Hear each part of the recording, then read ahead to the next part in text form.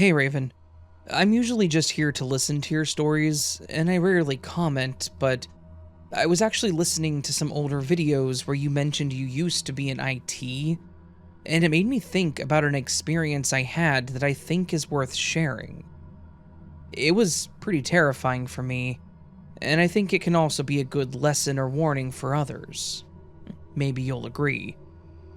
Back in late 2020, early 2021, I had been laid off and was desperately trying to find a new job, as my savings and unemployment were running low.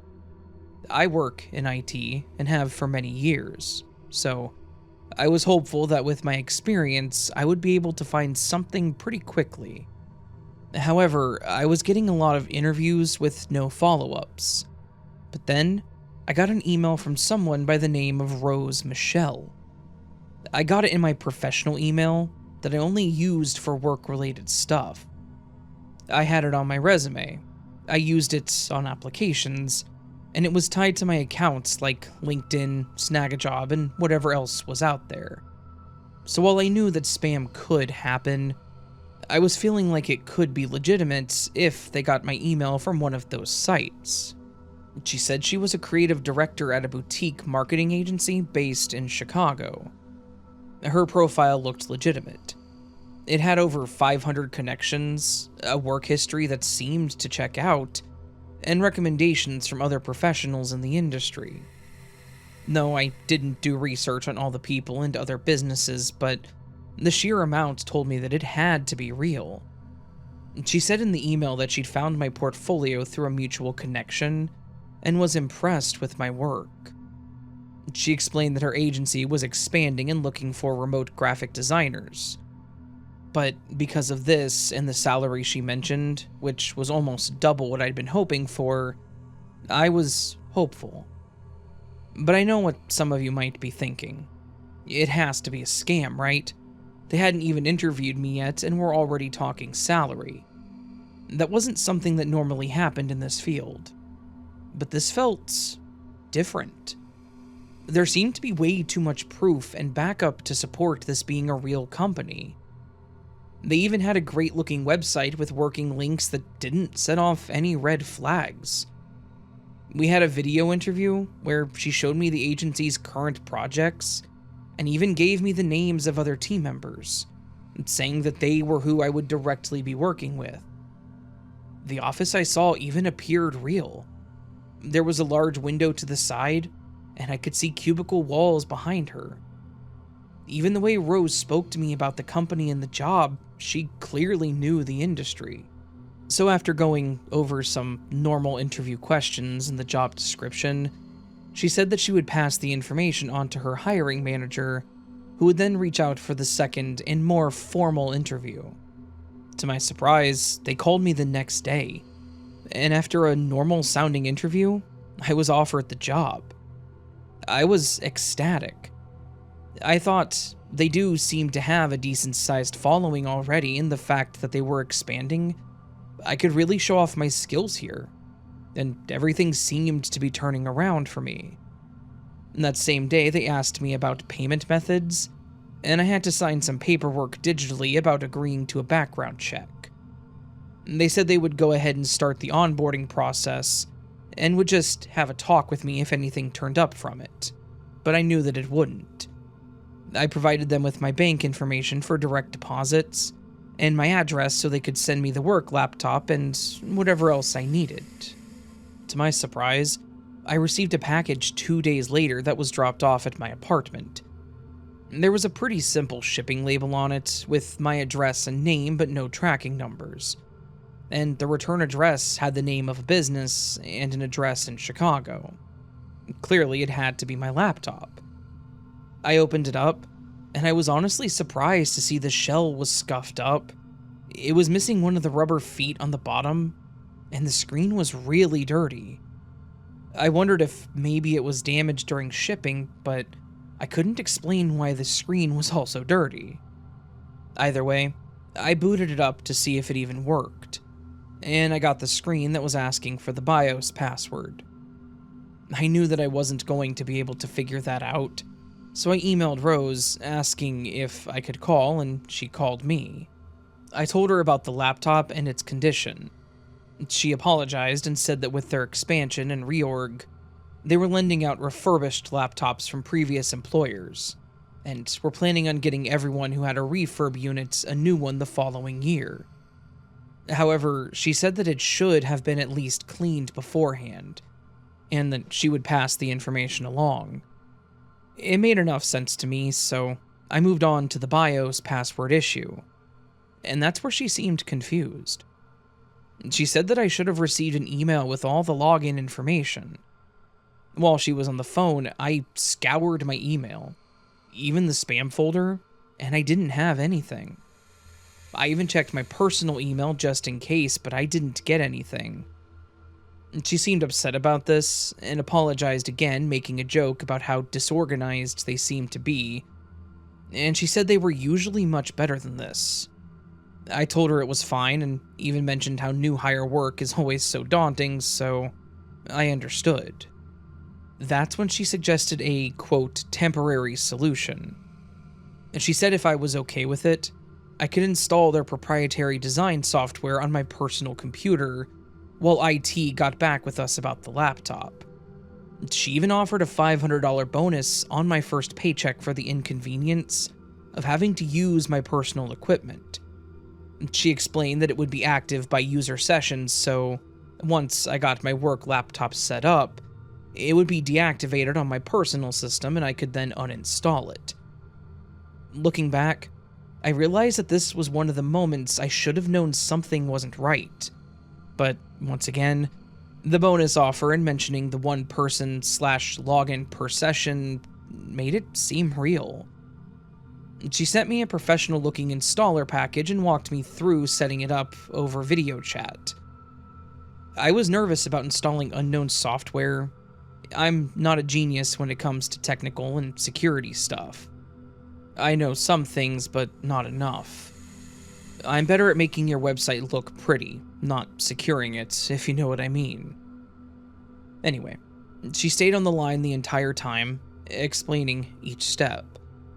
The program looked legitimate too, with the professional interface and everything. Then she had me speak to one of their IT guys who helped me with the session number and some keys for it. Afterwards, he said that it would take about 8 to 10 hours to complete the setup, since they still had to activate my ID on their end anyways. So he said that it should all be ready for me by Monday morning to begin work. This all took place on a Friday. So I left my laptop open and on as he instructed, and finished up my night with dinner, whatever else I did, and then I went to bed. I'm thinking a lot of my anxiety then was probably just from starting a new job. Sadly, I was completely wrong. And the next day, my entire digital life imploded. I woke up to multiple alerts from financial accounts, and missed calls from those same banks and financial institutions. The text started as alerts for information being changed on my accounts. There were a few charge alert texts, and when I called the bank, they said that my accounts were completely locked down due to a bunch of risky activity. My address and phone number were changed. There was a request for checks and a new debit card. Tons of changes were being made. And there was even an application for a credit card and a personal loan. Unfortunately, because of the amount of activity, they couldn't do anything over the phone other than assure me that the accounts would actually remain closed until I went to a local branch with my ID to clear it all up in person. I started getting ready to head to the bank when I saw texts from friends and family too. They were asking me if my accounts, like social media, had been popped. I tried logging in and nothing was working. One of my friends sent pictures of the Facebook, Insta, Snapchat, and even Discord, where I was posting link after link of crypto scams and other similar things. And that's when it hit me. It had to be my laptop. I ran to my office and my stomach dropped. I thought I was going to be sick. There on my screen was this horrible box that I'd seen in the news, on posts, etc. It was ransomware. They had everything. Any logins I've ever used, social media, banking, cloud, any documents like taxes, all of it. Hell, I had sent them a picture of my ID, my social security number, and I gave them my bank account information for direct deposit. I tried to contact Rose by phone, but of course the number didn't work. I couldn't log into my email, so I tried finding her or the business on LinkedIn. She didn't exist whatsoever, and neither did the business. How does a business with hundreds of interactions and connections just disappear? I tried Googling the company and found a very similar one, but the name didn't end in Inc. like the one that I had been working with. Now it was making sense. They were trying to look like a real, reputable company, which clearly worked. Just like that, they were gone, and so was all of my money, my security, and my identity. I spent the next week in a nightmare of going to banks, calling places, freezing credit, filing police reports, and trying to regain control of not just my accounts, but my life. I tried taking my computer to both a professional and a friend whom I call a computer genius, and they both told me the same thing. You can try to wipe the computer, but that was about it, because there was no way I was going to give them more of my money. When I filed the police report, the detective that I spoke to told me how he had heard very similar situations plenty of times. The person that I spoke to was most likely the most real person there, or the face of the scam. He said they would change up their looks to look completely different from the last person and use a completely different name. He explained how these scammers would install a remote access Trojan, also known as a rat, which gave them complete access to my computer and files, and when they got what they wanted, would insert ransomware. The one thing he was surprised about was that I actually received a laptop. Unfortunately, whoever dropped it off knocked once, and they were gone by the time I got to the door. I was also living in an apartment, so I didn't have anything like a Ring camera to capture anyone. I did bring in the laptop in the box that it came in, and looking at it more made me feel like even more of an idiot. The shipping label was obviously fake. It was like a copied one, and it had a random number for tracking because it didn't exist. And when we looked up the address for the quote company, it went to some FedEx in Chicago. But speaking to someone at the actual company, which was an entertaining call on its own, they told me they didn't do anything through FedEx either. The laptop itself looked like it was clearly someone's computer, but was it one of theirs? Was it a victim that was scammed or maybe stolen? They asked to keep it for evidence, and I didn't hesitate. I honestly didn't want it in my house. My friend wanted me to keep it so he could mess around with it, and while I was curious, I would rather give it to the police if there was any chance that it could help them. He did, however, set expectations, telling me the odds of finding these people were pretty much zero. But he was hopeful that they would catch one of them someday. It's been 4 years now, and I'm still dealing with the ripple effects. I get calls about suspicious attempts on my accounts. My bureaus are all still frozen because I still get the random attempts for applications, and even a car loan one time. I got most of my money back, but there was still a lot of irreparable damage that I will most likely always live with. Don't worry, I've never fallen for anything like that again. And I did finally find a real job with a real company, but I've definitely learned my lesson. If you're ever job hunting, be smart about it.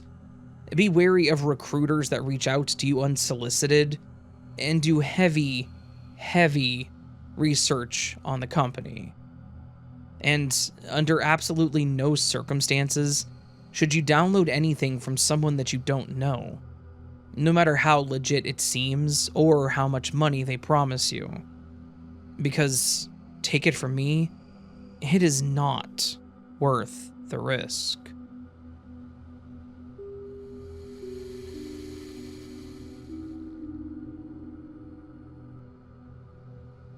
This was something that happened to my daughter and I back when she was 7 years old. I'm a stay-at-home dad. I do have a small business that I started myself that I handle from home, but my wife works in office. Since I'm home, I take care of a lot of stuff for my daughter, including taking her to and from school, and sometimes participating in the day trips her class holds. Some people might think that our family situation is a bit odd, but my wife and I both enjoy it. She loves her job, and I love being able to be there for my little girl whenever she needs us.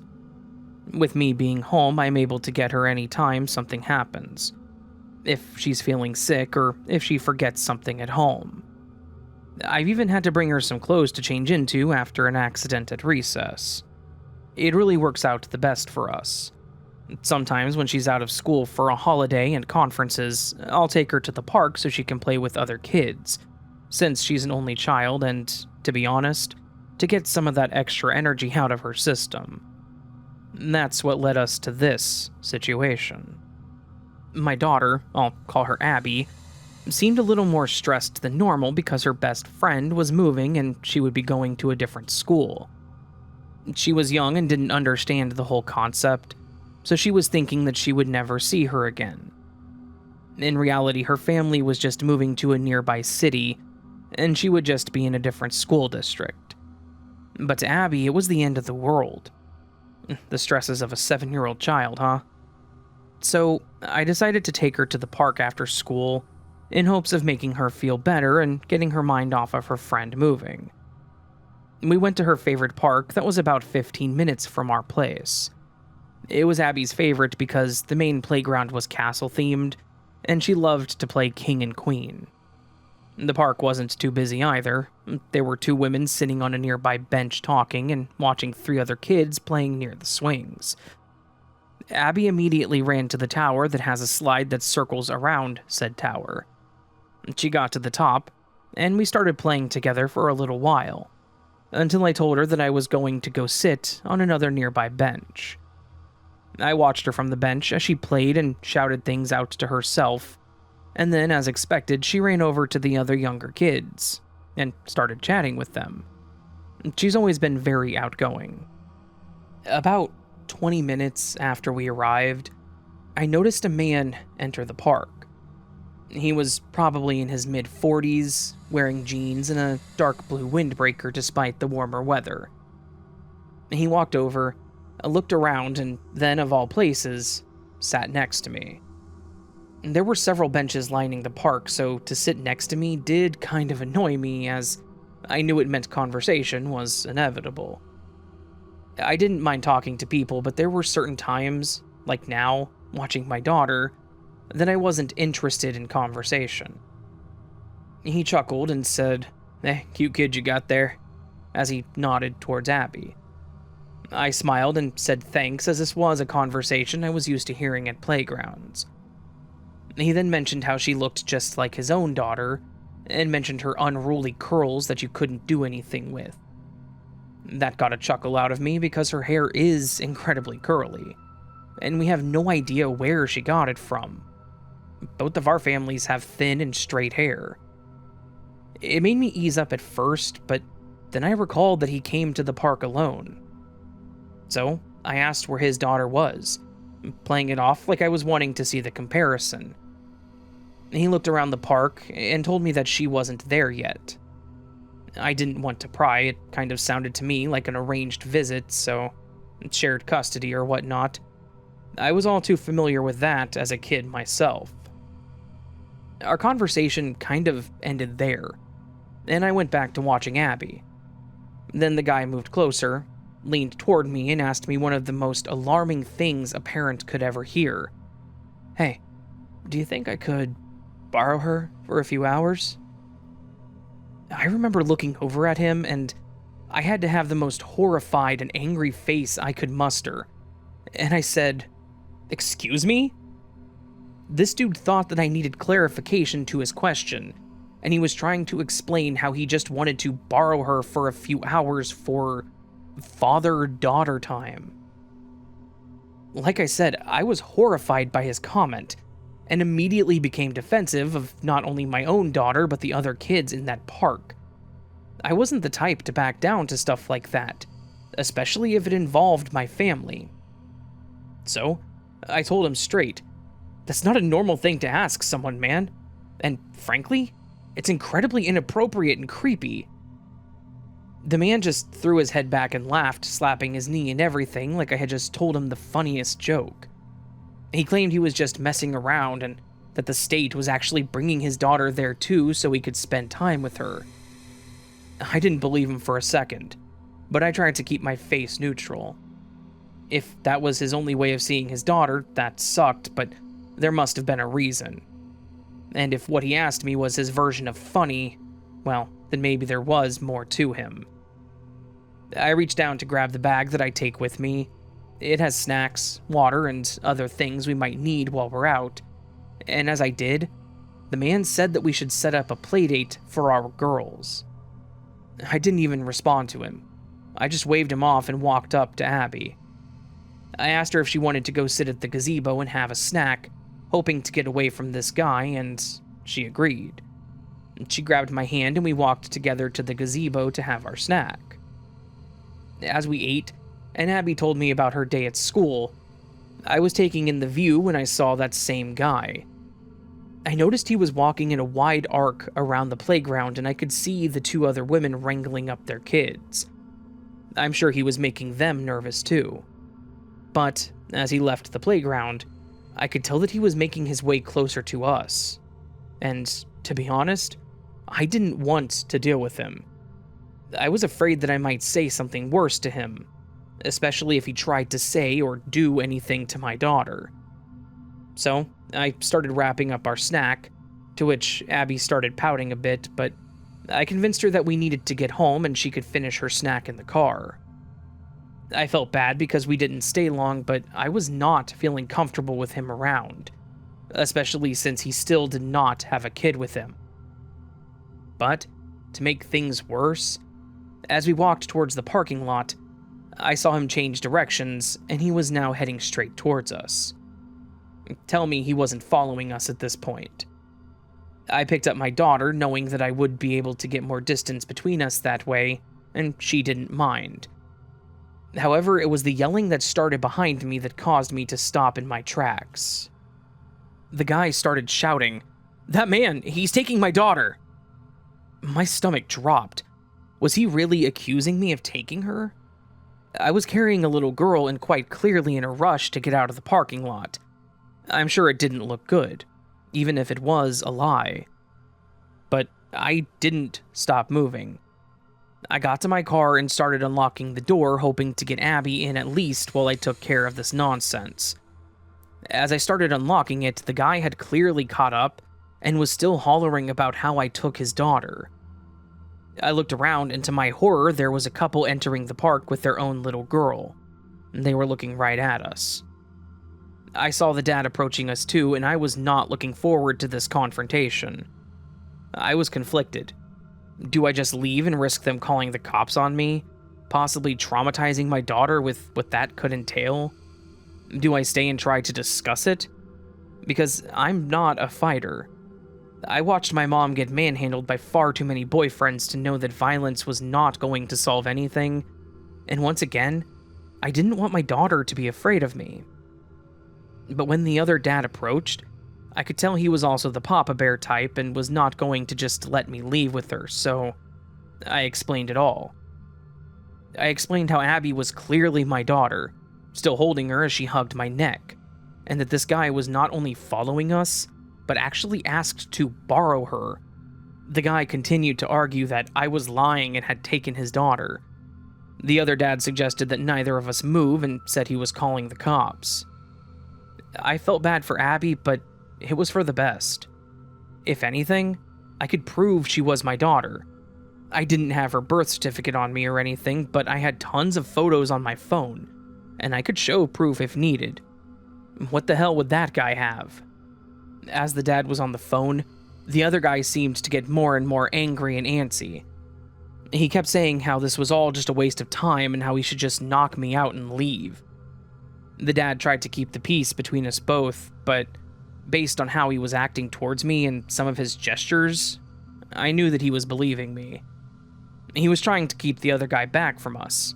He would nod towards me and even try to talk to Abby to keep her calm by talking about his own little girl. Thankfully, that seemed to do the trick for her. She loved meeting new friends. It felt like forever, but the police finally arrived, and we all had to give our version of events to 2 different cops. I noticed the other dad that was there seemed to be pretty close to the cops as they talked and smiled. My immediate thought was that they must have known each other. After some time, they told me that I was good to leave with my daughter, and the other cops started restraining the guy in handcuffs. He started shouting things from kidnapping to other ramblings that made no sense. I got Abby in her seats and buckled in, and I went to thank the other dad that stopped it. Apparently that guy's dad was a cop, so he was familiar with a lot of the other officers. He said that he also knew from the start that she belonged to me with how she was holding on to me, versus trying to reach out to the other guy. I didn't even really think about it at the time, but none of them even tried to take her away from me. You would think if that was a concern that they would have at least taken her until it was sorted out. Either way, I thanked the man for his help because, at that moment, it was hard to think straight. I know the guy didn't actually try anything with us other than the accusations and then asking to borrow my daughter, so he probably didn't get arrested for that. But they obviously had something on him. I didn't ask, nor was it really any of my business. Thankfully, the whole thing must not have bothered Abby too much, because she fell asleep on the ride home. When my wife got home, I had one hell of a story for her. Now it's an ongoing joke between us that someone would accuse me of kidnapping her because of how little we look alike. And she looked more like my wife, minus the curly hair I mentioned, but she is definitely, as some would call it, a daddy's girl.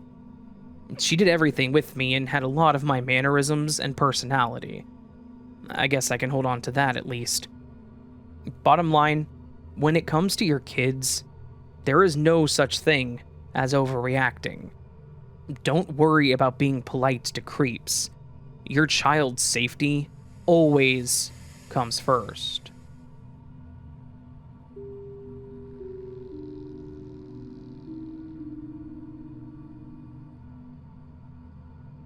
I was invited to this house party by one of my friends from work. We had known each other for a few years. She'd been invited, but she was single. In fact, both of us were at the time. And she didn't want to go alone, so she invited me. I'm not usually the party type, especially when it was people that I didn't know, but with how much Yesenia was begging me, I finally caved and agreed to go. To be honest, I don't know why I agreed, other than to just be nice to a friend. I knew the likelihood of me having fun was going to be slim. I wasn't going to know anyone and would have no one to talk to, so when we got there, I initially wasn't in the best of moods. Yesenia introduced me to a few other people, and then ran off to talk to someone else. I was left to linger around the living room and bob my head to the music. I was often scrolling through something on my phone, too. There were a few people that approached me and talked for a bit before they walked away, which was nice of them, too. In between talking to some of those people is when I initially noticed him. He was a pretty tall guy, maybe mid-30s. He was leaning against the back living room wall. Other than being really tall, he stood out because he was carrying around a bottle of Jack and drinking straight from it. The way he looked at people that walked by kind of made me uncomfortable. I just told myself to avoid him and hoped the bathroom wasn't down the hall that he was standing by. Maybe an hour or two into the party, I saw a girl that I recognized. Her name was Rachel. She was a barista at a coffee shop that I frequented most mornings. I remember thinking What are the odds that I would see her there and decided to call out to her? I knew her by name since we talked most mornings that I was there. She seemed to have the same surprised face as myself when she spotted me. She came over to me, laughing, and asked who I knew, and I jokingly said, really, no one. I told her about Yesenia, who had invited me, and she said that she didn't know who that was, but she knew the person hosting, as it was a friend of their family's. We started talking from there, but at some point, I mistakenly made eye contact with the bottle of Jack guy. I'm just going to call him Jack.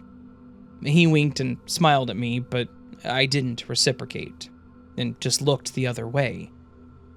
I asked Rachel if she knew the guy, and she said that she didn't recognize him.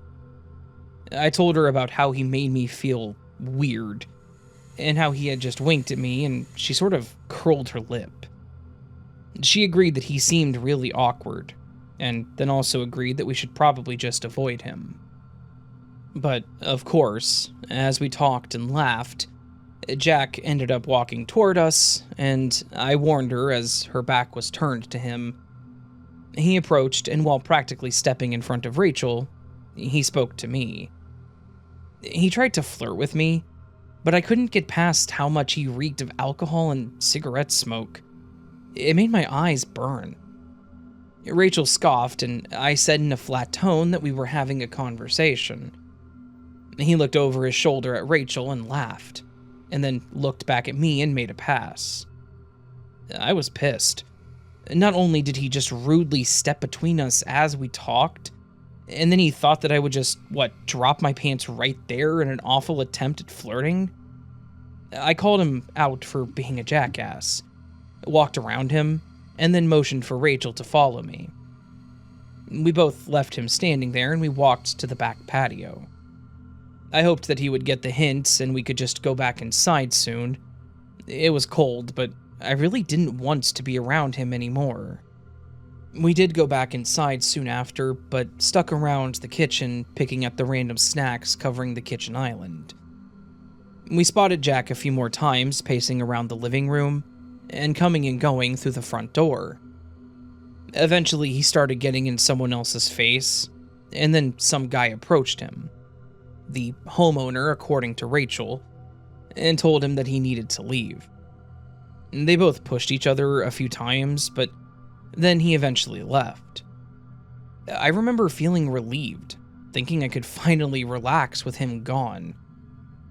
It was getting late. I was enjoying the party, thanks to Rachel showing up, but I mentioned that I was kind of just ready to head home soon, and she asked to come with me. I think we both had our fill of the party at that point, so I agreed, seeing as I wasn't working the next day anyways, and we prepared to head out. Before we left, Rachel said that she needed to use the bathroom, so while she went, I followed her upstairs and waited in the hallway. I didn't know anyone else there, so when I find someone, I kind of just cling to them. I know some people might think that's weird, but that's just how I am. I didn't stand next to the bathroom door, though. I was standing around the corner at the top of the stairs. That way I could lean against the wall. The bathroom was down the hallway. While Rachel was in there, I could hear what sounded like people arguing. I peeked around the corner and looked over the balcony to see what was going on, and that's when I saw Jack, back at the party, now fighting with someone. They were in each other's faces, shouting about the party being unfair. Jack said something derogatory about the women at the party, and the other guy told him to leave. I went back to my position, and since Rachel had given me her number earlier that night, I sent her a text about the guy being back. I went back to watching the show below when I saw Jack pull something from his pocket, and time seemed to slow from there. Someone shouted, "He's got a knife!" And Jack lunged at the guy he was arguing with, causing him to bend forward holding his stomach. People started screaming and scurrying around, and that was about the time I felt a hand on my shoulder. I quickly turned to see Rachel, and of course, I tried explaining to her what just happened. As I explained, I could hear someone shouting, "He stabbed him!" leaving Rachel and I frozen in place. What were we supposed to do? Should we go down and join them and risk being a victim as well? Should we hide? Thankfully, Rachel was faster than me, and she already had her phone to her ear. She started whispering to the person the address and explaining what was going on. I could still hear people screaming and scurrying below us, furniture being moved, things being thrown. And then Jack shouted out that anyone still there needed to come down to the living room at that moment, threatening that there would be consequences if they didn't. He then said something to someone downstairs, and I had a moment of relief that maybe he didn't say that to call out us specifically. Rachel then grabbed my arm and pulled me down the dark hallway we had previously been in. She pulled me into a bedroom and started opening a window with the phone still to her ear. I helped her to get it open and watched as she pulled the screen out of the window. Then she motioned for me to follow her. We both climbed through the window and were standing on the roof that slopes downwards into the backyard. It wasn't the top part of the roof, so it wasn't as tall, but it was still a good way up. One that could definitely break or at least fracture something if you landed wrong. After some coercing, she finally convinced me that we needed to jump down and get away, telling me the police were already on the way. I did it. I worked up the courage, still hearing shouting and screaming inside, and I jumped. I landed on my feet, and they hurt like hell, but I managed. We ran to the side gate, easily unlocked it, and ran down the road where Rachel had parked. She had to park a little further down the street due to all the cars taking up the space. We both got in, locking the doors, but kept the car off. We didn't want to alert the wrong person that we were there. It felt like an eternity sitting there in silence when we heard the police sirens getting loud. We watched as they passed us, and the sirens cut off as they pulled into the driveway. Now, feeling a little safer and worried about our friends, we got out of the car and slowly walked back to the house. I was honestly worried about Yesenia. Was she still in the house? Did she get out, or was she hurt? Rachel knew the person that lived there. Was she worried about them too? We reached the edge of the driveway and could hear shouting inside from the police, but shortly after, I saw them walk out, one cop on each side of Jack as they dragged him along. He was still fighting them, dragging his feet and wiggling around. An ambulance was already there and the paramedics were being rushed in by another officer. We started heading towards the house when another cop stopped us. We explained that we had escaped the window upstairs, so they walked us away to ask what we saw. After a lot of back and forth, they finally allowed us to go in and look for our friends. I didn't see Yesenia anywhere, but her car was still out front, so I was worried that she had been injured. I tried calling her and texting when she didn't answer her phone. The cop confirmed that only 2 people, other than Jack, were injured. One had been cut a few times, but they were minor, but the person I watched get stabbed was Caleb, the homeowner, which was the one that Rachel knew. After confirming that Caleb was going to be okay, we decided that there was nothing left for us to do, and Rachel offered to take me home, which I accepted. On my way back, Yesenia called me and said that she had ran through the back door with another friend who had taken her home since her purse was still in the house. That's why her car was still there. I invited Rachel in, and together the 4 of us sat in the living room going over what happened. It was such an insane night. We were all just having fun, even not knowing most of the people there. They were all still friendly and tried to include us in activities. Then this guy showed up and not only ruined it, but traumatized a lot of people. I know we were only 4 out of the couple dozen people that were there, but none of us recognized Jack. We didn't know who it was, but Caleb obviously knew who they were. Who was this guy that decided the only solution was to try and kill someone? After that night, Rachel and I ended up becoming pretty good friends. I saw her at work a few days later, and she let me know that Caleb was okay. He had managed to stab him more in the side, missing any vital organs. He had some pretty gnarly staples in his abdomen, though. Jack was later charged for assault, and as far as I know, he actually went to prison for some time, because this was not his first violent act. I try not to let it affect me, but when I go to parties now, I get nervous when it's around people I don't know, or the moment someone raises their voice, whether it's just playing around or someone is once again getting kicked out. Because you just don't know what's going on in that person's head, and you really just don't know what seemingly little thing could make them snap.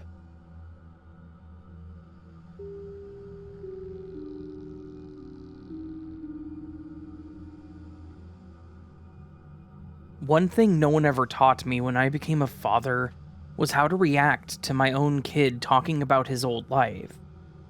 No, he wasn't adopted, he wasn't an orphan.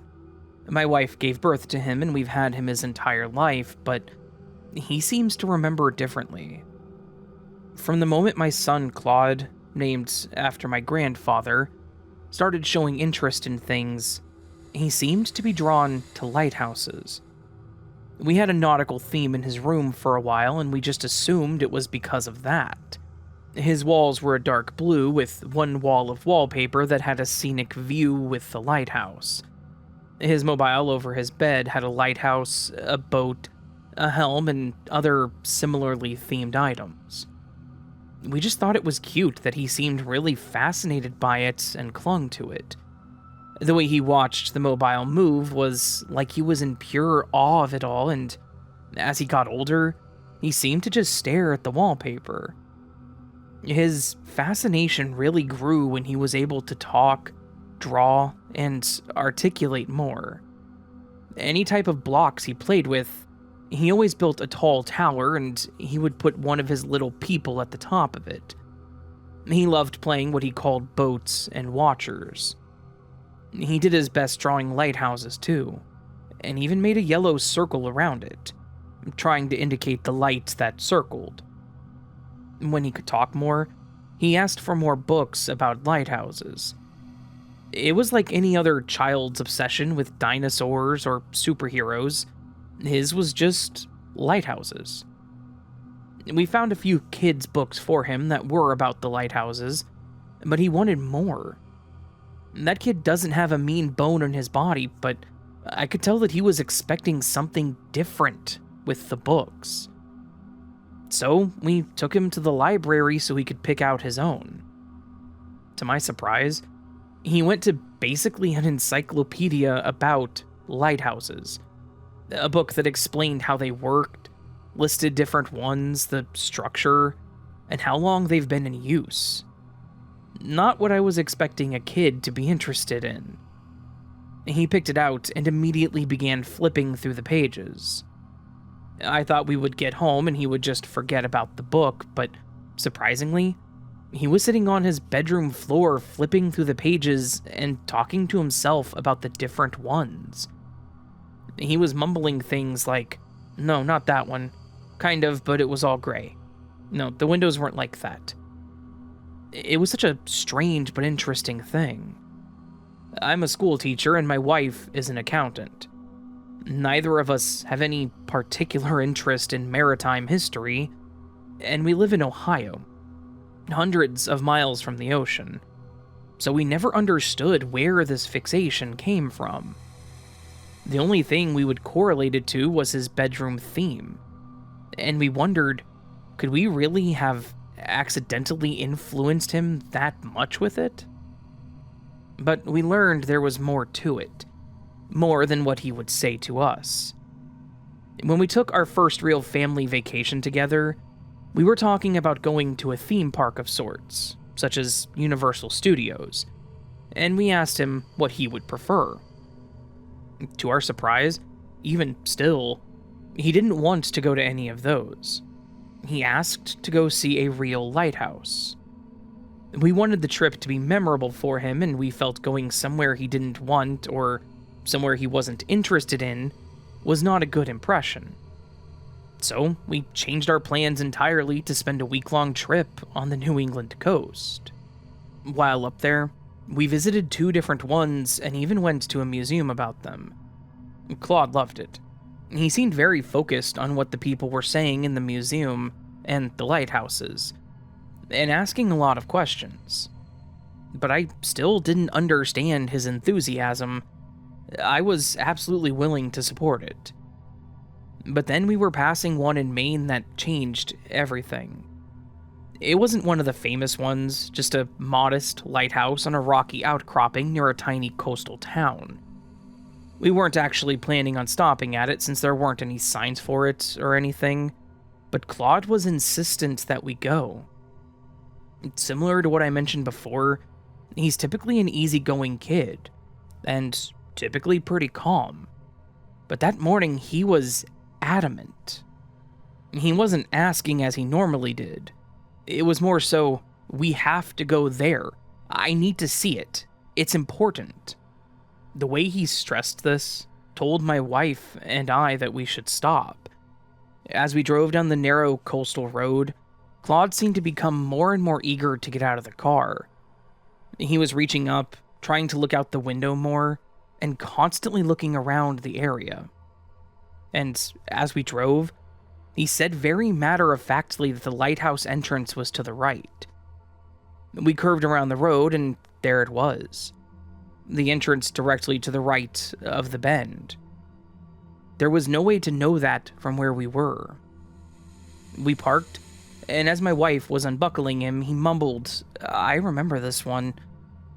She asked him to clarify, and he ignored her, and just began walking toward the lighthouse, which is when she told me what she heard. Once we reached the lighthouse, Claude put his hand on the gray stone and smiled, looking toward the top. His eyes looked watery like he was about to cry. My wife asked him what was wrong, and all he said was, "I lived here a long time ago when I was grown up." My wife and I looked at each other, not really considering what he said at the time. I know at first I thought that he was just playing around like he did at home. Maybe this one he saw in one of his books and he liked it more than the others. But the way he said it, with that certainty, it gave me the chills. There was a man right inside giving information and a tour of the lighthouse, sharing some of the history of said lighthouse. As the man went through his normal information, Claude would respond with certain affirmations confirming what the man said was correct.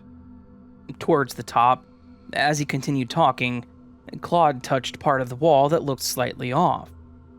The man started explaining how lighthouses get damaged and examples of damage, but Claude shook his head, telling him that he was incorrect. He explained how that part of the lighthouse was damaged specifically and then said, "I had to fix it myself because nobody could get out here for weeks." The man chuckled and made a joke about how many times the lighthouse keepers may be left alone for weeks or months due to storms, so it was possible. He asked my son if he knew who took care of this one, and Claude didn't hesitate. "I did, Charlie." My wife and I looked down at him confused. His name was Claude, and his middle and last name were not even close to Charlie. So where did this come from? But even more shocking, the man said that he was correct, that Charles was the keeper from 1872 to 1891. I asked Claude if he had read about this lighthouse in his book, and he said no, that he couldn't find it. The man nodded and said that this was not a common lighthouse. It was smaller than normal and so run down that it's not one that's portrayed in books or movies. He said that you only really knew of this one if you lived in the area or were part of the family that owned it. But he did talk a bit more about Charles, saying he was one of the longest-serving lighthouse keepers, and then Claude started asking more questions about the lighthouse and the surrounding area. He asked about the vegetable garden south of the property, and about a particular type of lens that had been used in the 1880s. The guide was visibly impressed by his knowledge and kept asking how he knew these things. The hair on my arm stood up because I had no explanation to offer either. From there, the man guided us to a small building near the lighthouse that had been turned into a small museum on one side and a general store on the other. There were a few glass displays with some of Charles' personal belongings, including a pocket watch, an old warped logbook, and what looked like an old daguerreotype photograph of a man I presumed to be Charles. Claude pressed his face against the glass and smiled. He looked up at us and said, "Yep, that's me. That was me." He pointed at the photo and then pulled his arm back, rubbing his left one. He said that the scar on Charles' left hand was from an accident. As he put it, "I got that when I was fixing the lantern during a storm. The glass broke and cut me really bad." My wife nudged me at that point, and I knew why. Claude actually has a birthmark on his left hand, nearly identical to Charles's scar from that picture. Walking away from the displays, there were small trinkets and gifts that you could purchase. Claude picked up a small book that was more informational about the town we were in than anything. It had a small section in it about Charles, too. He also grabbed a pamphlet about the town and the lighthouses in the area. And then he picked out a small notebook that was made to look similar to the logbook that we saw in the display case. Claude then asked if he could get those items. While they weren't exactly something a child would normally pick out, the way he asked was very childlike. It was the first childlike thing he had said since we arrived. And because of the bizarre experience we all just witnessed, I couldn't say no. We approached the register and the woman looked just as amused by his selection. He explained to her that he was Charles and he wanted something to remember him by. We got to talking while she checked us out. She even gave us the book for free. And we learned that the man at the lighthouse was her husband, and that Charles was actually her great-great-great-uncle or something like that. The way Claude's face lit up to this was incredible. At that moment, he looks like a very happy and proud parent, as he listened to her go on about her family history and how she opened the shop as a way to honor his memory and pay the bills. Before we left, Claude asked if he could hug the woman and she agreed. He hugged her like he knew her his whole life, like he'd been on this earth a lot longer than 10 years. Afterwards, we left, and I don't think anything could have wiped the smile off of his face. As we left, my wife and I were at a loss for words, not knowing how to react to this new information. But Claude seemed different. He was calmer, peaceful. He thanked us for stopping by there and said, "I'm glad we came here. I think I needed to see it again to make sure I remembered." When we got back to the hotel, I asked Claude if he wanted to talk about it, and he sure did. He told us a few crazy stories about being on the water, how he was married but they never had children. He even told us about the storm that took his life, but the whole time he seemed to be in amazement as he recalled these past memories. Then, the rest of our trip, it was back to normal. Nothing could dampen his joy. He loved everywhere else we went and thanked us profusely for the trip. Once we got back home, he read that book multiple times. He wrote in the logbook Charles's name, date of birth and death, and where he was born. And that was it. He kept both on his shelf in his room, and after a year or so, he stopped talking about Charles. He still loved lighthouses, but it wasn't nearly as obsessive. Thinking back on this event today, nearly a decade later, I'm still in awe. Neither my wife nor myself ever thought about reincarnation. We never really talked about our thoughts or beliefs on it because we aren't really religious. But this really made us think more about it. We wanted to be completely supportive of him, but based on everything I've read, most kids who have similar memories, they tend to fade and forget about it, especially after getting some kind of closure. But even though he doesn't talk about it anymore, he still has an appreciation for lighthouses, and he has kept that logbook ever since.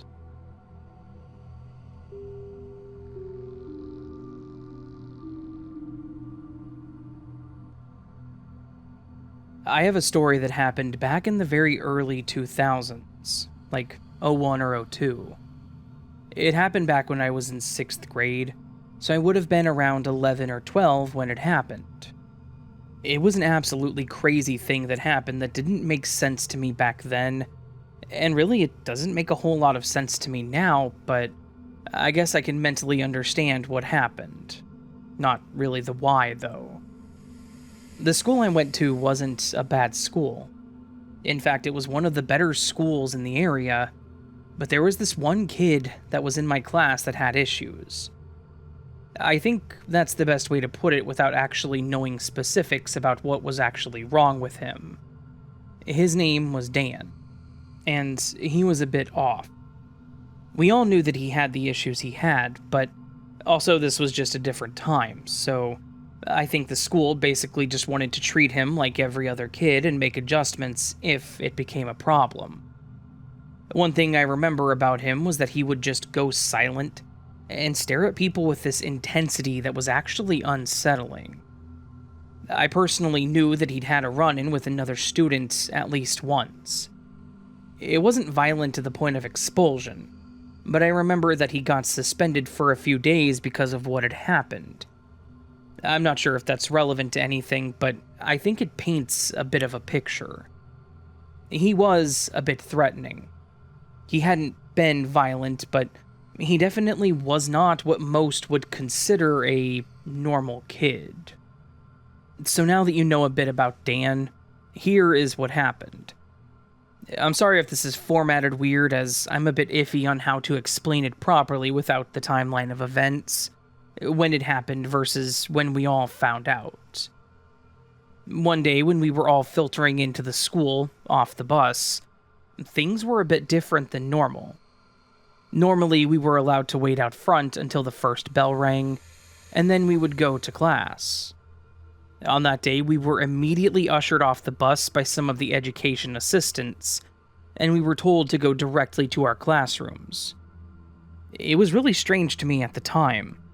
There had never been a day where they had done anything like that as far as I could remember. We were all rushed into the classrooms, told to put our bags down and sit at our desks, and then told that things would be explained in a little while. We all did as we were told and sat there whispering amongst ourselves, trying to figure out what was going on. At one point, our teacher, Ms. Evans, was talking to us about the morning, asking us questions, asking whether or not we knew what was going on. None of us did. I think she was fishing for information to see if any of us were in the know about the event, and after a while she told us that there had been an incident and that it was going to be explained.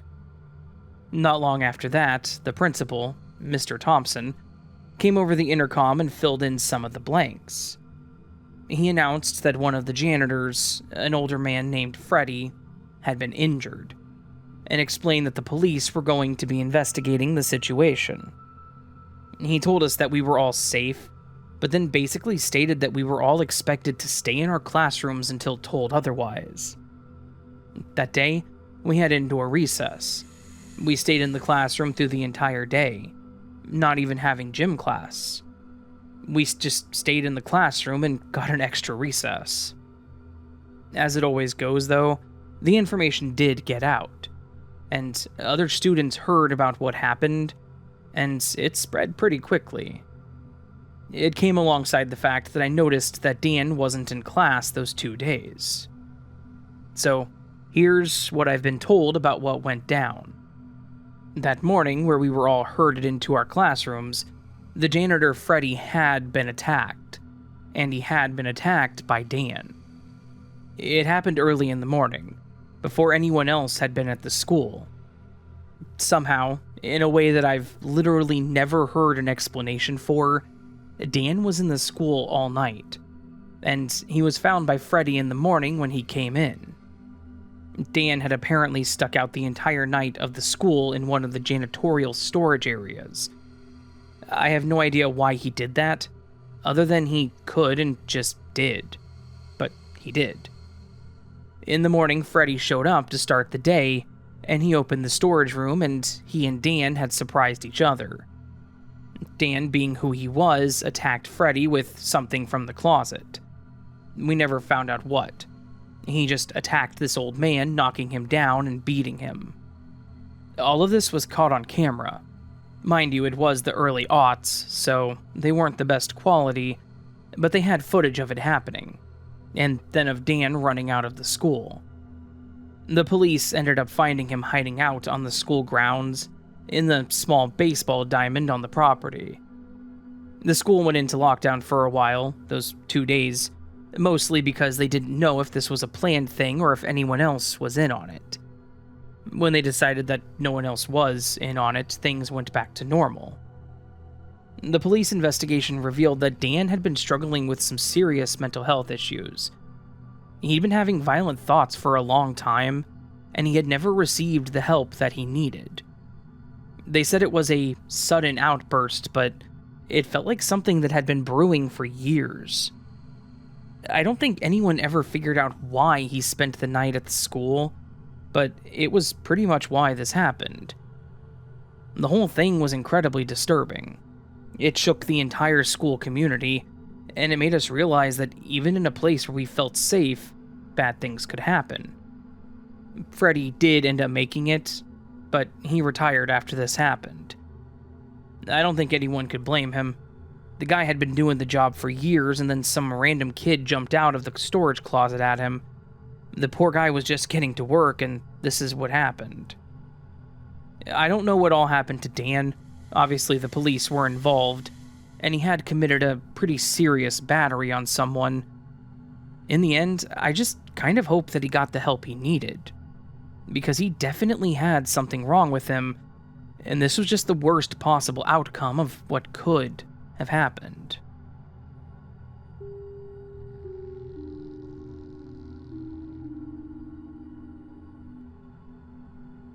For the longest time, I never understood why, or how even, people died in their cars during blizzards. I won't lie, I was one of those people that was quick to be judgmental. Just stay in your car, keep the exhaust pipe clear, run the engine periodically for heat. It all sounds so simple, until you're actually living it.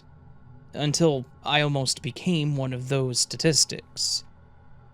This happened during a brutal storm that hit the north in 2019. Some of you might remember it. Temperatures dropped to around -40 degrees Fahrenheit. Dozens of motorists had to be rescued from roads and highways. It was pretty bad.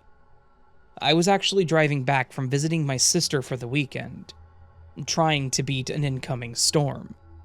We watched the forecast at her place that morning, talking about a wintry mix. Some saying it would hit overnight, others predicting late afternoon.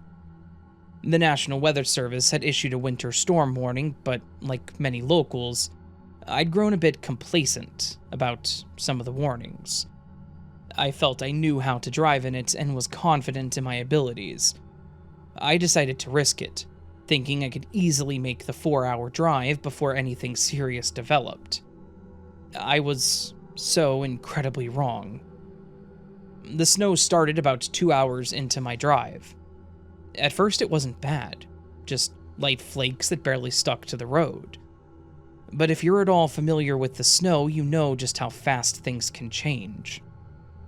Within 20 minutes, the wind had picked up, and the snow got thicker. The road was practically non-existent, and the few cars I had seen had either pulled off, exited with their hazards on, or were far ahead of me. When I slowed down as much as I did, part of me said that I should turn around, but I fell into that deadly trap of thinking, I've already come this far, so I kept going, driving slower and slower as visibility continued to drop. My car's thermometer was showing the outside temp dropping rapidly. The mistake that nearly killed me came about 2.5 hours into my drive. There was a steep incline that I had to take, and the roads hadn't been touched. I tried speeding up to get over, but very quickly, I started skidding. My little car didn't stand a chance. I tried to back up some, thinking maybe I needed more momentum, but no dice. I still couldn't get over that hill. But then you think, okay, turn around and find a path around it, which is what I was going to do. But the road was very narrow. I tried to do a K-turn and got stuck on the side of the road, in a little divot, I suppose. No matter how much I tried to drive through or back up, I was not budging, and the more I tried, the deeper of a hole I was putting myself in. I even dug out the snow around my tires with my scraper, and tried pushing it while it was in neutral. Believe me, I know that was stupid too, but don't worry, it didn't work. I'm a fairly small girl, so there was no way I was moving it alone. So, I decided it was time to throw up the flag. I called 911 and advised them that I needed help as I was stuck in the snow.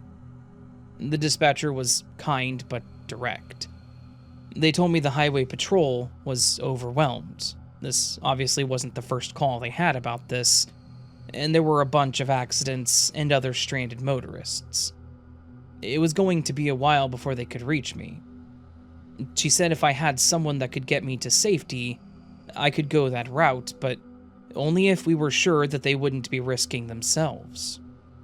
Otherwise, she told me to stay with my car, and she told me to do those basic things I mentioned before. Keep the exhaust pipe clear, run the engine, and conserve gas while staying warm.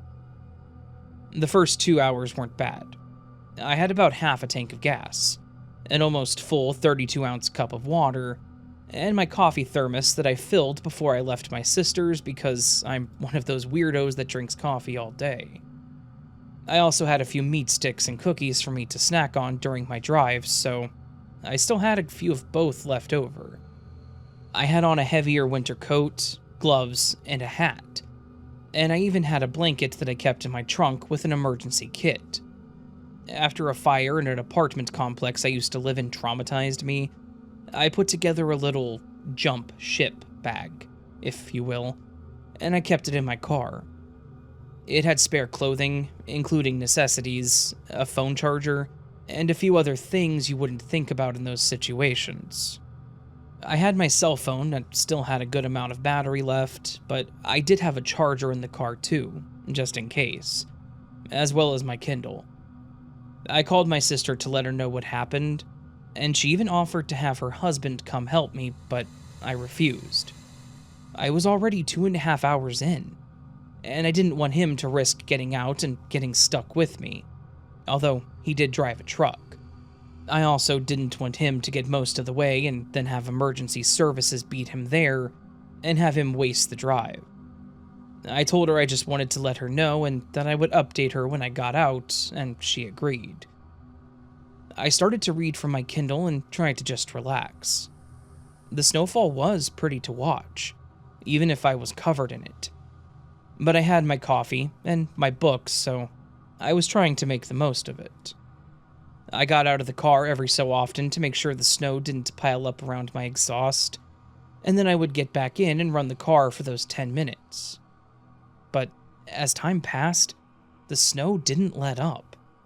In fact, it started coming down heavier and faster. I found myself checking my exhaust more often, and even took some time to kick away the extra snow around the back to try and prevent buildup. This, of course, made me colder, so it took me longer to warm up when I got back in.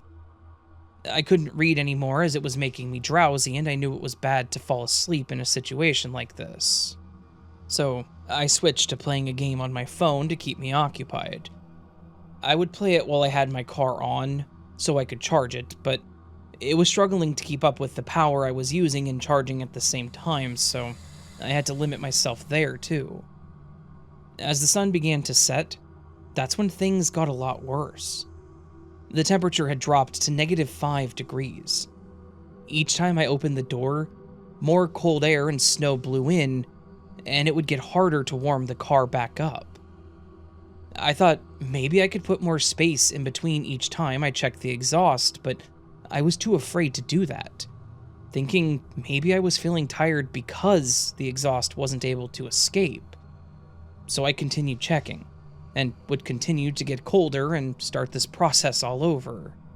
The real terror started to set in around hour 4. My gas was getting lower, down under a quarter of a tank, and my movement was getting sluggish. It was a struggle choosing between dangerously cold and low on gas, or running the engine longer to stay warm. I tried to distract myself by calling my sister back and acting like everything was fine. I told her that I was doing fine, just cold and bored, but I could hear it in her voice that she didn't believe me. She again offered to come out and help, but I declined, and said that I would call the highway patrol to get an update, and she agreed to let me go. The dispatcher had given me 2 different numbers to call to get updates, or report back if anything changed, so I called. To my surprise, they said they were trying to reach me, but there were 2 abandoned vehicles blocking them that they had to clear first, and make sure that no one was in sight of them as well. By the 5th hour, I was fighting to stay awake. I was out of coffee. I couldn't really afford to run my car anymore, so I could at least drive to a gas station, and I didn't want to kill the battery, so I didn't want to touch my phone anymore. I tried to recite the lyrics to songs or poems that I knew to keep my mind occupied, but it only half worked. My eyes were heavy, and I know I drifted off for a few moments at one point. I even rolled down the window hoping the cold air might jolt me awake, and grabbed my blanket, wrapping it around me too.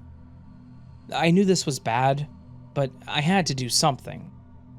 I risked using up more battery and grabbed my phone to call my sister and asked her husband to make the drive. I didn't know how much longer it was going to take, but I needed to do something.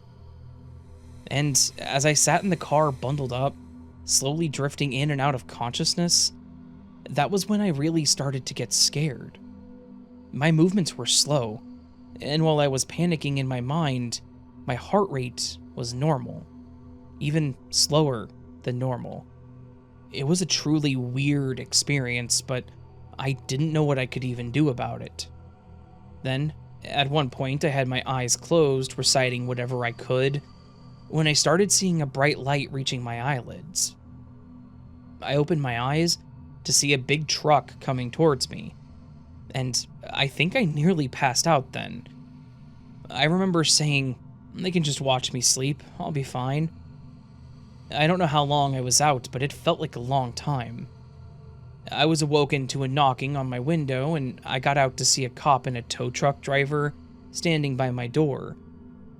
I remember the tow truck driver's smile as he asked me if I was all right. He then said that I could go sit in his truck because he kept the heat running and help myself to his coffee. My legs were sluggish, but I ran as fast as my body permitted. I watched as the trucker pulled my car out of the pile, and that's when I realized just how much it had snowed. With the wind, the snow was nearly at the bottom of the windows on the passenger side, and there was probably about a foot on top. I had stopped checking the exhaust after I called my sister, so that had even started piling up. I could have suffocated. When all was said and done, they towed my car to the closest sign of life, a 24/7 gas station, and gave me directions around that hill. I was one of the lucky ones that was able to get my car back that same day. Some people were having to wait until the next day because of how deep they were in. On the way, the truck driver was telling me how he had already rescued so many people that day that he had lost count, and he was probably going to be out for a few more hours before he even went home. I talked to him about how I had even thought about walking, and he told me I was smart for not doing that. He mentioned that the temps had dropped to -15 degrees, down to -40 with the wind, and I easily could have died from exposure. He said it like my father would have, and it stuck with me ever since. that concern he had in his voice. This man had seen a lot, so I trusted his judgment. Once I was at the gas station, I thanked the truck driver and called my sister to tell them to turn around. But, per her demands, I did not try to drive home that night. I did find a nearby hotel and agreed to stay there for the night. After 6 hours of sitting in a cold car, I really wanted a hot meal and a warm bed. The next day was looking a lot better. They had already started plowing and treating the roads, but I still took the alternate routes that the trucker gave me, and I got home with practically no further issues. Just a little skidding here and there. I know that I was incredibly lucky. If I had had less gas, if my phone had died or I didn't have a charger, or if I hadn't kept clearing my exhaust pipe, this story may not have existed. I thought my emergency bag had everything I needed, but I learned what it was missing. I put an extra set of gloves, a scarf, and a blanket in it, and I even got a mini shovel to keep in the back. And if they mention a storm, I don't even try to challenge it. Because until you're in that moment, you don't realize just how important each decision you make becomes. Everything happens decision by decision, each one seeming reasonable at the time, until you find yourself trapped in a metal box while the snow piles higher and higher. Moral of the story: learn from my mistakes, and if you can, just stay home.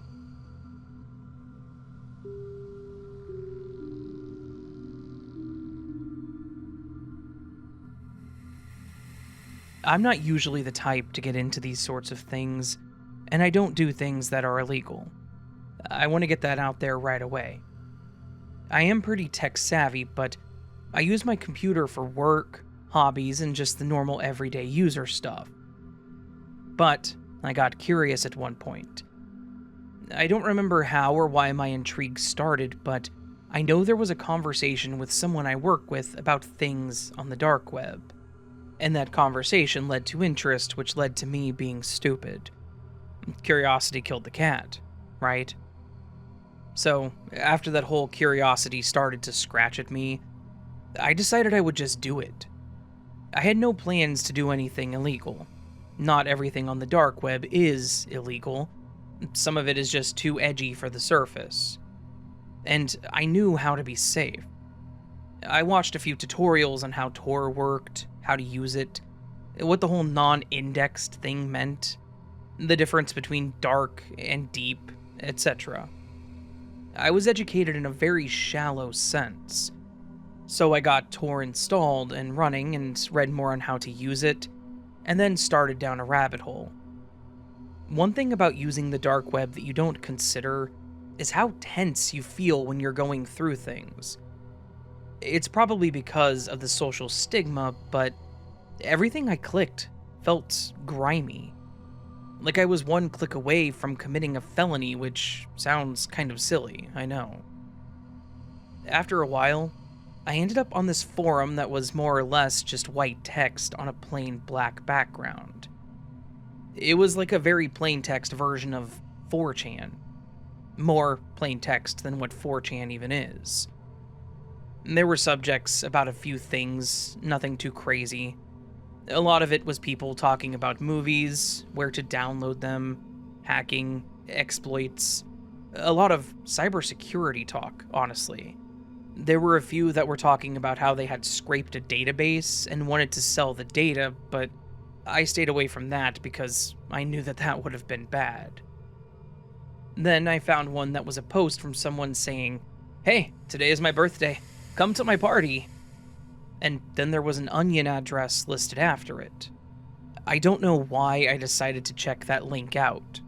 I don't know why I was like, hey, this will surely be a troll, or something about a legit party. But I decided that I wanted to know. The link took a long time to load. Or rather, it looked like it was taking a long time to load. It was just a black screen with a spinning wheel making it look like something was coming. I sat there for like 5 minutes just waiting for something to happen, but nothing did. I assumed it was a dead link, so I closed it out and forgot about it. I didn't do much else after that on the dark web. I had satisfied my curiosity and was pretty much just done for a while. That is until the next day. This is when things got weird and scary. I was on Facebook, doom scrolling like I always did in the mornings, when I got an event invite. It popped up in my notifications and was simply titled, "Come to my party." The profile picture was just a black square. The event image was just black, and there wasn't much info beyond a location and a very short description. The location for this event was an abandoned mall, about 15 minutes from my house. I used to go there with my high school friends back before it closed, and after it closed we broke in once and we walked around and it was creepy. It took me a few minutes of WTF to really put together the connection. The whole "come to my party" thing from that Onion link that I clicked, and then this invite. The description is what did it for me. You clicked my link, now you have to come to my party. I freaked out. I mean, freaked out. I deleted the event invite, changed my Facebook privacy settings to completely lock everything down to private. Then, I got an email to my personal email address that had the same subject: "Come to my party." And the text in the email was just, "You clicked my link, you have to come to my party." The address that it came from was a string of random characters, and the domain was also random characters. It was clearly some sort of spoof that wasn't a real address. I did not sleep that night.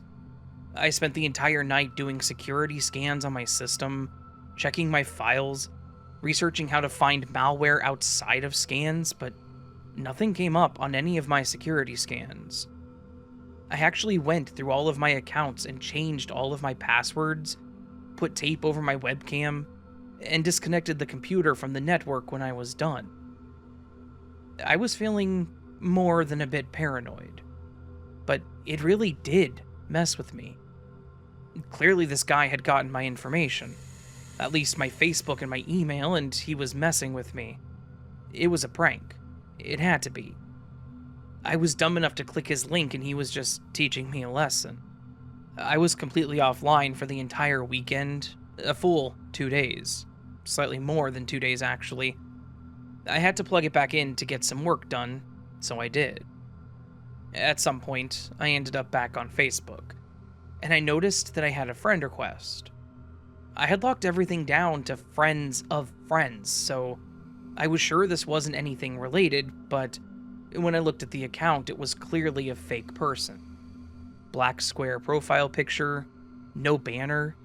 Their name was Anani Mouse, and they were somehow friends with my aunt. I declined the request and messaged my aunt telling her this guy wasn't real and that she needed to unfriend him. I framed it like he's a scammer trying to steal money, something that would get her attention. Again, I thought it was over, but the day after that, I got another email from another string of random characters, though it was a bit different from the first. The subject said, "RE, my party." The email was just as cryptic as everything else. It said, "You missed my party. You were the guest of honor and you didn't show up. I'm so disappointed." And that was it. There was nothing else to explain the whole trick. Nothing to tell me what this guy wanted. That's literally all it said. So, I know that may sound anticlimactic, but I have to tell you that I was terrified. I wasn't sure if there was going to be more of this, if this guy was going to come for me or what, but I was scared.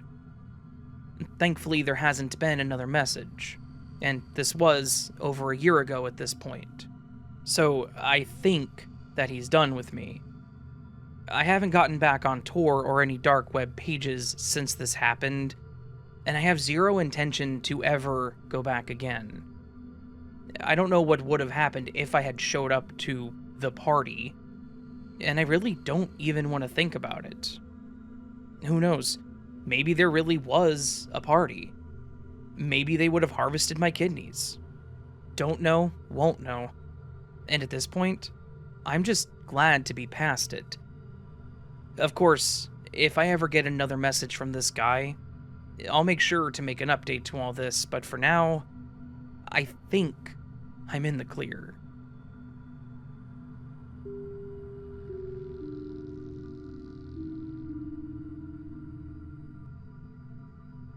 For starters, I'm a very skeptical person.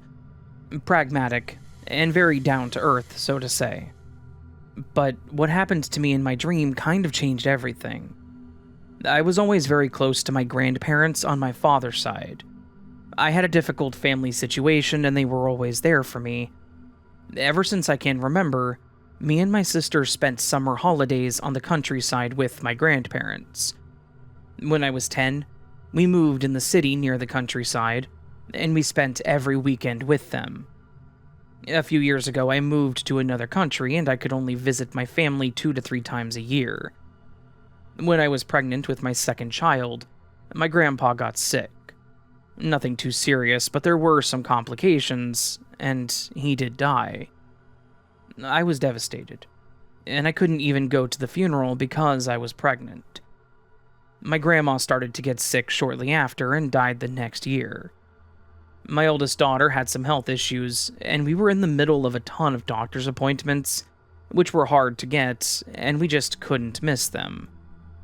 I was very sad that I missed another funeral, but we planned to visit the family in a few months, so that made me feel a little better. But I still felt sad and guilty. One night, though, I had a dream. Usually when I think of death and dead people in my dreams, I get really spooked. But this time I felt really calm in this dream. I dreamt that my father was leading me to my grandparents' house. It was very dark and we came to the door. He said, "You have to go in alone," so I did. There in the living room were my grandparents. The room was exactly as I remember it. It was very light and warm. My grandpa stood up, kind of surprised to see me, but then he hugged me and said, like he always used to, "Hello, my little daughter." And I said, "It's so good to see you. I miss you so much. What are you doing here?" To which he said, "Oh, I was just waiting for Grandma." And then he turned around and I looked at her. She was beautiful. Cheeks red, eyes bright and happy. She just smiled. She was very skinny and old when she died, but now she was so full of life. About the age she was when I was a little girl. I hugged them both, and my grandpa just said, "Go, my daughter, we are fine." Then, I woke up in the middle of the night. But surprisingly for me, I wasn't scared at all. I called my dad the next day and told him about it, and he told me that he dreamt about a light. A warm light flying and disappearing into the sky. Today, I don't know if my guilt made up that dream so that I could say goodbye, or if my grandparents are somewhere where we're not allowed, and someone let me in for just a second. Either way, I felt better and at ease knowing that they are together.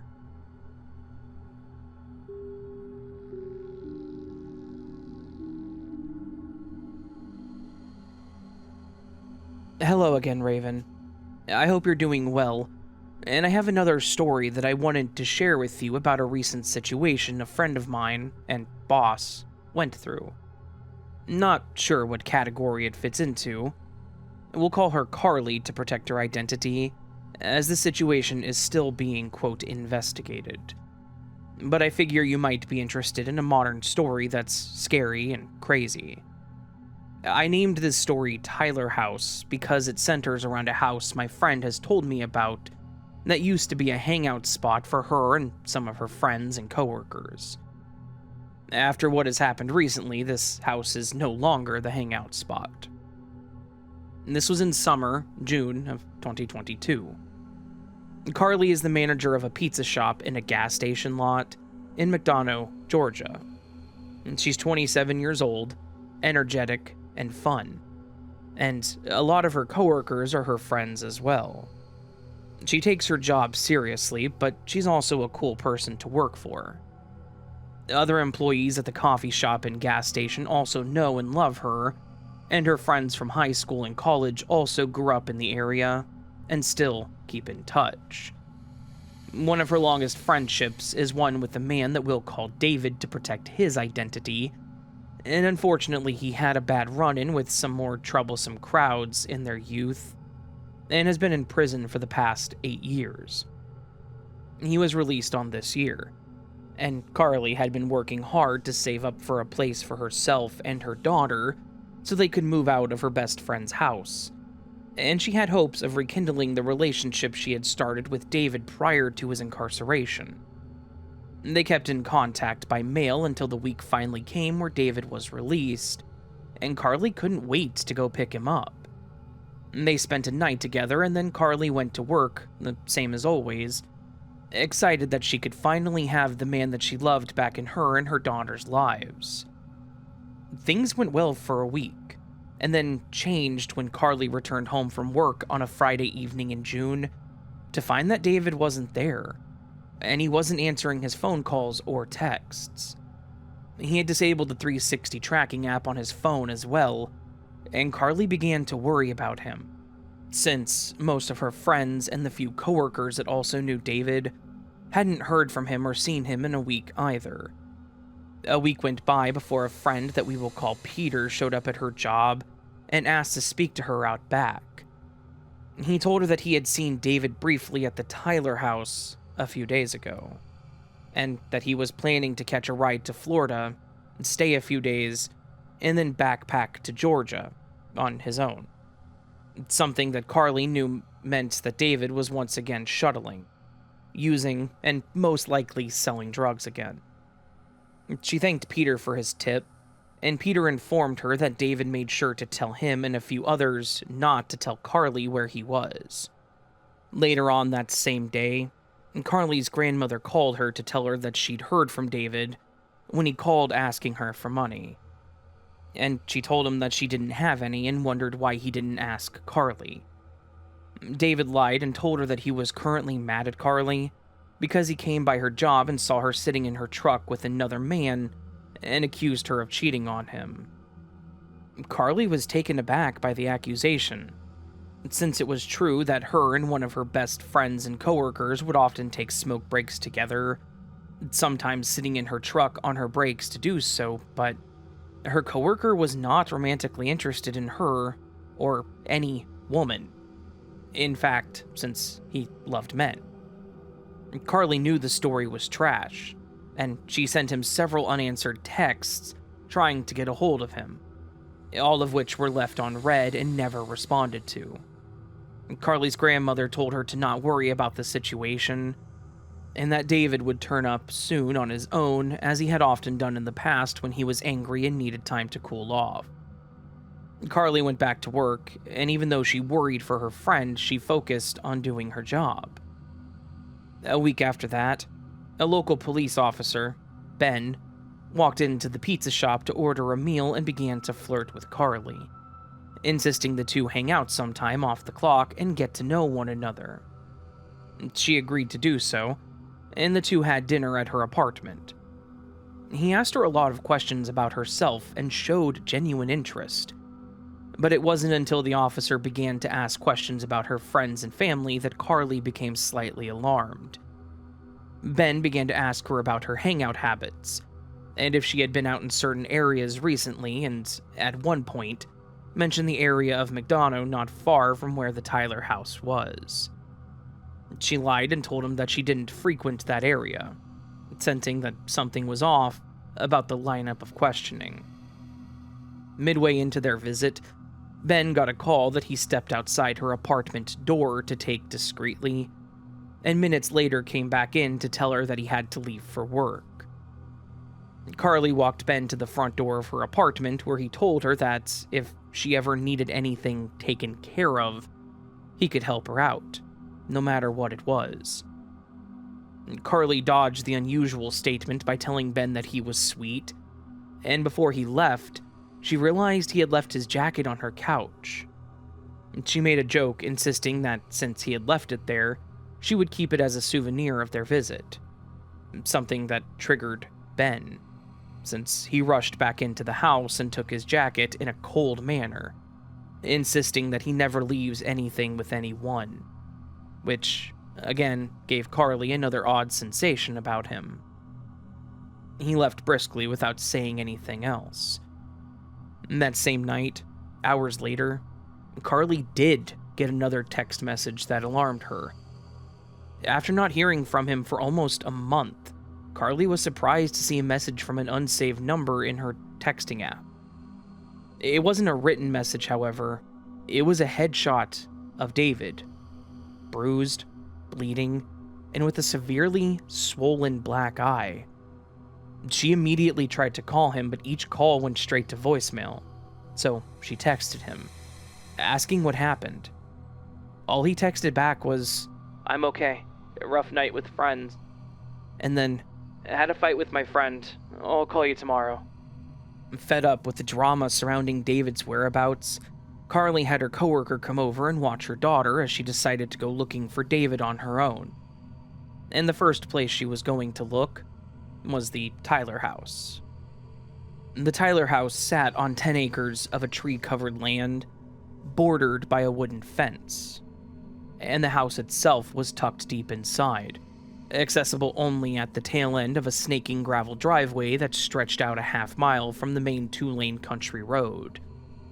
Apart from the 2-story main house, there was a separate walk-in tool shed, a standalone carport, and several abandoned cars in the front of the house, as well as a few working vehicles parked on the right side of the house.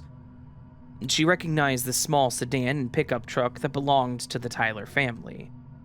But the third vehicle parked slightly behind theirs was one she hadn't seen before. Behind the house was a greenhouse, an additional tool shed of a smaller size, and more tree-covered land that rose and fell, and eventually led to one of the many rivers that cut through the area.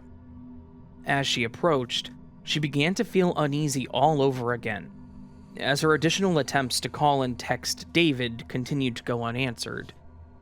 She never told David that she was going to the Tyler house, because she feared that if David was in more trouble than he let on, he would disappear on her and go off on his own again, even if he needed her help. Carly pulled her car up a few feet away from the house and parked off to the side of the gravel driveway and walked the rest of the way to the front door of the older white house she had known for many years. The screen door was open, but the main door behind it was locked, so she knocked on it with a heavy fist to make sure that someone heard her. She didn't care about ringing the doorbell. In fact, she noticed that it was missing, but completely dismissed it, wanting simply to get someone's attention as soon as possible.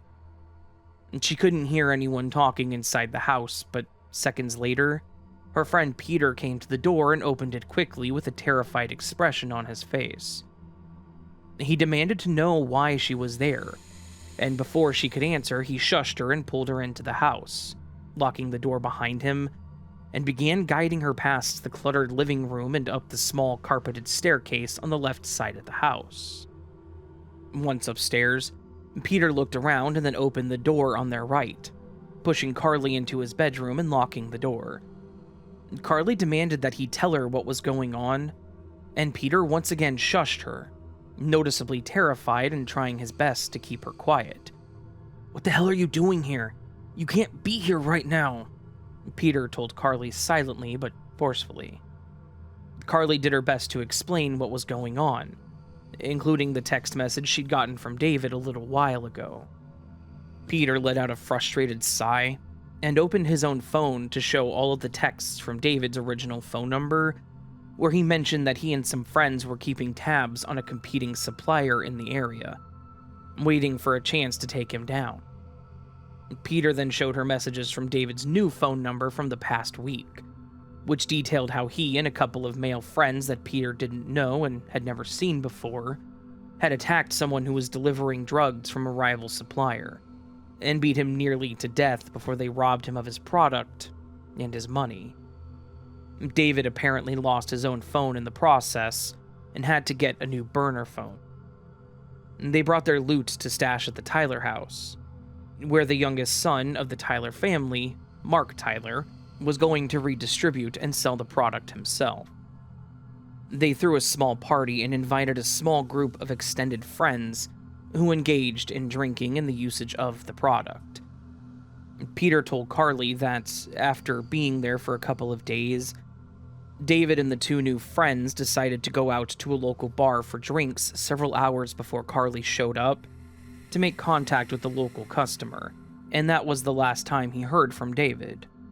Mark Tyler wasn't home either, and oddly enough wasn't answering any phone calls or texts all day.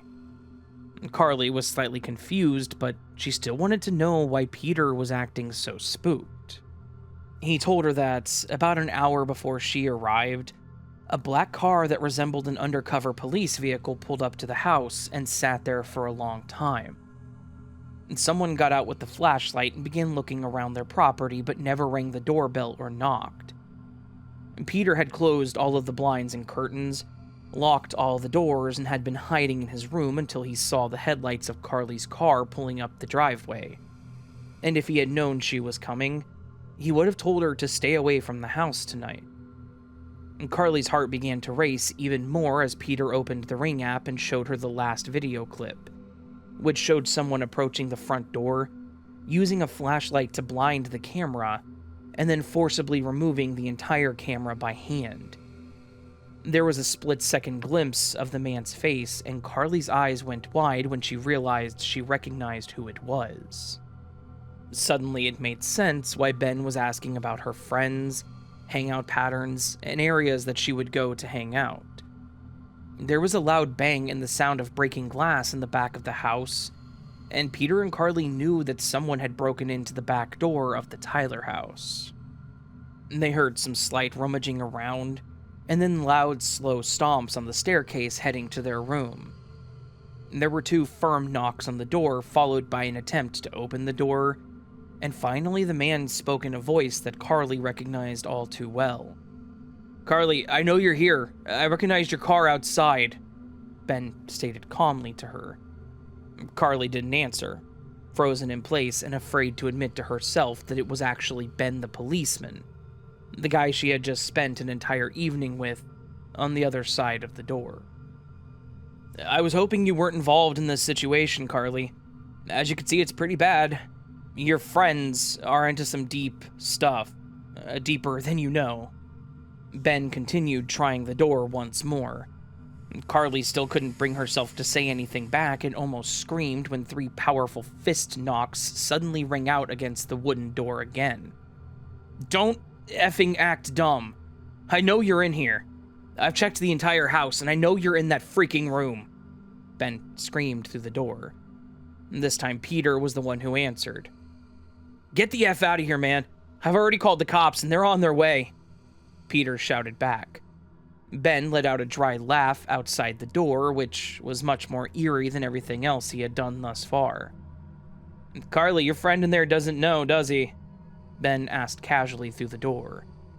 Peter looked at Carly, and she finally found her ability to speak, turning her head slightly away from the door to look back at him. "He is the police," she whispered to him, her voice wavering with fear. "Look, Carly, I'm gonna have to resolve this whole situation. Your friends not only stole from some very influential people, but they also put my brother in the hospital in the process. Your dumbass boyfriend lost his phone, but my brother found it that night. And now I have it. I know about David, and I know about his buddies, and I know all about you too, Carly. I'm here to get our stuff back and clean house, and I really wished you hadn't come here tonight," Ben stated once more in a much more sinister manner. It suddenly dawned on Carly and Peter why Ben kept insisting that he really wished that she hadn't come there that night, and why Mark Tyler was nowhere to be found. "Peter, when's the last time you saw Mark?" Carly whispered. He shrugged, approaching his window on the other side of the bed, where he quickly began to undo the latches. There was a portion of the roof they could use to get down to the backyard, and if they moved fast enough, they could either hide in the shed or make a run for it to the river through the trees. As soon as the latch clicked, there was another rough jingle of the locked doorknob, and Carly didn't hesitate to slide the heavy wooden chest of drawers in front of the room door to buy them some time. Peter got the window open as heavy kicks began thumping out against the blocked door behind them, and Carly and Peter escaped onto the roof section of the back patio, and into the backyard where they ran for the tool shed. The sound of heavier kicks and a few curse words rang out in the near distance as Peter dialed 911 and then stopped and looked at Carly in the shadows. "I can't do it. That house is loaded with drugs, and I know about all of it. Plus, if this guy is a cop, there's a chance we might not make it out of this without him finding us," Peter reasoned frantically. "Look, if we can make it to my car out front, we can get out of here and go somewhere safe," Carly pleaded with him. The heavy thuds of kicks suddenly ended, and a few seconds later, Ben was stepping through the broken glass of the back door, sweeping his flashlight across the backyard area behind the house. It was pitch black in the back of the house, except for the glow of Ben's flashlight, but there was enough light from the moon itself to see. Carly and Peter maneuvered carefully around the backyard area, using the trees and miscellaneous junk in the backyard. And when Ben approached the rear of the yard area leading further into the trees, Peter and Carly made a run for her car and escaped. On the way home, she called her coworker and told her to get her daughter dressed and meet her at her mother's house. Once they got there, Carly told her mother and stepfather what happened, and they called the police. It was later revealed that there was no Officer Ben working in that particular county, and that he most likely had purchased the uniform from a costume supplier and obtained a former police vehicle at an auction, or had his vehicle made up to look like an undercover patrol car. Either way, Carly and her daughter didn't go back to their apartment for months, and Carly has already made plans to move. Peter and Carly were not able to get a hold of David for another month, but found out that he had made it safely to Florida, where he intended to stay, somewhere safe until things blew over. Since his first phone had been lost and recovered by the fake Officer Ben, he couldn't trust any of his usual people and didn't have most of his contacts, but he pulled some strings to get safely out of the state.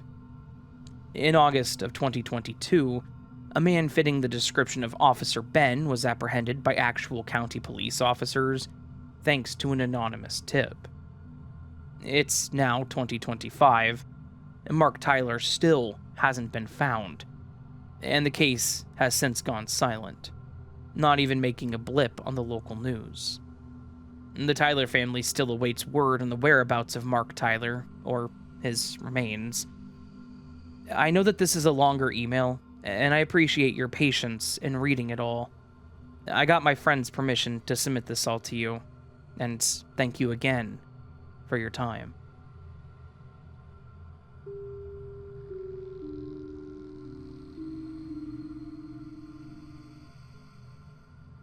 I heard that you might be interested in creepy neighbors, and I had a story that I wanted to share with you.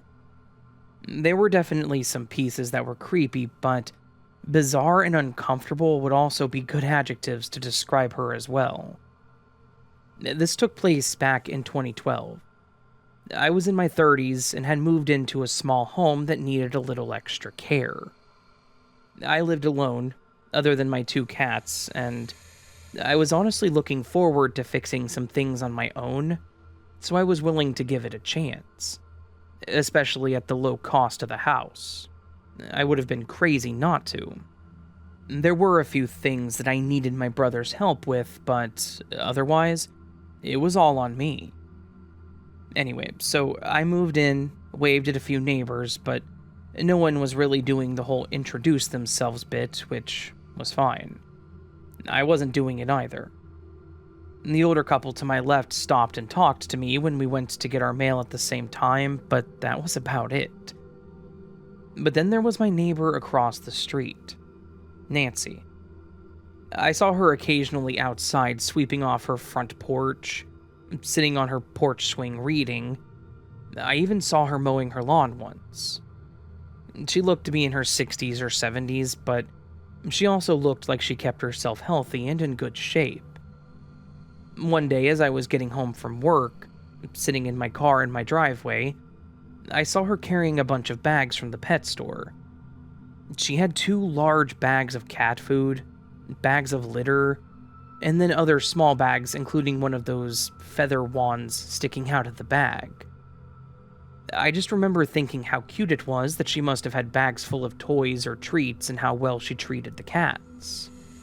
Then, one day, she finally introduced herself when she was doing yard work, and I was checking my mail. I asked her about her cats, not knowing what else to say, and I remember how her eyes lit up. She explained how she had a few, but joked about how she wasn't one of those crazy cat ladies. She explained how she kept them clean and fed, and they even had regular vet appointments. I mean, I certainly didn't think that she didn't take care of them, based on all the supplies that I'd see her bring home. Over time, she would tell me about her cats, calling them her babies and describing their personalities, like they were people.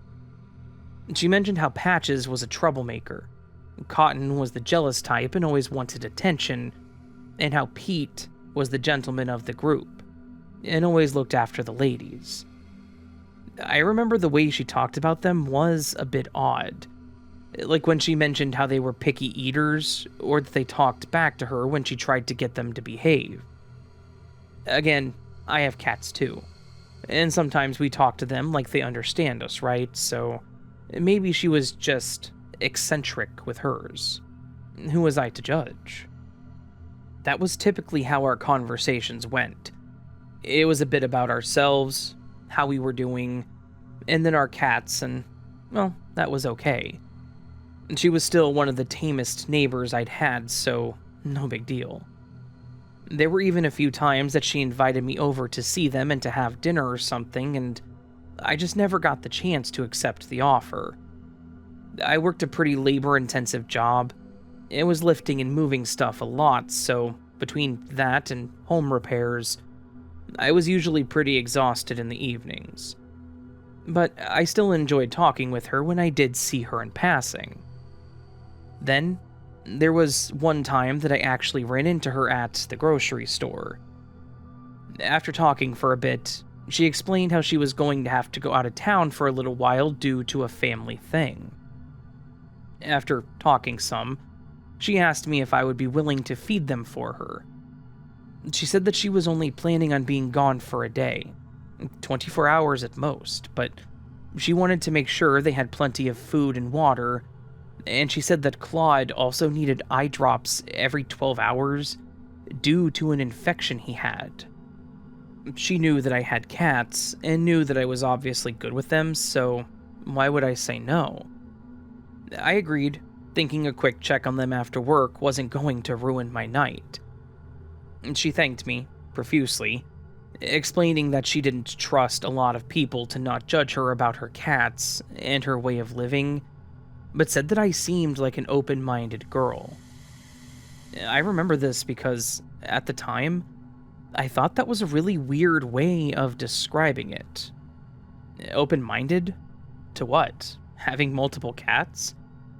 She gave me the date, saying that it was going to be the following week, and a few days after that, she came over to my place and gave me a spare key to get in. She also explained that sometimes Claude would get antsy, and that I may need to swaddle him to get the drops in. I understood that conundrum, as one of my cats was impossible when it came to medication, but I was determined to get it done for her. I just had to do it once. I would have never guessed what I was getting myself into that night. I was expecting to see at least 6 cats, as I remembered at least 6 names at the time. I was expecting to maybe see the place a little messy, maybe a few more litter boxes everywhere, and maybe even a lingering smell in the air. Instead, I walked in and first noticed that the air smelled clean, like an air freshener. Great start. I walked through the mudroom, and as I entered the living room, I saw several grown adults run out of the room or hide. Some of them left the room, but there were 4 that stayed in the living room. 4 grown adults, men and women. None of them wearing more than underwear, sitting on what appeared to be a large dog bed or blankets. One of them was lying on the couch wearing what looked like a large purple and blue fur coat and nothing else. And every single one of them was wearing a collar. I was mortified. I remember looking down at the floor and apologizing. I said I was there per Nancy's request to feed her cats and give eye drops to one of them. I said that I would leave promptly after that, but then also suggested coming back if needed. She didn't mention anything about other people living with her or even being there. Were they even supposed to be there? But then, as I stood frozen in the doorway, playing with my keys, a man and woman crawled on all 4s toward me, and I started opening the door. The woman rubbed against my leg, meowing, and the guy, while on his knees, proudly held out the tag on his collar displaying the word Claude. Oh, hell no. I didn't know what this was, but I was not into it, and I left immediately. I forgot to even lock the door. I went right back over to my house, locked my own door, and stared out at Nancy's house. What the hell did I just witness? What did I walk into? At no point in time did Nancy ever mention that her cats were actually humans pretending to be cats. Did she really not have any real cats? I immediately called my friend and told her what had just happened, and she thought it was weird but also hilarious. At the time, it was not funny to me. I didn't know what was happening or if I was being set up. I never went back there. I know she asked me to do this, but was she really expecting me to swaddle that man and give him eye drops? Besides, they were human. They could feed themselves. The next day, I waited to see Nancy come home and met her in her driveway. She greeted me with a big smile and asked how they did for me. I confronted her. I told her what I saw when I went in there, and she laughed it off like it was the most normal thing in the world, still referring to them as her cats, and how she took care of them. She even explained how they were all strays and that she saved them. What did that even mean? I tried to explain my discomfort with the situation, and she seemed genuinely confused. She asked if it would help if they all wore fur coats next time. I declined, but then she seemed like she was trying to get me to reconsider. She mentioned how I should consider joining them, because a few of her tomcats had shown interest in me. Again, what did that mean? I again declined her invitation and said that I wasn't really comfortable with whatever that was. She seemed really disappointed, but all she could ask then was if I at least gave Claude his eye drops. I went back home after that and hoped that I would never run into Nancy again, because I was never going to be able to bring up cats with her ever again. While I lived there, I would see her carry in those bags of food. I only ever saw her coming and going. None of those other adults ever seemed to leave. She still waved at me when we were both outside, and I would wave back to be polite, but I could not get the scenes out of my head. I know they're probably all consenting adults, and they're doing whatever it is they enjoy, but to not give any warning on something like that, and letting someone go in there expecting actual cats, was pretty terrifying to me at that moment. Especially then saying that they were, quote, interested in me. Was she wanting or expecting me to join? I never talked to my other neighbors about it, thinking I really had no reason to tell people, but part of me also wondered if any of them knew. I lived there for about a year, but due to a plumbing issue, I ended up moving, selling the home, and Nancy still lived in that same house up to my last day in that neighborhood.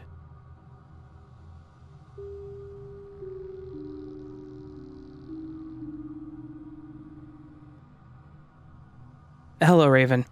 I've only told this story to one other person before, and she didn't seem convinced that this was a real event that could actually happen in the real world. I can't blame her, as I still can't wrap my head around the encounter, no matter how many times I replay it in my mind. Anyway, I was on campus late one night due to a guest speaker running long, and then sticking around to answer questions and chat with the students. If memory serves, the speaker was from the Association of Computing Machinery, and the chat was something about the challenges of creating interfaces between very formal and precise computers and very informal and imprecise humans. Yada yada. You know, the typical computer nerd stuff. Anyways, after we split up, everyone went their separate ways depending on where they were parked. I was thirsty, so I ducked into a building that had a water fountain. When I exited the building, less than a minute later, I walked right into them. 4 orbs, floating silently and motionless. They floated about 2 meters above the ground, about 2 meters apart from each other, and were initially about 4 or 5 meters in front of me. The orbs had 2 identifiable parts, an inner glowing part, perhaps the size of a softball, and an outer shell, perhaps the size of a basketball. The inner part was just light, but the outer part had a noticeable texture. I think the best way to describe the outer shell surface would be like a Fresnel lens, like the kind that lighthouses use, made of a textured glass or acrylic or some other semi-transparent material. I can't say whether the inner orbs were green and the outer shell was clear, or if the inner orb was white and the outer shell was green. Either way, the final product was pure green light being emitted. After about 1 to 2 seconds of sitting motionless, they started accelerating to my right, which would be due north. They moved in perfect sync and accelerated at a constant rate, still making absolutely no sound. I don't know the rate of acceleration, but it only took about 5 or 6 seconds for them to be moving so fast that they were just a blur. As for possible logical explanations, the only thing I can think of was that the water I drank had something in it that caused a hallucination. It's a long shot, as no other evidence points in that direction, but I'm grasping at straws to explain this. Anyways, thanks for listening, and thanks for keeping an open mind.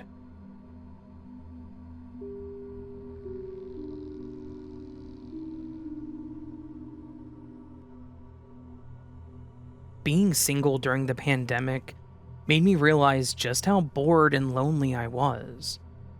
I lived alone at the time, so I spent a lot of days at home with little interaction with the outside world.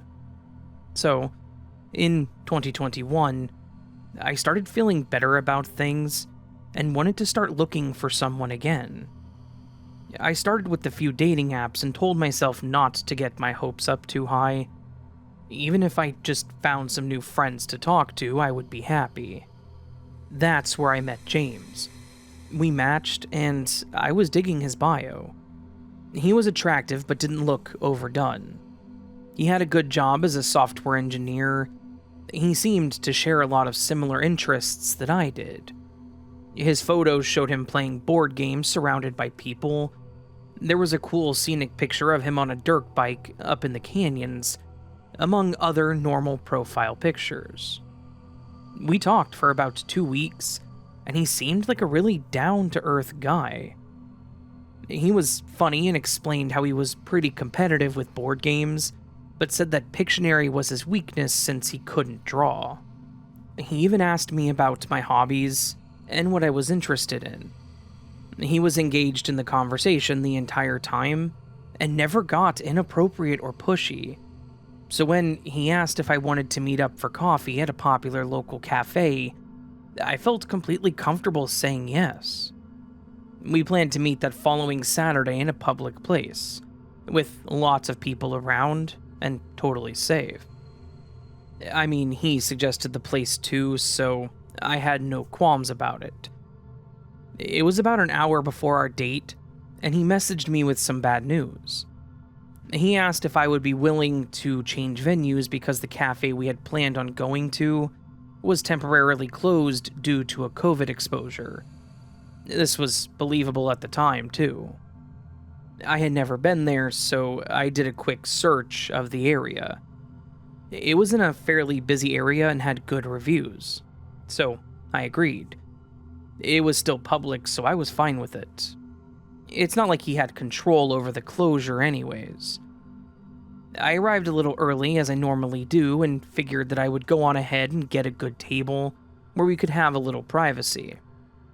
From the outside, it was a cozy-looking shop that was attached to a small strip mall. But the inside was not what I was expecting. It was technically open, sure, but it was completely empty except for one elderly barista who looked half asleep. It was unusual to see a coffee place so empty around 11 o'clock in the morning. The ones that I typically frequented had a decent amount of people coming and going at all hours, but maybe this was just a slower hour for them. Still, I ordered a small latte in case everything went well and I wanted to stay longer. I grabbed a seat in the front corner and waited. Shortly after, I got a text from James saying that he was running a little late. No problem. I just did something on my phone to kill the time. After 15 minutes passed, I texted him to ask if everything was still good and then didn't get a response. After 30 minutes, I was a mix of annoyed, disappointed, and concerned. Yeah, maybe I was stood up, but also, could something have happened to him? I texted him one more time and told him that we could just try again later, and prepared to leave. When the door chime finally alerted me that someone else was here. It was James. But it's not what I was expecting either. James certainly didn't look like his photos. If I had to guess, he was probably closer to mid or late 40s rather than early 30s. He was also much heavier, and even his hair was a different color. In his photos, he had that nearly bluish-black colored hair, but sitting in front of me, he had almost a copper-brown color. I get that people lose and gain weight, but looking at him more, even his jawline looked different. My face must have shown my suspicion because he apologized, claiming that his photos were a little older, and that he had gained some COVID weight. Obviously, they were old photos, which, yes, I did have a problem with. I mean, have all the old photos of yourself, but have something current, too. Because I know plenty of others would have had the same problem if I had done the same thing. I used to have really long hair, but after a bit of a breakdown, I shaved half my head and dyed it. And I know some people aren't into that, so I changed my profile picture to be as current as possible. It's the least I can do when on apps like this so people know what to expect. Regardless, I wasn't going to be rude, nor was it a deal breaker for me, so I wasn't going to leave. I stayed and hoped that we could still get that same friendly conversation we had going on via text prior. But the conversation was not the same, and, in fact, was strange from the start. He kept asking oddly specific questions about where I lived, my day-to-day life. He even asked if I lived alone. When I gave vague answers, he would press for detail. Certainly not how James acted in the texts. So I tried to shift the focus on him. I asked him about his work and what he specifically did, but his story kept changing. First, he said he worked at Microsoft, and then claimed he was only on a contract with them, but he actually worked at a local tech startup, and then said he was quote, between jobs. Every time I called out an inconsistency, he would quickly change the subject. About 45 minutes in, I decided that I'd had enough. He couldn't be honest with me, so I didn't owe him any more of my time. I made an excuse about needing to leave, and he offered to walk me to my car. Then he grabbed my elbow. Something about the way that he grabbed me and said that made my hair stand. I don't know why, but I lied and told him that I hadn't driven and had just taken an Uber. But to confirm my bad feelings, he chuckled and said, "You sure you didn't drive the blue Honda Civic?" If he was late, there was no way he would have known what I drove. I tried my best to not show my surprise and laughed, saying that it was a good guess, but no, reaffirming that I had an Uber. He stared at me for several long seconds, like a parent trying to catch their child in a lie. I looked down at my phone and motioned to it, claiming that my Uber texted me that they had arrived. I told him that I would text him later and rushed out the door. Instead of going to my car, though, I speed walked down that little strip and into the bookstore further down. I went down one of the aisles so I couldn't be seen from the front window. After several minutes, probably looking shady myself, looking around, I bought a keychain out of guilt and left the store. I walked back to my car looking all over for him, but I didn't see him anywhere, thankfully. But there, under my wiper blade, was a napkin with sloppy writing on it that said, "You shouldn't lie to people." Yes, this was creepy, but also, what room did he have to talk about lying? He couldn't even be honest about his job or send me a more current photo of himself. I got in my car looking around once more, but noticed the parking lot was just as empty as it was when I got there. Once I was back in the safety of my own home, I texted him everything I was thinking. I told him I wasn't interested in seeing him anymore, since he couldn't even be honest with me in person. But before I could even finish my text, he texted me, and it was ugly. He said that I was rude and shallow, and pointed out how I lied about the car thing again. He then made the "you women are all the same" comment, claiming I was shallow and that I wouldn't have given him a chance if he used a real picture of himself, practically admitting that those weren't even old photos, but someone completely different. I was willing to still talk to him even though he looked different because I still liked him as a person. Hell, I'm not the most fit or slim person either. That's why I said it wasn't a big deal. What was a big deal was that he lied, and he obviously was lying about his job. What else would he be willing to lie about? Was his real name even James? But the berating didn't end there. No, it ended with him saying, and I guess trigger warning here, that I was lucky he didn't slash my tires, or worse, my throat. I deleted the message and didn't even bother responding. I reported him on the dating app, blocked him on there and his phone number. Who gets so upset by a rejection that they would threaten someone's life? I actually didn't get back on that app, and in fact, went back to being by myself for a bit after that. I was too freaked out knowing that he was out there, and had to live relatively close if the place we went to was about 25 minutes from me. He also knew what I drove. Would he be willing to follow through on that threat? Was he following me to places? I wasn't willing to take that risk. I told several people in my circle about it just in case, and did my best to not go anywhere alone. Thankfully, nothing happened after that. I did get some random anonymous phone calls, but the few that I did answer, they would just hang up. I don't know if it was him calling from a blocked number or whatever, but if so, at least it wasn't anything else. While part of me wants to just say good riddance, I find myself hoping that he got the help that he needed to fight his inner demons and build his self-confidence. The genuine, kind person that I met in the beginning makes me want to believe that that was his true self. At least, it's easier to hold on to that hope than to consider the more terrifying possibility that it was all an act by a sociopath.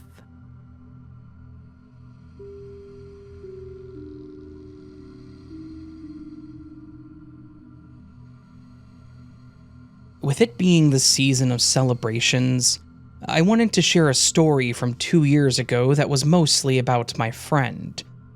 She gave me permission to tell it because, frankly, it's an important story to share.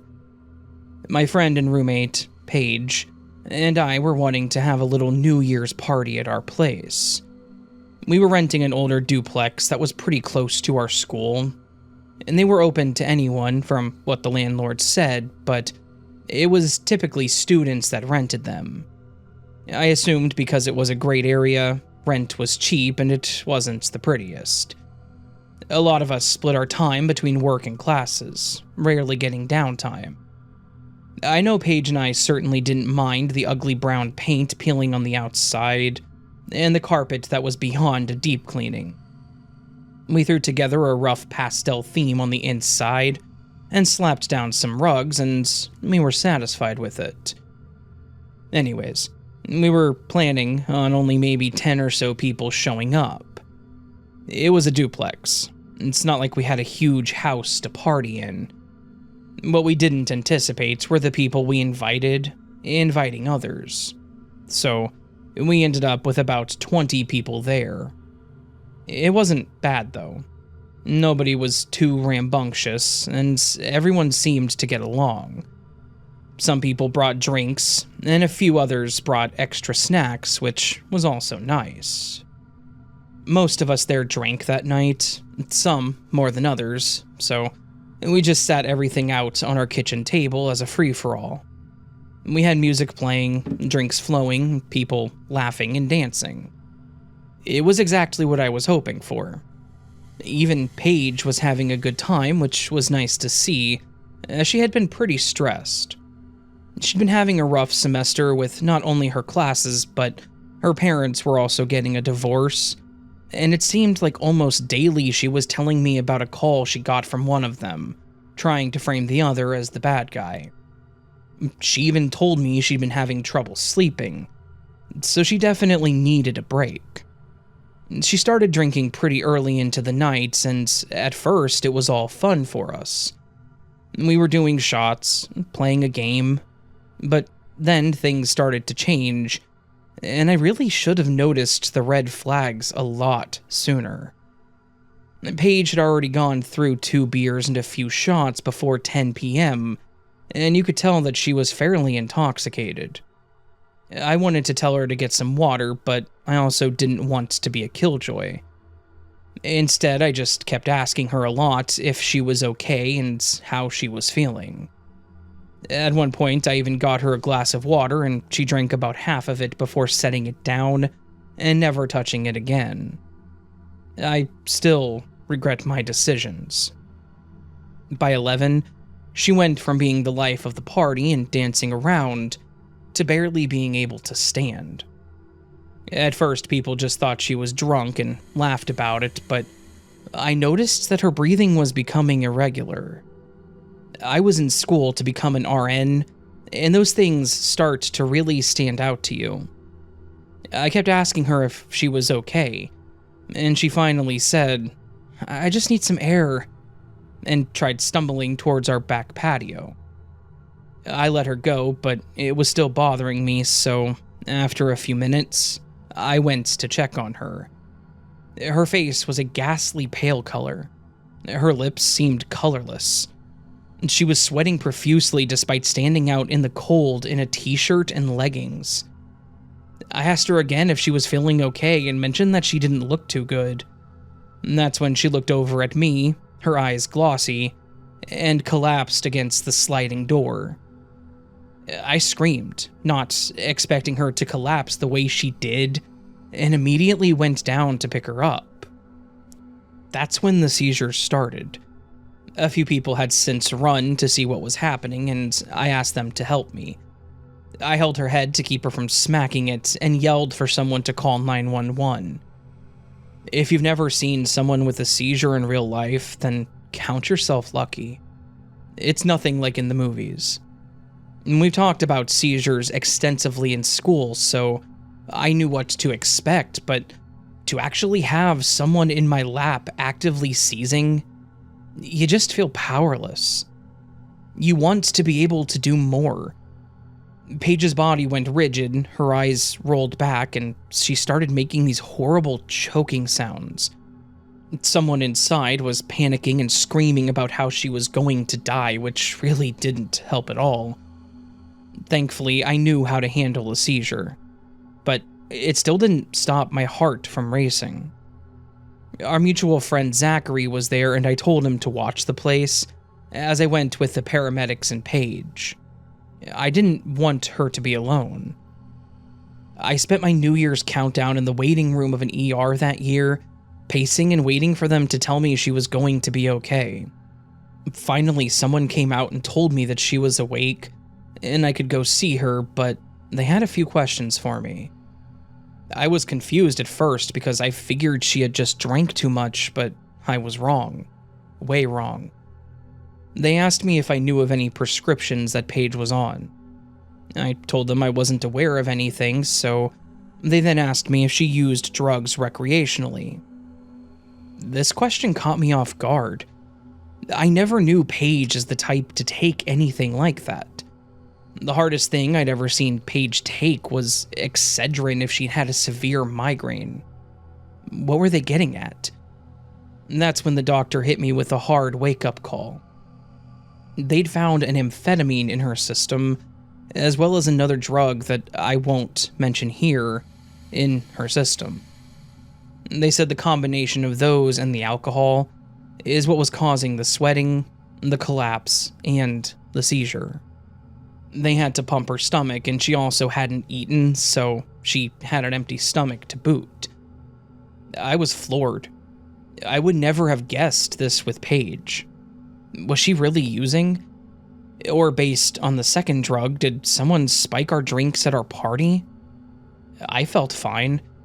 I later called Zach and asked him about everyone else, and he said that no one else had mentioned feeling ill either.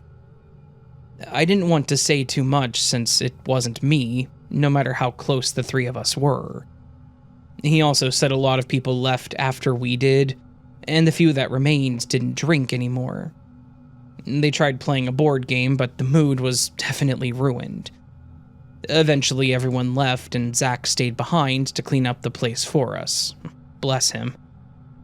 Finally, I went back to see her. So badly, I wanted to yell at her, just say, "What were you thinking?" But I knew that I needed to hear her out first. This wasn't like her. There had to be more to this whole thing. Thankfully, she was honest with me and explained how she had bought some pills and had been taking them to help her studies and finals. She said someone told her about how much they helped them. Then, between the stress of school and family, she had trouble sleeping, not thinking about the fact that what she was taking was an upper, causing her heart rate to spike, and possibly not being able to sleep. But she then took those pills anyways. As for the last drug the doctor had mentioned, Paige swears she never took any of that, and wasn't even too familiar with what it was or did.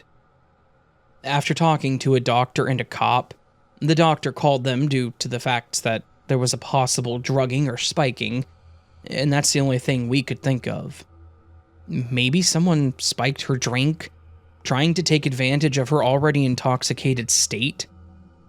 I would like to say that we knew everyone there really well, but as the details of the parties spread and friends invited others, it became a little more complicated. I felt awful. I felt betrayed and vulnerable. Someone we possibly knew or someone they were friends with came into our home and tried to drug her. Maybe even multiple people. There were a few people that we could absolutely rule out, but otherwise, we had no way to prove if someone did or did not. We had to provide the cops with some of our information, something about it being state law, even if we didn't press charges because of the situation. I gave them some names, but there were some that we just barely knew. I even spoke with Zach to see if he could come up with the list of people that were there, or if we noticed anything suspicious. To this day, we still have no idea who could have done it. No one claims to have seen anything. Zach felt bad for not catching anything, but he was being an entertainer just as much as we were. I've known him since middle school, and Paige and he met in high school. We were thick as thieves, so I knew that I could trust Zach. There are also some other reasons why I know he didn't do it that aren't relevant to this story, but the bottom line is, I know he didn't do it, in case anyone did suspect him. This experience turned out to be quite the awakening for both of us. Paige learned that she needed to take better care of herself. She couldn't rely on controlled substances like that to get her through, and she now knows how stupid that was. If she would have been caught with it, she could have been charged with possession or worse. Now, if she's stressing or trying to cram for finals, she just takes better care of herself and paces herself. I realized that I could have been a better friend, too. When I see something off, like how she was acting early in the party, I speak up. I won't let anyone do that to themselves if I can help it. I'm going to school to be a nurse anyways, so how awful would it be if I just turned away from something like that? And lastly, we've all learned to put our foot down when it comes to parties or guests. If we don't know you, you're not allowed in our place, no matter what. This way we can keep better track of people and the drinks. So, next time you go to a party, be aware of your surroundings. Keep a hold of your drink and trust your gut. And, of course, the obvious, don't do drugs, kids.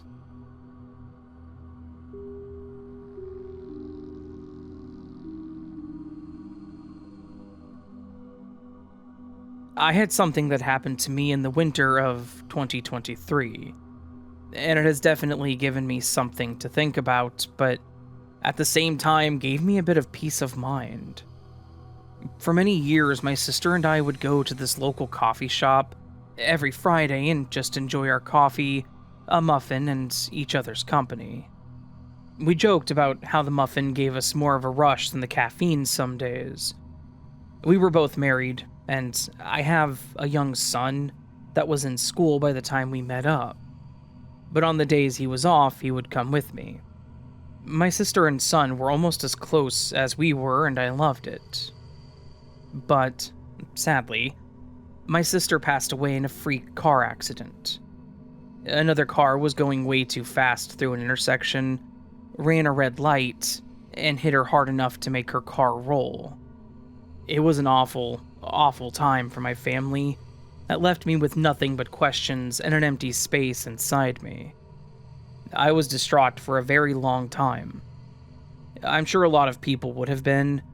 Of course, I couldn't fathom going to the coffee shop. I tried for a few months to just get out of the house, but it was too painful. So I stayed away for a very long time.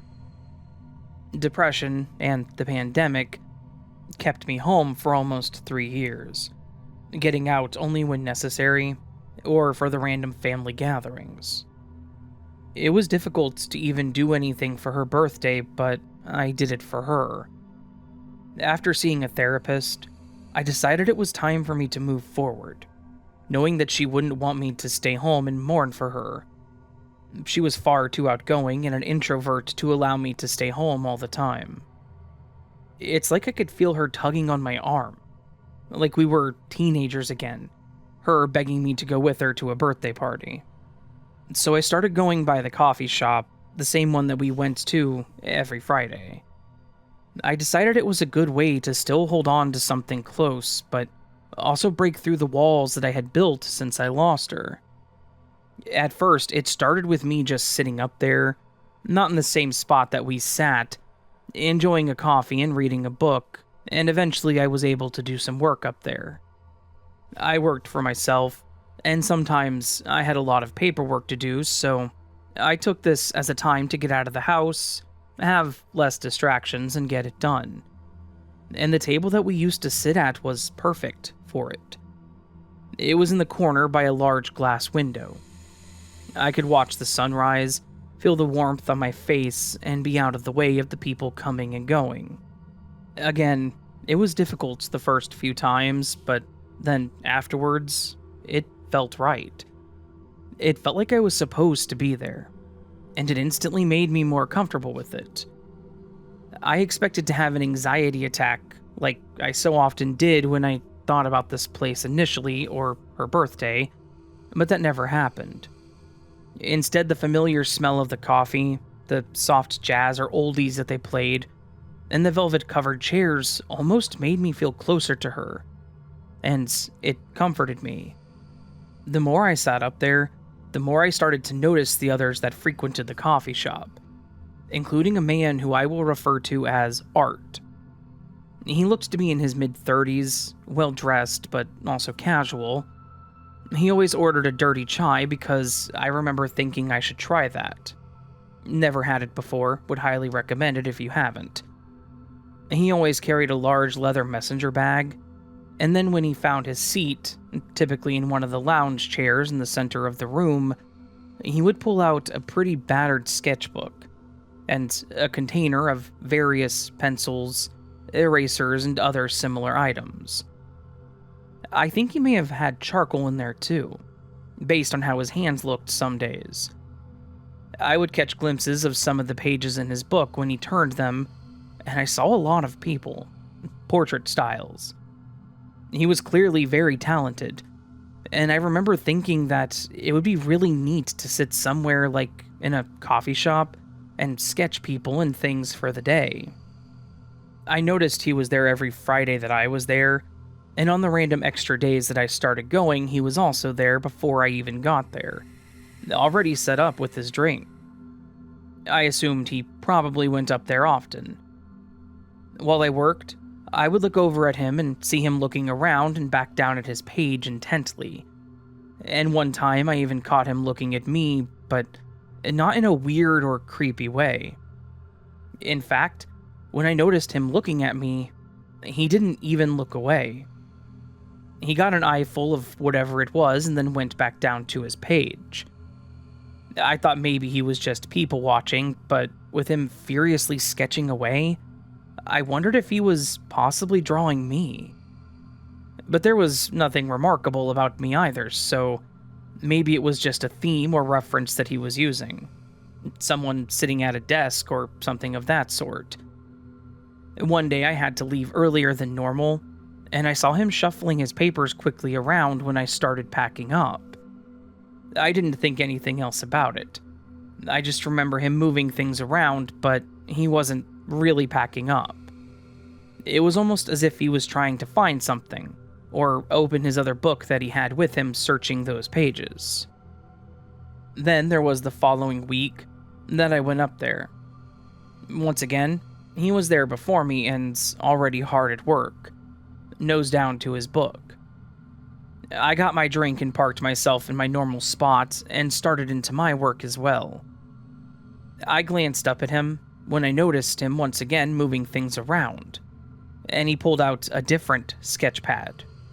Then he went back to it, occasionally looking over at me.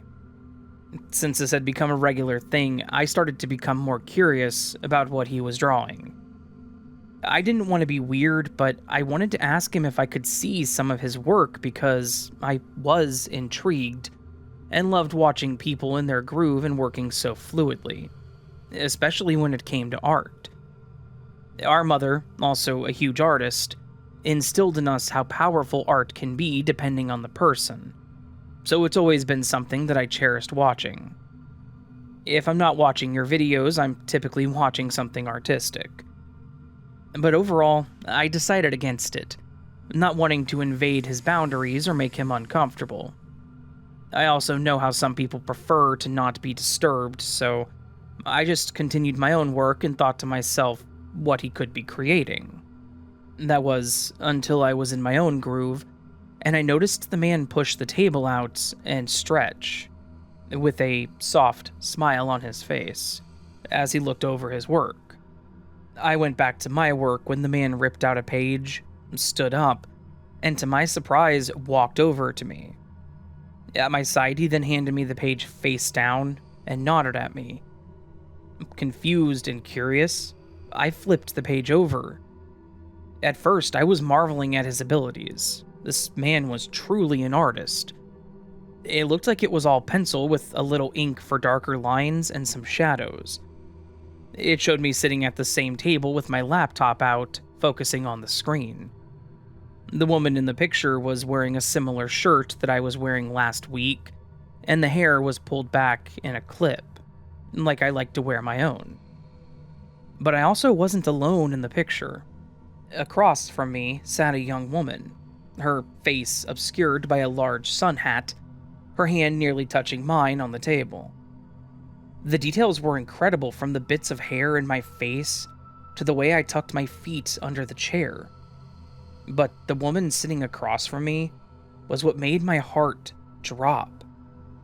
I told him it was incredible and that he was a fantastic artist, but then I asked about the woman in the photo, already having an idea. I'll never forget the solemn smile, the kind reserved for sympathy, when he said, "I like to draw the whole picture. Even when some are no longer present, they're still with you." I looked back down at the picture and nearly cried. That was my sister. She loved her sun hats, and had one to match nearly every dress that she owned. I had never seen this man before, and it had been nearly 3 years since I had even been up here with her. How could he possibly know who she was or what she looked like? He asked me who she was, and I explained that it looked like my sister who had died years prior. He looked like he understood. He explained how he liked to help others heal through his work, and explained that my sister sat there with me every week that I was there. Was this why I felt so comfortable there? Because she was with me? I was a big baby at that moment. Big sobs falling down my face, and I'm sure that a few people looked at me, but I didn't care. I had struggled so long to go back to that coffee shop, not aware that my sister was waiting for me, to continue our ritual. He gave his condolences, but then also told me that he hoped that his work may help me, and reminded me that I'm not alone. Not by a long shot. I hugged that man like I had known him for years. He thanked me for allowing him to work. I thanked him profusely, and then he left. I wanted to cry and ask him so many more questions. How could he have known about my sister? He said that he drew what he saw and drew another person with me. If he had moved here recently, there was no way he could have known us. And I highly doubt that he pulled out a news article from a few years ago and read about a random fatal car accident naming my sister. Even if he did, how would he have known that it was my sister? The most he may know is the name the barista called out, which was Kitty, because it's what my sister nicknamed me as a kid, and I always used it. It was easier for her to say that instead of Sissy. I may have had a lot of questions, but at the same time, I didn't really need any answers, because all I could do was smile and stare at the picture in front of me. He clearly saw something more than what I did. He saw what I couldn't. And all those times I felt warm and comforted there, I wonder if it was my sister, sitting with me as we used to, just letting me know that she was still there, ready to pick up where we left off.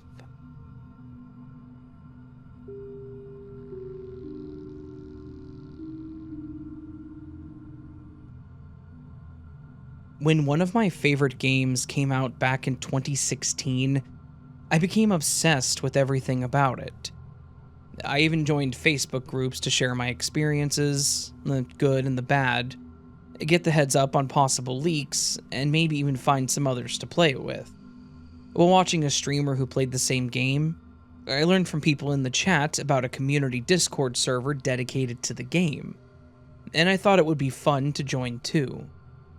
Everyone was cool there. I even recognized a few people from the chat, and one of them that regularly posted in the Facebook group that I was in. It seemed very similar, except the Discord was definitely more organized, so you could ignore certain parts of it, like those that took the game way too seriously, or the, quote, angry room, where they just constantly complained about the game. I actually quite enjoyed checking it out. This is also where I met Trevor.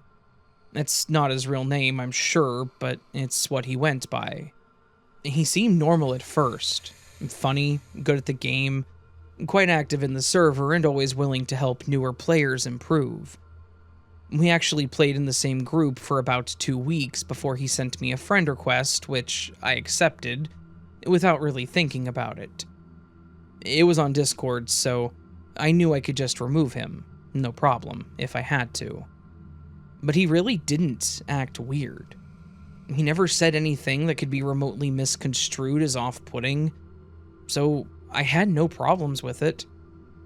We started chatting privately about different games, music, and other normal daily stuff like our pets. He told me that he was 28, I was 26 at the time, and where he worked, which was just a few hours from where I lived. He seemed genuinely interested in my life, but never pushed for personal information, which also made me feel comfortable talking to him. After about a month of regular gaming sessions and talking, Trevor mentioned how he was going to a work conference in my city, and asked if I wanted to meet up to get coffee, since he wasn't familiar with the area, and that we should since we'd become such good friends. I remember thinking, we just play some games together. You know my cat's name in the city I live in. I wouldn't consider that to be a great friend, but I was nice because, still, he wasn't being weird. I just politely declined, saying I preferred to keep my gaming stuff online, at least for right now. I also didn't want to feel like I was leading him on or anything. I'm not straight, so I know I wasn't showing any interest in him. Anyway, he seemed to take it pretty well, saying that he totally understood, and I even gave him a suggestion on where to get some good local coffee. But while I thought we both handled that well, things started changing. The next day, he had messaged me about a weird coincidence. He'd found my Instagram account, he claimed, through mutual followers. I hadn't told him anything past my first name or any of my socials. Those I kept for people I knew personally. Yes, I followed some people on Insta, and was involved in some Facebook groups, but I also didn't have my Facebook and Instagram connected. He also specifically called out Instagram, not Facebook, so it wasn't the gaming group that I was in. My name on Instagram is also a play on my middle name, so not even my first name. My only thoughts were that he had to be purposefully and actively looking for me. I couldn't really get behind the idea of it being a coincidence. So this definitely set off some minor alarm bells. I was honest and to the point, and told him that that was quite the coincidence, but that I didn't accept any follow requests for people I didn't personally know, and even mentioned that it was due to a weird random follower situation. He once again said that he understood, and we dropped it. But then, a few hours after that, he sent me an invite to join him on Snapchat. He followed it up with if I wanted to talk outside of Discord. At this point, I was a bit irritated. This was the third attempt to talk to me outside of the server, and I've declined the other offers. I understand he may have just been being friendly, and even friendships can cross boundaries, but that still does not make it okay. So I confronted him about it. I told him I wasn't interested in talking outside of the server, and that I was uncomfortable with all of his attempts. He took a while to finally respond, and when he did, It was a simple apology saying he didn't mean to send the snap request to me. I honestly did not believe him, but that's fine. If he claimed he didn't, then it shouldn't happen again anyways, now that he knew how I felt, right? Instead of accepting my feelings and wishes, however, he doubled down on the creepiness. He started sending me messages about specific places I had been to recently, places that I never mentioned in a public setting. He asked me about a restaurant that I went to and would always phrase it as if he had no idea. "Hey, I saw this Thai place around X Street. Do you know if they make this?" Or when I stopped at a small market near my work. "The farmer's market at this intersection has awesome street corn." He worked a few hours from me, so I assumed he also lived that far from me. Why would he be shopping around in places near me? The conference was one day, so I didn't understand. But the fact that he would ask these questions after I would leave these places made me feel like he was intimidating me. Like he was trying to prove a point. It was such a strange thing to do, and I hated it. We started out just talking to each other and sharing mutual interests in a video game, but now, somehow, he knew where I was throughout the day. And at that point, I was no longer comfortable going to places I would normally go. So, I ended up just leaving the server, and removing him as a friend on Discord, and then blocked him. I wanted nothing more to do with him. However, I then started getting friend requests on Discord from new accounts with no mutual servers or friends. And when those were all declined, then I got more follow requests and friend requests on Facebook and Instagram. I declined all of those too, but he was persistent. One day, my sister showed up at my place unannounced and was asking if I was okay. Confused, I told her I was fine and didn't know what she was talking about. She said that she got a message on Facebook from some guy named Trevor, claiming to be a work friend. He told her that I had been acting strange and that he was worried about me, asking if she could check on me since I hadn't been to work in a few days, which prompted her to rush over. My confusion quickly turned to pure anger, as I asked her to show me the message, and sure enough, it was the same guy. His PFP was of himself in some cosplay, and several of his Instagram and Facebook pages had similar pictures. I knew it was him. So, I told my sister everything that was happening, and she was worried that he was following me. I definitely had a feeling that that was happening, because how else did he know where I went daily? But I had no way of proving it, really. The messages, maybe, but that was it.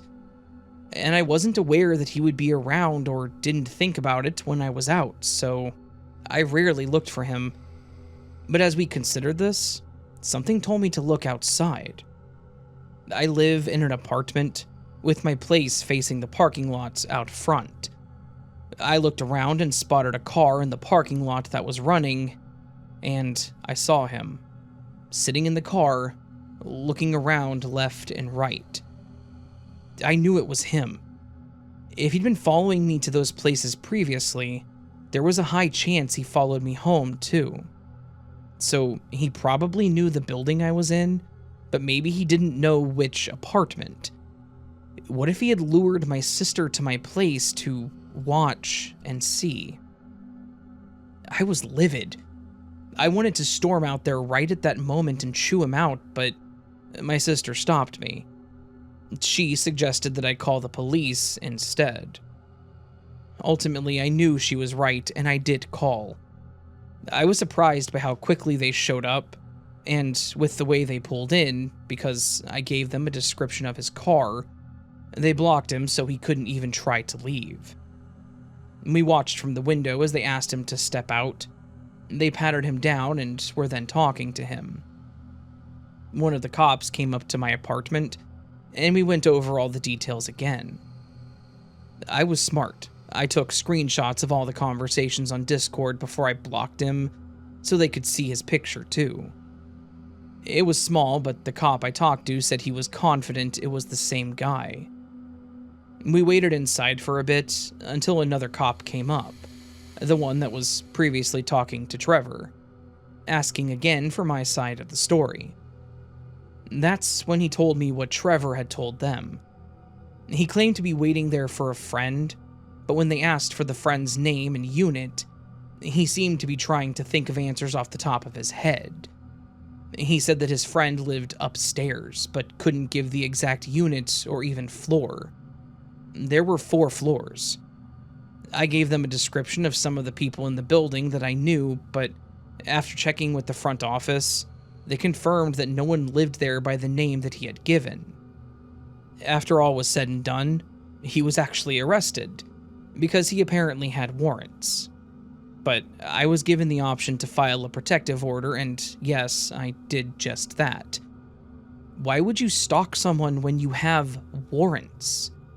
When someone could easily call the cops on you? None of this made any sense. After this event, I didn't get any more messages from him. Friend requests, nothing. So maybe he got the hint. Maybe whatever his warrants were for kept him busy. All I know is that he ruined something that was really fun for me. I did stay in one Facebook group, but removed myself from any other ones and just stuck with the friends I had made previously. I had tried to put myself out there more, and that was obviously a mistake. I still don't know what his true intentions were, and I guess it's best that I never know, so long as he is never able to achieve them, whether it's with me or someone else.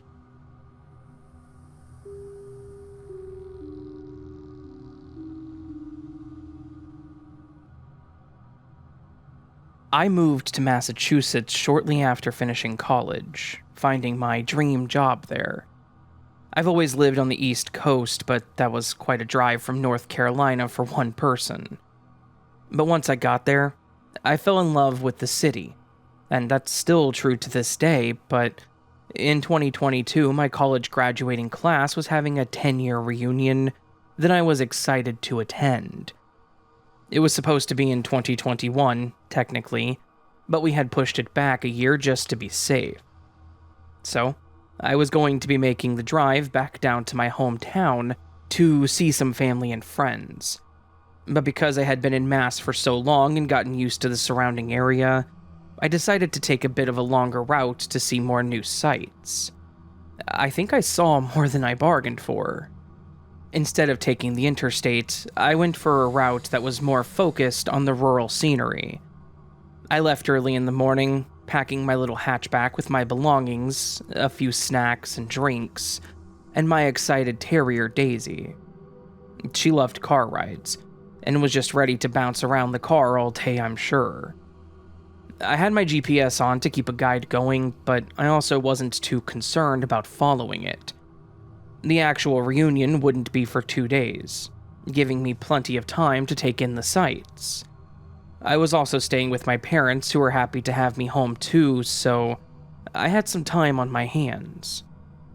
The drive started out perfectly. It was a sunny day, so we had the windows cracked and Daisy was enjoying herself. It wasn't until about 3 p.m. that the sky suddenly darkened dramatically. I knew the weather where I lived was nice, but I didn't even consider weather conditions along the way, and we were about to drive right through a storm. Within about half an hour since it darkened, it began to downpour. The rain was so heavy that my wiper blades couldn't keep up. I slowed down quite a bit, barely able to see in front of me. Daisy was now lying in the seat watching me. She's okay with rain and water, but not so much the roaring thunder. I drove like this for another hour before I decided I needed to stop. I wasn't making much progress at that speed, and it really wasn't safe, no matter what road I was on. I was concerned about hitting another car or an animal or even someone hitting me. I was in a smaller car after all, so I drove even slower, turning on my hazard lights and looking out for exits. I was hoping to find somewhere off the highway to stop until the storm let up, to check in with my parents, and maybe grab an actual meal. I was too excited to get on the road, so I hadn't had much of a breakfast. Finally, I saw a familiar sign indicating food places and took the next exit.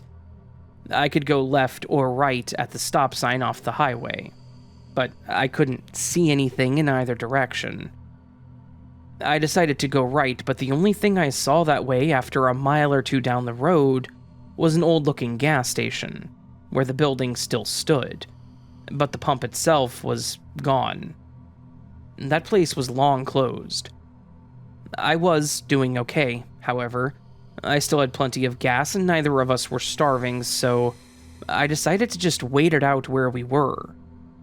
I checked my phone and unfortunately I didn't have a signal, but I at least tried to send a text to my mom, thinking that it would send when it could. I even went back to my GPS and it said that it was looking for a location.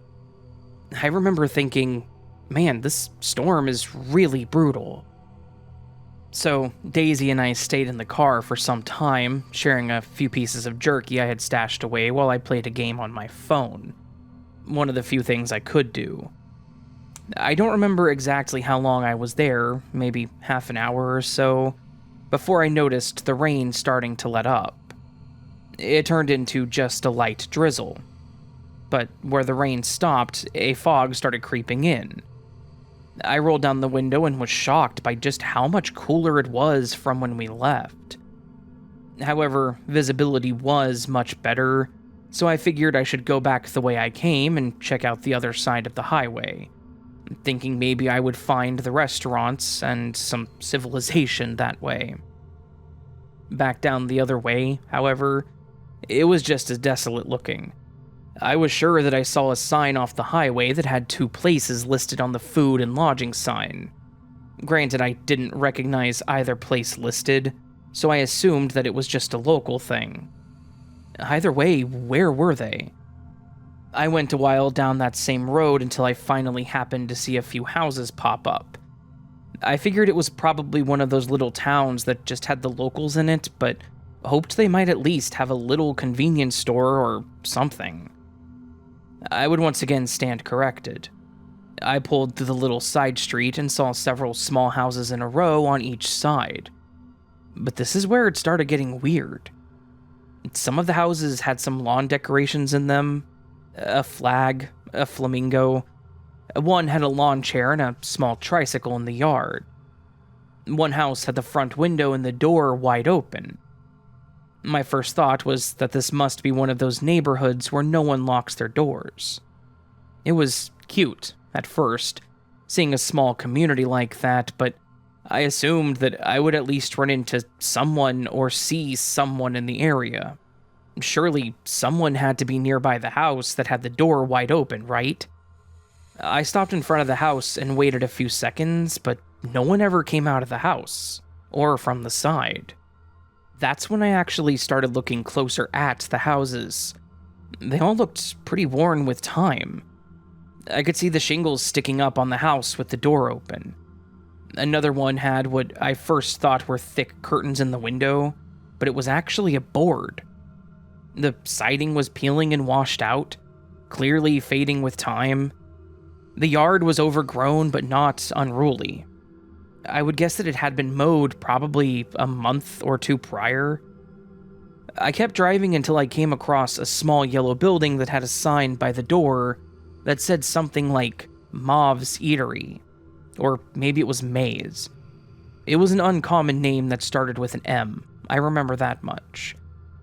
I stopped in the small lot in front of it and got out, leaving the window cracked for Daisy. I wasn't going to assume that dogs were allowed inside.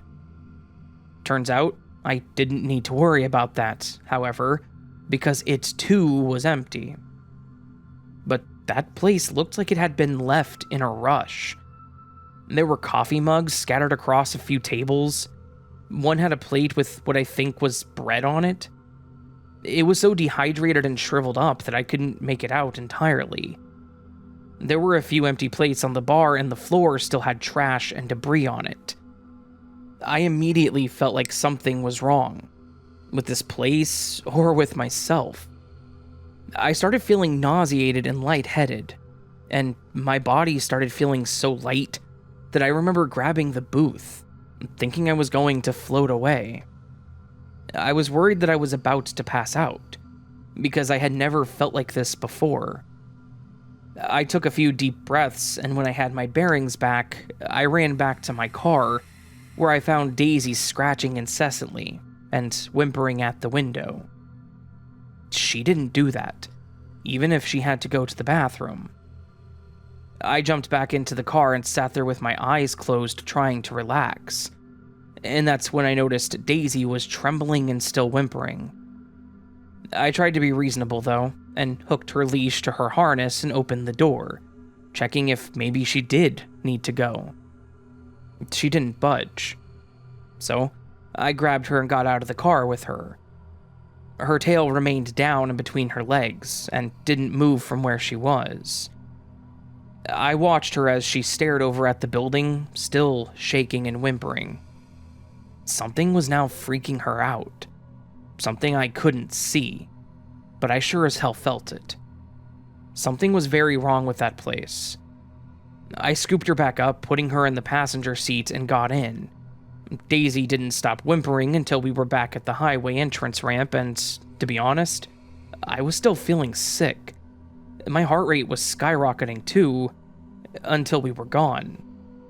What's even worse is that I didn't have GPS service until I was back on the highway.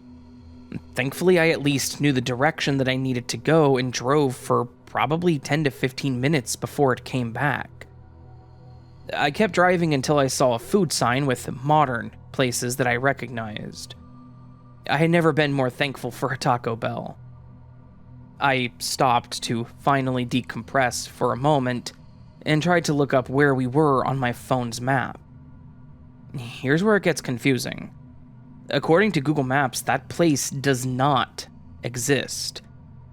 Usually it shows the cities or small gray buildings or something indicating that something was there, but it was empty. Just green for fields of grass. How is that possible? I know that things change, places close and new places pop up, but we're talking about a whole little town just completely gone. The rest of my drive went fine. No weird towns and no weird feelings. I told my parents about it. My dad was typically really good with directions, but neither could really place the location. They also found it strange that it wasn't on Google either.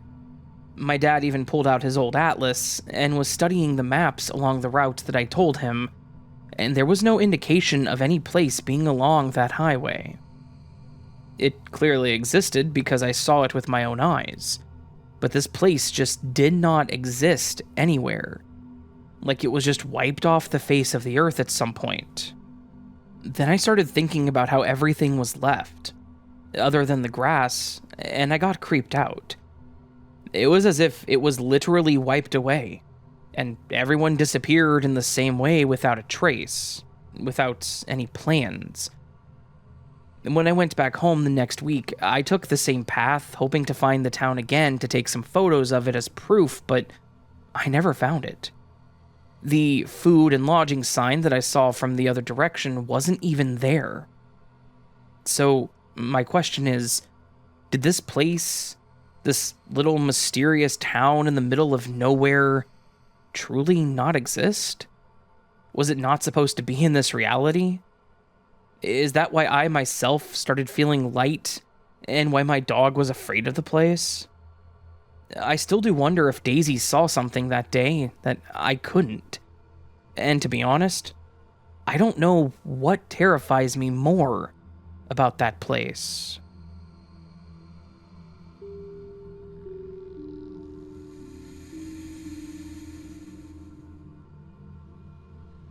I have an experience that I wanted to share because it's been so strange. I don't think it's necessarily scary, but definitely weird. I don't know if it'll fit anywhere on your podcast, but I wanted to send it in either way. It may have something to do with glitches or parallel universes or something, but I don't really know. I've been doing a lot of reading about these kinds of things, and obviously I listen to your show, so Maybe my brain was influenced a bit by that. One of the things that I read was that strange things tend to happen between 3 and 4 in the morning. Something about it being the witching hour. And the other day I was online, I think I was on Reddit actually, and as I was scrolling down whatever subreddit it was, I noticed that every single post said it had been posted 3 days ago. I scrolled for a while and I swear every single post was posted 3 days ago. This wasn't an unpopular subreddit, so for it to not have any posts for 3 full days, that would be a bit weird, right? It could have been a site glitch, and I know it's not a huge deal, but it's something that I wanted to mention, and there is more to all this, I promise. The next day, my boyfriend decided to stay over. We're not living together yet, and we don't get to see each other as often as we'd like. So he comes over sometimes and just stays the night. We're both night owls, so it was once again about 3-something in the morning when he gets up and says that he wants a glass of juice. Nothing too crazy about that, but then I hear him shout from the kitchen, "Hey, your milk went bad 3 days ago." At first, it didn't mean much, but then I kind of just rolled the words around in my head and thought about the whole 3 days thing. I mentioned it was weird that it was exactly 3 days ago, and he laughed, asking why it was weird. I sort of explained it to him, but he laughed it off, and we moved on. The next day, as I was pulling out of my parking spot at my apartment, one of my neighbors was pulling through and not paying enough attention, and they clipped the back end of my car. It wasn't a huge deal, but we did the whole stop and look at our cars thing. They pulled into the spot next to mine, and we were both behind our cars exchanging information when I looked over at their car, and they had a temp tag that had expired. I absentmindedly said, "Oh, hey, your temp tag expired 3 days ago." I didn't even do the math in my head. It was just instinctual, and worse yet, it was factual. Their tag had expired 3 days prior. Thankfully, they had insurance and it all ended up fine. With the damage, I mean. On the next day, which I would like to mention is when the first day that I noticed the 3 days ago thing would be exactly 3 days ago, was an incredibly weird day involving the number 3. I grabbed coffee, and it was $3 even. It wasn't fancy, just basic coffee. I pulled into my work and noticed a license plate that was a vanity plate that was 333. I had a meeting that started at 2 that was supposed to end at 3, but it went on until exactly 3:33 p.m. I watched the clock during the whole meeting. The elevator when I left work stopped on the 3rd floor, and no one was there to get in. Then, when I walked up to the door at my apartment complex, there were 3 perfectly black, round, and smooth stones sitting on the welcome mat to the building. It sent a chill down my spine. I was kind of freaking out about the whole 3 thing, and I was honestly thinking that I was about to die or something. Like this was some kind of weird omen telling me that my time was up. I wanted to grab them, as they were neat stones, like super smooth river rock, but I decided that if this were an omen, I needed to not acknowledge it and just let whatever was going to happen, happen. What's crazy is that after that, there were no more 3s. There was nothing crazy that happened, and I didn't notice anything else that was out of place. I don't understand why those 3 days were so weird, why there were so many 3s that happened on the 3rd day, and I honestly don't want to know if I passed up some crazy happening by ignoring the stones or something. I'm glad to have gotten away from it all, but I'm still very weirded out. Like I said, this wasn't too scary, but it was an incredibly strange set of circumstances.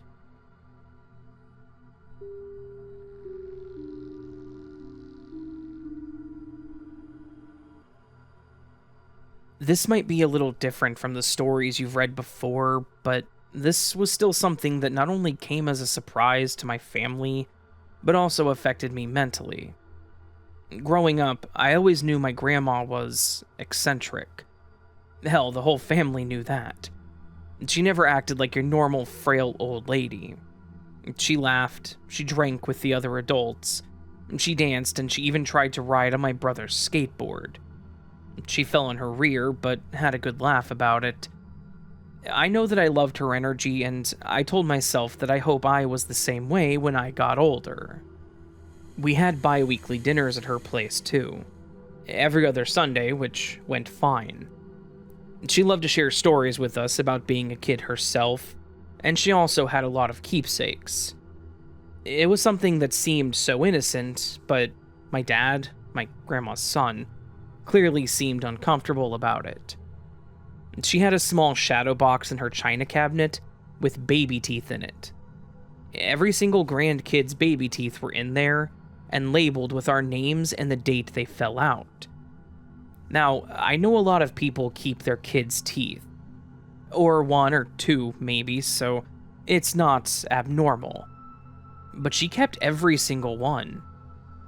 I remember when one of my teeth fell out, I talked about putting it under my pillow for the tooth fairy, and she begged me to just give it to her instead, offering her $20 for it. That was a lot more than I ever expected to get for a tooth, so I just gave them to her. Again, yeah, it was a little weird to my kid's self, but we just joked about my grandma being the real tooth fairy. But other than teeth, she also liked to collect hair. She cut her own hair and would occasionally cut ours if we wanted it, but if she did, she would immediately collect the hair by hand, brushing it off and adding it to a small baggie. I remember one year cutting my hair really short. At the time, it was down to my mid-back, and I cut it to my shoulders. She loved it, but then also asked for the hair. I remember how upset she was when my dad said that he didn't keep it. I didn't get the argument on either side, being upset that you didn't get to keep someone's hair and being so upset about someone else wanting to keep it. So yes, she was a very eccentric person, but she was also one of my favorite people. She came over to our place one time to visit, and I showed her my room because I wanted to show her a collection that I had started. It was of deformed or different flowers, leaves, and rocks.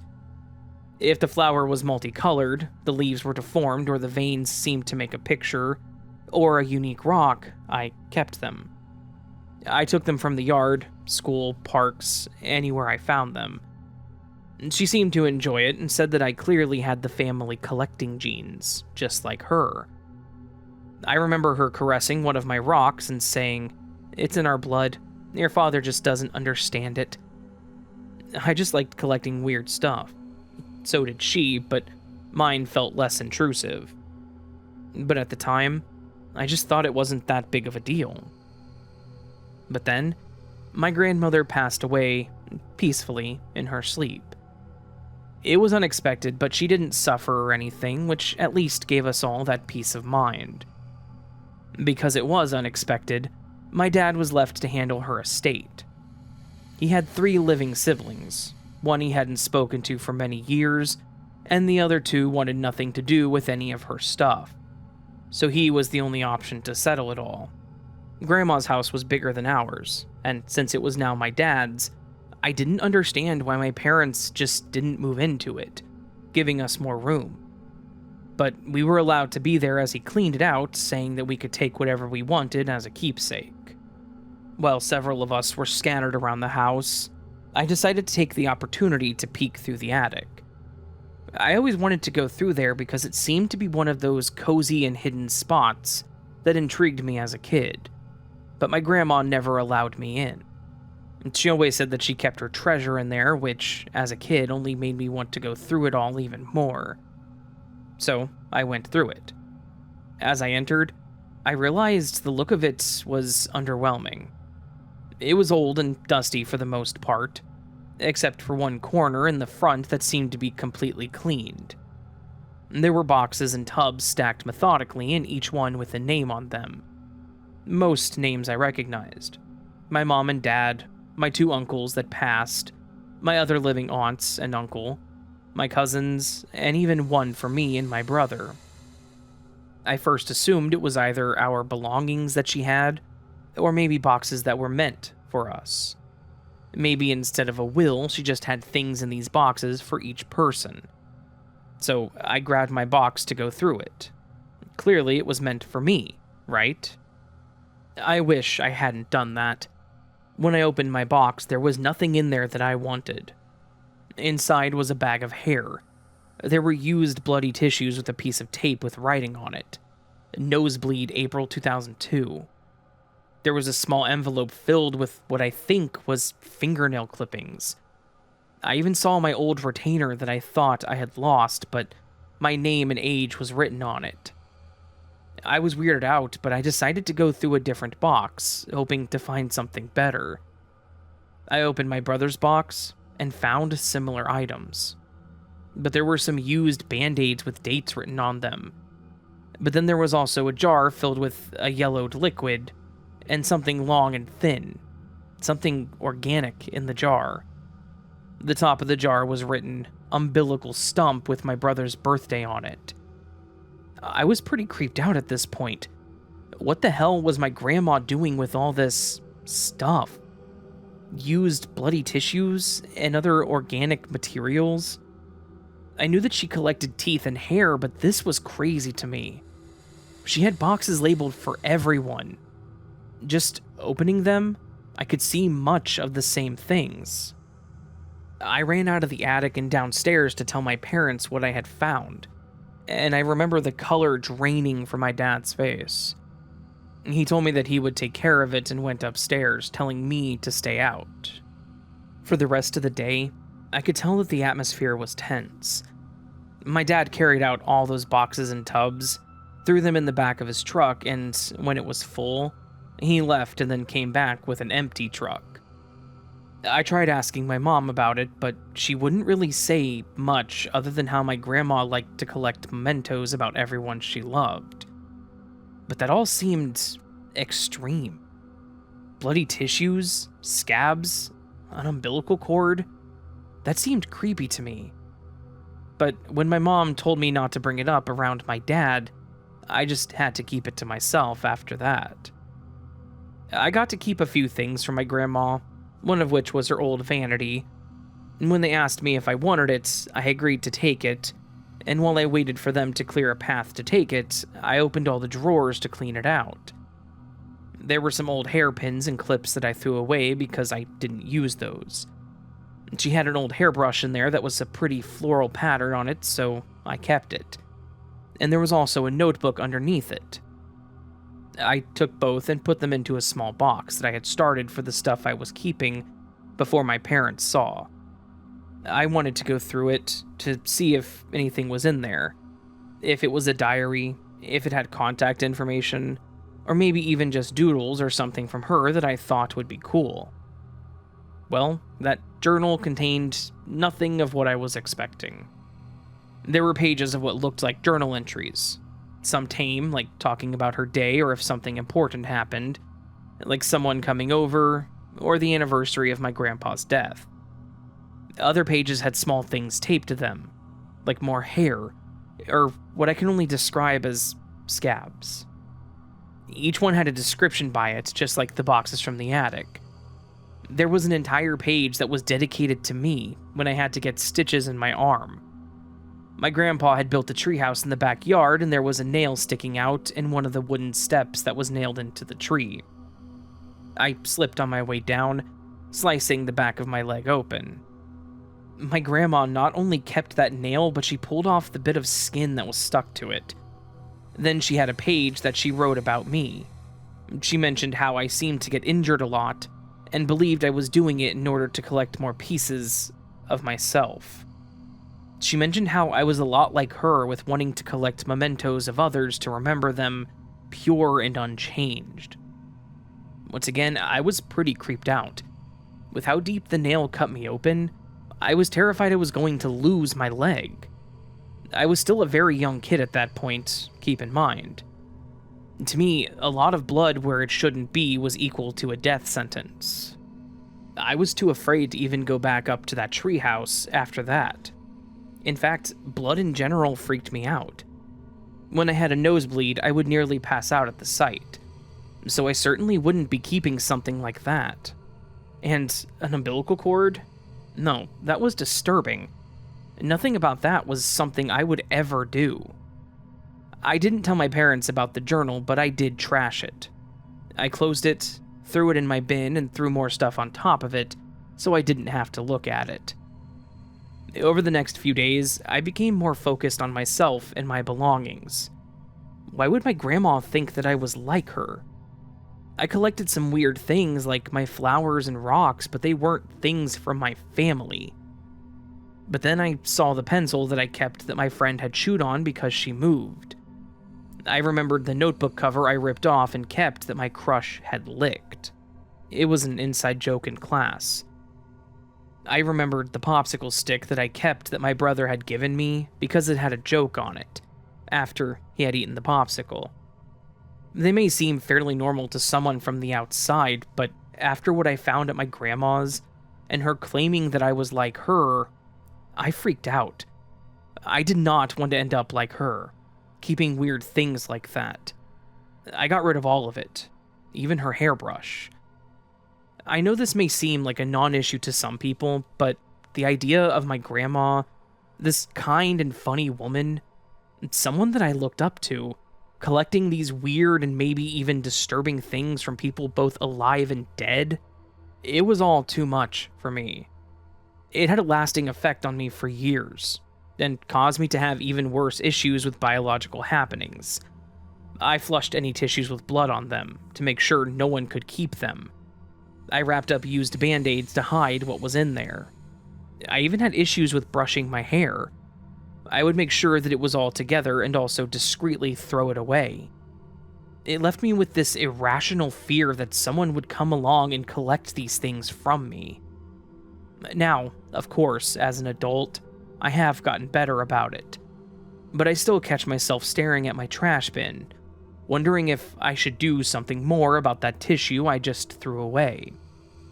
I know that this was a really weird story, but I really wanted to share my grandma's creepy obsession that had an everlasting impact on me.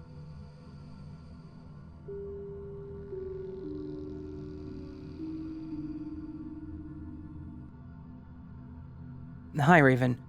I recently started watching, or rather listening to your videos, and quickly became a fan. This last week, you posted a video on creepy neighbor stories, and I have one. It's bizarre and a little long, but here it is. A few years ago, around 2017, I, 23, female, started working at a mall that had historically been a famous jail that was later converted. It has many creepy stories for another time. Anyway, I was sitting outside the main entrance having my lunch break on one of the public benches, as we didn't have a staff room. This bleach blonde lady in her late 30s comes up to me and asks if I could take her picture. Something about her eyes was off, but I couldn't put my finger on it. I, being raised to be extremely polite, accepted, thinking she might be a tourist, and aimed for the arch with the jail name on it to be visible in the picture. She saw me taking a step back and stopped me. No, take a photo of my hair. I was surprised, but since I already had her phone in my hand, I thought, whatever, and took a couple of pictures and handed it back. Without asking her, she started on a rant. I need the pictures from my lawyer. That B word messed up my hair. I was thinking bad hairdresser, as clearly her hair was recently bleached and had chemical damage. But boy, was I wrong. She continued. You see, I recently broke up with my fiancé, and his new B word doesn't stop harassing me. She keeps sending drones to spy on me. They look like insects, you see, and they zoom past my hair and they damage it. I was in shock. She was clearly nuts. I tried to excuse myself, saying that my break was over and that I needed to get back. She tried to grab my shirt and followed me straight to the store. Up 3 floors, mind you, ranting about the drones. I quickly went into the store's deposit, and my supervisor followed, as we're not allowed up there on break. I explained what happened, and thankfully she left. A few days go by, and me and my partner get news that a small studio apartment his family owns is vacant, and we can use it. It's close to my job, so we start getting it ready. Paint, new floors, etc.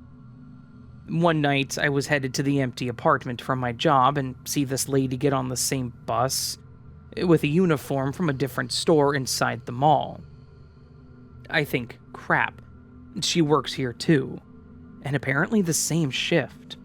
This is a nightmare. I do my best to hide my face, but to my surprise, she gets off at the same stop. She gets off at the front, and I get off at the back door and quickly dart behind the newspaper kiosk and watch her. To my absolute horror, she crosses the street and heads into the building that I'm about to move into. I wait a few minutes before going in myself and tell my partner about the coincidence. I can't believe she's going to be my future neighbor. This is not good. How could I be this unlucky? I was holding hope that she was just visiting someone, but that hope was short-lived. This is followed by weeks of me doing my best to dodge her, but one day I was waiting for the elevator and she comes into the tiny hallway. She, unfortunately, recognizes me and grabs my arm, holding tight. I hold my breath. She starts asking if I had seen the drones. Knowing it's dangerous to confront delusions head-on, I say, "Not today." She seemed to calm down and let go. I lied that I was waiting for a delivery and let her take the elevator alone. I noted that she got off on floor 9. I started calling her La Loca del Nueve, roughly the crazy woman from the 9th. This went on for a few more weeks, me dodging her both on the bus and the building and stores, sometimes running into her and her grabbing me and telling me some crazy conspiracy about the government and surveillance and not letting go.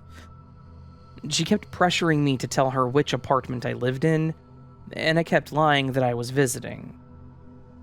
One day, we're unloading furniture in my worst ragged clothes and hair in a bun, so my blonde tips were hidden, and also without my glasses, because I didn't want to damage them, and she asked my partner if I was the one who worked at the mall, and my cunning love knowing how scared I was said, "No, her sister works in the mall, but we're the ones moving here. She was just helping to paint. They look similar, but her sister is a blonde. My girlfriend has brown hair. See?" And this lady seemed convinced and left us alone. Later that week, I dyed my hair back to its natural brown, and she would do a double take when she saw me, but didn't grab me again. Eventually, I had a weekday off, and was making small talk with the doorman who, because of my hours, I usually missed. I asked about her. He said that she was in the middle of an eviction process. Apparently, she had a ton of cats in this tiny apartment. Never cleaned up after them. A pipe burst in her bathroom, and she never told the owner or the building maintenance and let a slow leak creep for months, affecting 4 floors down. And she constantly terrorized the 2 adjacent apartments, checking for drones at early hours of the morning, and asking everyone if they know the girl that worked at the mall. I was sad for her, but so relieved when she was finally evicted. She'd become obsessed with me. All I did was try to be polite and help a stranger take a picture, and now I think twice before being kind.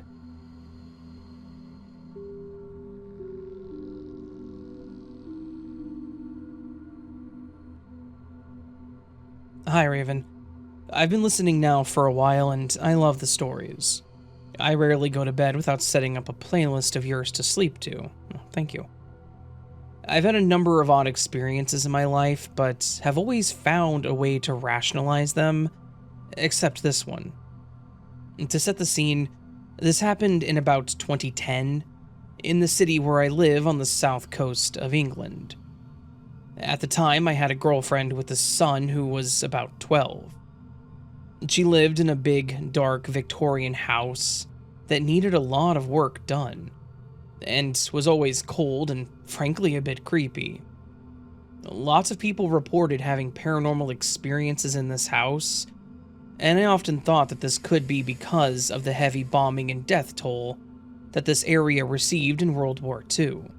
The Germans were aiming for the nearby docks. Until this incident, however, I had experienced nothing myself. If I remember correctly, she had received the house in her divorce settlement, and had also moved her elderly parents in as they were becoming infirm and struggling to cope on their own. The house was big enough so they could have their own space but still have an eye kept on them without it being too obvious. The one time the four of them would be guaranteed to be together was for the traditional Sunday roast dinner, which they took very seriously. The household was completed by a very old and robust silver tabby cat who was a real Street Fighter cat of almost 20 years, with lumps out of his ears and a permanent expression that said he wasn't going to tolerate any of your BS. This cat was such a loved family pet, and almost part of the furniture, that when he suddenly crawled under the sofa one day and died, everyone was quite distraught. With his distinctive croaky meow, almost like an elderly person's voice, he would beg for scraps under the kitchen table during the aforementioned Sunday dinners. There being no cat made these occasions feel a bit sad and incomplete, and his absence was really felt. On the third Sunday after the cat had been buried in the back garden, I was sitting down for Sunday dinner with my girlfriend and her family, when, to everyone's surprise, a loud, distinctive meow came from under the table, and everyone had heard it at the same time. In shock, we all stopped eating, put down our cutlery, and searched for a cat. Under the table, in all the kitchen cupboards and the rest of the house, almost, but nothing. This would have been enough in itself to convince me, but a couple of days later something similar happened. My girlfriend and I were watching TV in the evening when I realized the time had gotten late, and I needed to get home as I had an early shift the following day. Just as I was getting my coat, from the hallway came the same meow.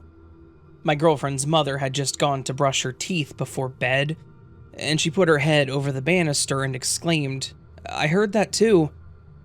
So, there it is.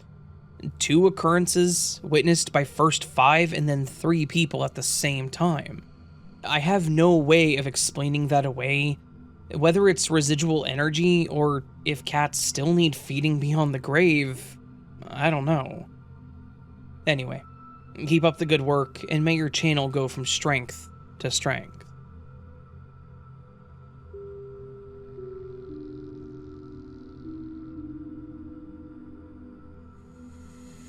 It was the summer of 1998. I was with my then girlfriend on a short trip not far from where we both lived at the time. Let's say somewhere in Belgium. That's as specific as I'm willing to get. She was about to move away for college, and I was struggling with it, so we took this little nature escape to talk, to process the change, maybe to decide what we were going to do with our relationship. The place we went to was somewhere I knew from childhood. A local river valley, quiet, rural, a slow meandering stream cutting through farmland and clusters of willows. A typical countryside over here. We stood by the water's edge. It was dark by then, and we were holding each other. She looked out over my shoulder, and I looked over hers.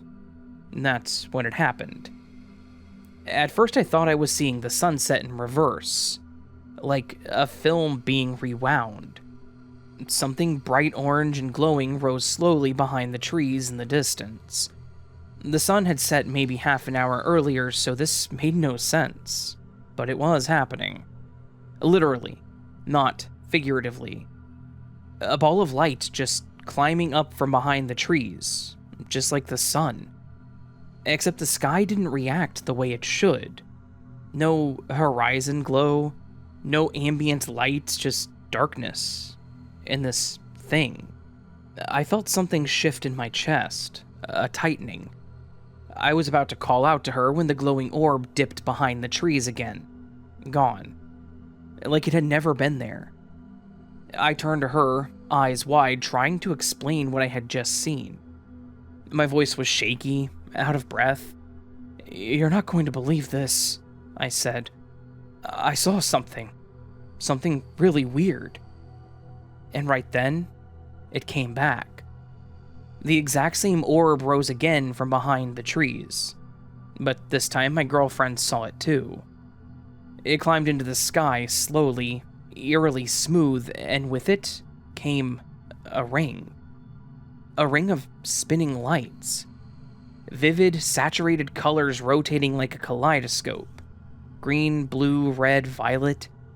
It was beautiful and terrifying all at once. The lights pulsed hypnotically. Some of them almost seemed to burn into our vision. Not painfully, but compelling. Like your eyes refused to look away. She gasped, "Oh my God." We both stood frozen. No sound. Just this silent glowing sphere, maybe 15 to 20 meters in diameter, getting bigger. That's when we realized that it wasn't just hovering, it was coming closer.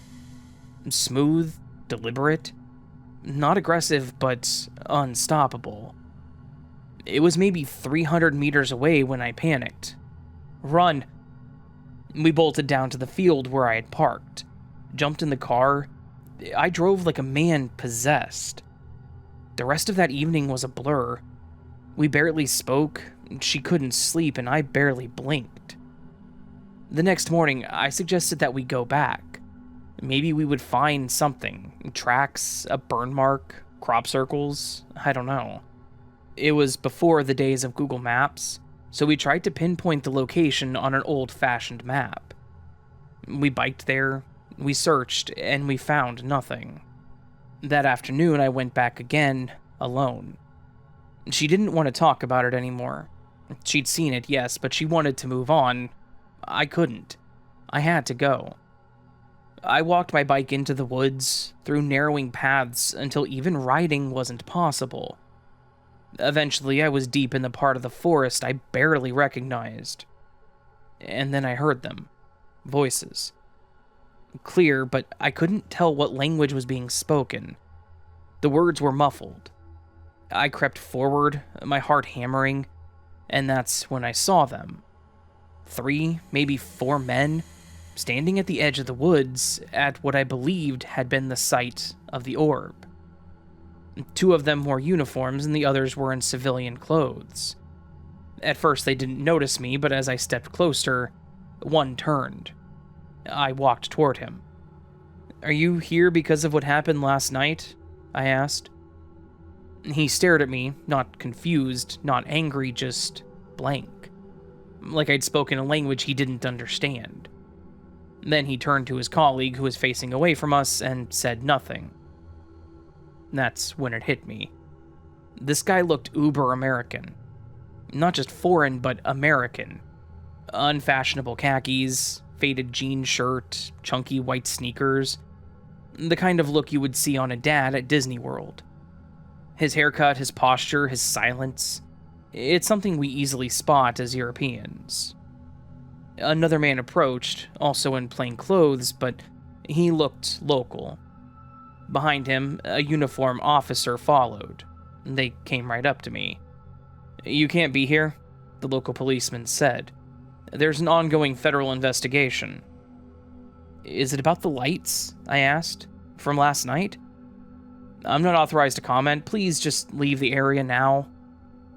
The American-looking man said something I couldn't understand. Not because I don't speak English, but because he was speaking around me. Like I wasn't even there. It was clear who was in charge. The others deferred to him. He didn't wear a badge or have any ID, but his presence screamed authority. I left, slowly. But I looked back, and they were still watching me. Later that day, I told my family and friends. A few weeks later, I returned to the area, but by then it was too late. The place looked normal, empty, like nothing had ever happened.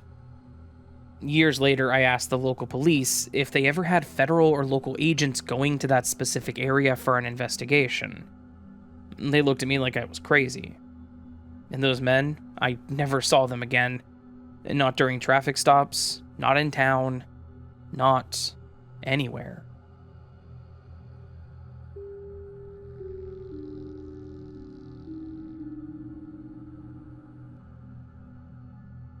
I had a pretty normal childhood. I had 3 siblings, 1 older, 2 younger, that I got along with most of the time. My parents were still together, and they were pretty normal people. I even had my normal group of friends that I stuck to through most of my childhood as well, but there was one part that started normal that escalated pretty quickly, and I still think about it on occasion. I had this friend growing up that I'll call April. We'd been super close, and she was my usual go-to for those invite one friend events. We were so much alike, and I'm sure that's why we got along so well. But one thing that I didn't like about her wasn't her at all, but her older brother, who I'll call Corey. Corey was 5 years older than us, and he was an outright jerk, to put it nicely. He always tried to do things to annoy April or pick a fight. He would barge into her room to knock something over. He had tossed water at us before, ruining one of my coloring books. Just really anything to be a nuisance. But it never made sense to me because every time April would yell at him, and her parents would reprimand him, I never understood why he kept it up, knowing he was going to get in trouble.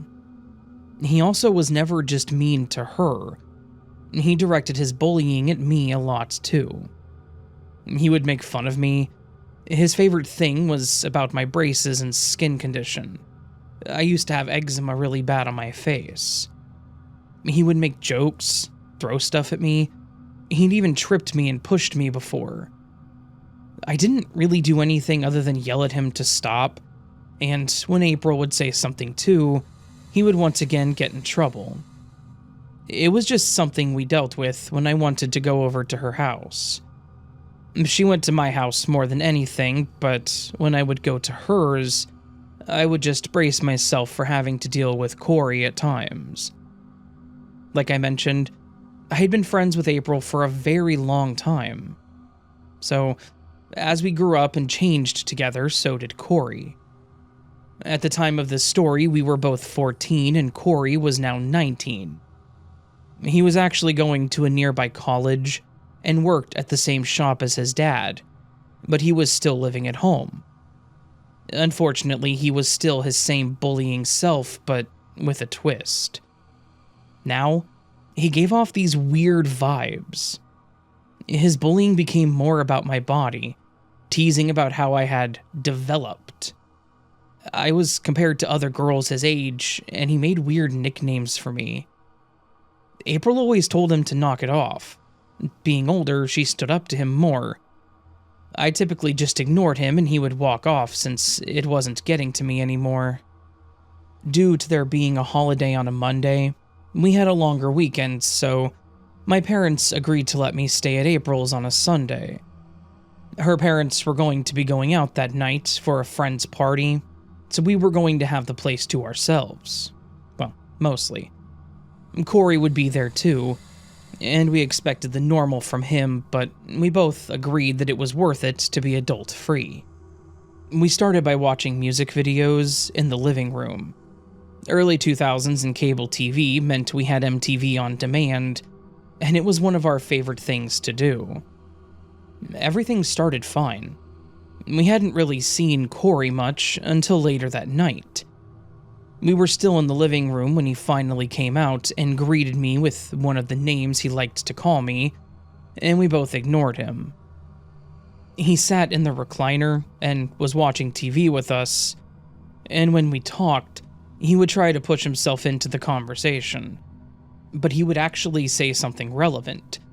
He wasn't doing his normal obnoxious things that he did. It was weird, but a nice change, I'll be honest. But as we watched TV, I felt like I was being stared at, and would look over at him to see him staring at me. It was weird, and I really didn't understand why. At one point in the night, April's parents called the home phone and asked her to change out the laundry as she'd forgotten.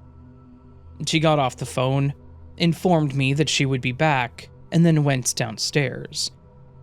After she left, Corey looked around the corner where the basement stairs were, and then went and sat next to me on the couch, putting his arm behind it. I remember looking at him funny, but ultimately just went back to the show and ignored him. Shortly after, he tried talking to me, but it was a normal conversation, something I wasn't used to with him.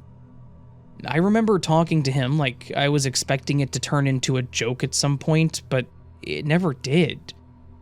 He asked if I was ready to be done with school, about my siblings, all of that. But then, his questions turned a bit more personal. He asked if I had a boyfriend, currently or before, how far I'd gone with the boy, and commented on how grown up I looked compared to last year. I just tried to be vague and give short answers because it was making me feel really uncomfortable. Then he put his hand on my knee and offered to experiment with me if I wanted. I jumped off the couch and went to the bathroom, locking myself in until I heard April come back upstairs. I was scared he may try to stop me if he saw me go downstairs, so I went to a room that would make sense and I could lock the door. When I heard April come up and tell Corey to move, I hollered for her. When she met me, I pulled her into the bathroom and told her what Corey had said and done. She apologized and agreed that he had been weird lately. She even said that he had asked about me and when I was coming over again. Neither of us expected him to get like this, otherwise we would have just gone to my house. We instead decided to move it to her room for the rest of the night to avoid him. After doing whatever in her room for a few hours, with no interruptions from Corey, we got ready for bed, as both of us were getting pretty tired. She had a pretty big bed, so we were both on it, me on the side closest to the door. I'm not sure how long I was out, but I remember waking up at some point and it was still dark outside. I remember being in that weird state between sleeping and waking up, where everything feels slightly unreal. As I lied there, trying to fall back to sleep, something made me open my eyes again. I looked around the room as I was facing the door, and that's when it finally registered in my head. The door was cracked open. The light in the hallway was shining right on my face, and there was a dark figure in the doorway. I blinked a few times trying to focus, but no matter what I did, the figure was still there. I was trying to remember if we left the door open or not, because that was the only thing that I could think of, until the figure started moving. It entered the room slowly and turned, and that's when I realized it was Corey.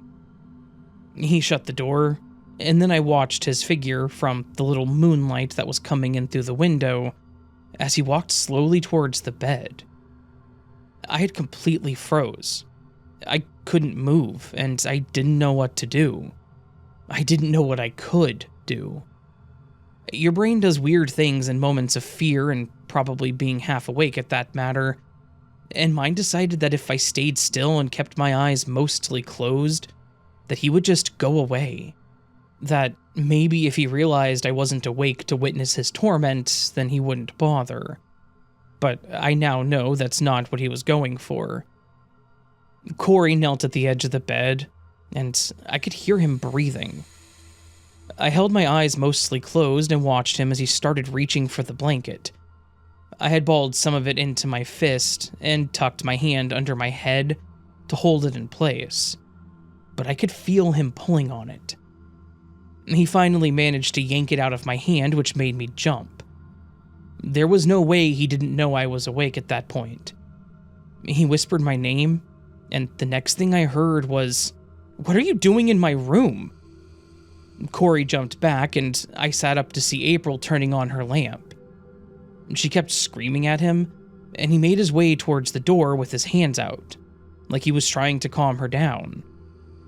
I remember pulling the blanket back up around me and listening to Corey say, "Be quiet." April kept yelling at him, and her parents were now in the room yelling as well. April told her parents what she saw, and to my surprise, she woke up to the jolt of him pulling down the blanket. They asked me the same, and I told them how I saw him walk into the room. I saw their dad's face turn red, and he grabbed Corey by his shirt and dragged him out of the room. Her mom came over to us and apologized, and April demanded that she should get a lock for her door, and her mom nodded. She stayed there with us to try and calm us down and talk to us. She tried telling us about the party. They apparently hadn't even been home very long before this happened. It was nice of her to do this, but I could still hear her dad yelling and Corey apologizing repeatedly in the next room. After some time, her mom left the room and told us to go back to sleep. It took us a while. April was asking me what all happened and apologized, but I think we were both a bit too awake to sleep again. The next morning, I waited until April was awake before we left her room. When we stepped into the living room, her dad was asleep on the couch, and Corey was nowhere around. April later told me that her dad probably slept out there to make sure he didn't try anything again. I didn't know this at the time, but her parents told my parents what had happened, and I wasn't allowed back over there. I was kind of upset, but at the same time, okay with it. April was still able to stay at our place. At that age, I was creeped out, but the fact that nothing worse happened, and I never saw him again, it was enough to make me push it behind me. Once I started high school, April started hanging out with a different crowd, and we drifted apart. No hate or anything, we just weren't the same people. But this all came back up around now that I'm an adult because she had actually recently added me on Facebook. I noticed that as we chatted, she never brought up her brother, and I feared maybe he died or something, and I really didn't want to talk about it.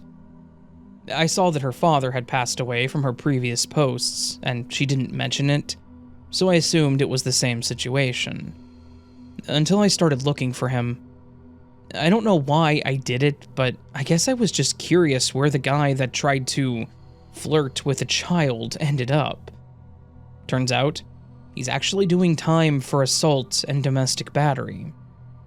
So, I guess some people never change. I'm thankful that April wasn't like that, and that her parents even seemed to believe us. Her parents were always very kind and supportive, so it's strange to me that he ended up the way that he did. I can only hope that his other victims were able to heal and move on with their lives.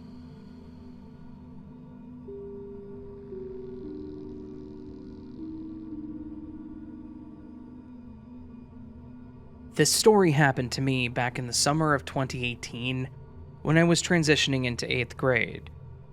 I went to a sleepaway camp in the Appalachian Mountains. I considered it a second home for me. I didn't really have to worry about schoolwork besides summer homework, and I made some of the greatest friends I ever had there. This is one of my main reasons of why summer is my favorite season. I got along with literally everyone at the camp, except this one person made me see how dangerous people can really be. That summer, there was a new counselor whose name was Art. He looked to be about in his 50s due to his white hair and slight wrinkled skin. Being a camp counselor in your 50s does not seem right to me. I don't know about you guys, but it gives off pedo vibes to me. When me and my bunk first met him, he seemed like a trustworthy person. For the first week of camp, he helped us clean our bunk when it was dirty and talked to us whenever we were feeling down. Me and my bunk didn't have any problem with him for the start, but the girls around camp would talk behind Art's back, and they would say things like, "He's a creepy old man that probably preys on children." After all, he was way older than all the other counselors. so I could see where they were coming from. One night, things got a little intense. We had a recess night where we got to do whatever we wanted, and me and my fellow bunkmates played tennis with each other. During the game, Art would watch us the whole time. During that time, he would give off a big grin that looked like how Pennywise the Clown from It would grin. I actually thought this was creepy. Why was he smiling like that? Was he really who the girls had said he was? Part of me actually thought that he was just admiring how much fun we were all having. It didn't stop there, though. One other night when I came out of the shower, I saw a shaving cream bottle. Now, this is when I started to go through my puberty phases, but I didn't have any facial hair yet. I walked over to the bottle where it was on the bathroom sink, and I grabbed it and examined the whole thing. As soon as I did that, though, I felt tense hand grips touch my arms. I turned around to see who it was, and it was Art. His facial expression had such a demeanor. He then spoke. "Listen to me, you little C-word that I can't say and keep this monetized. I'm not going to have you ever touch my belongings. You got that?" I didn't know what was going on because everything had happened was so fast. I was really scared, so I just complied with, "Yes." "Good. You better not do it again, or else I'm gonna kill you," he threatened. I then walked out of the bathroom with my bathrobe still on and was still shaking from what had just happened seconds ago. I was surprised that no one else in the bunk had even heard the whole encounter. I didn't feel comfortable telling anyone about this. It was just embarrassing. Later, I was able to cool off, but from there, I'll try my best to avoid Art as much as I could. It was now the end of the first week of camp, and one last thing happened that almost made me want to go home and never return to the camp. It was like a Tuesday or Wednesday night on the second week of camp, and me and my bunk were just heading back from movie night, which the camp decided to do that night. It was also Art's night off. This made me happy because I didn't feel safe around him knowing that he had threatened me just days before. I got back to the cabin, and about 15 minutes inside the cabin, I heard screaming from a far distance. There were definitely like 10 little girls screaming. This went on for like another minute, and then it stopped. Me and all of my other bunkmates looked at each other in confusion as to what could possibly have been going on out there. We had 3 counselors present with us that night, and 2 counselors told us to stay here as they were going to investigate what was happening. The other counselor stayed with us. We all listened and stayed put. About an hour and a half passed, and our 2 counselors were still gone. Something major had to have happened. It was also time for lights out, and so the counselor who was still with us turned the lights off and we were all in bed.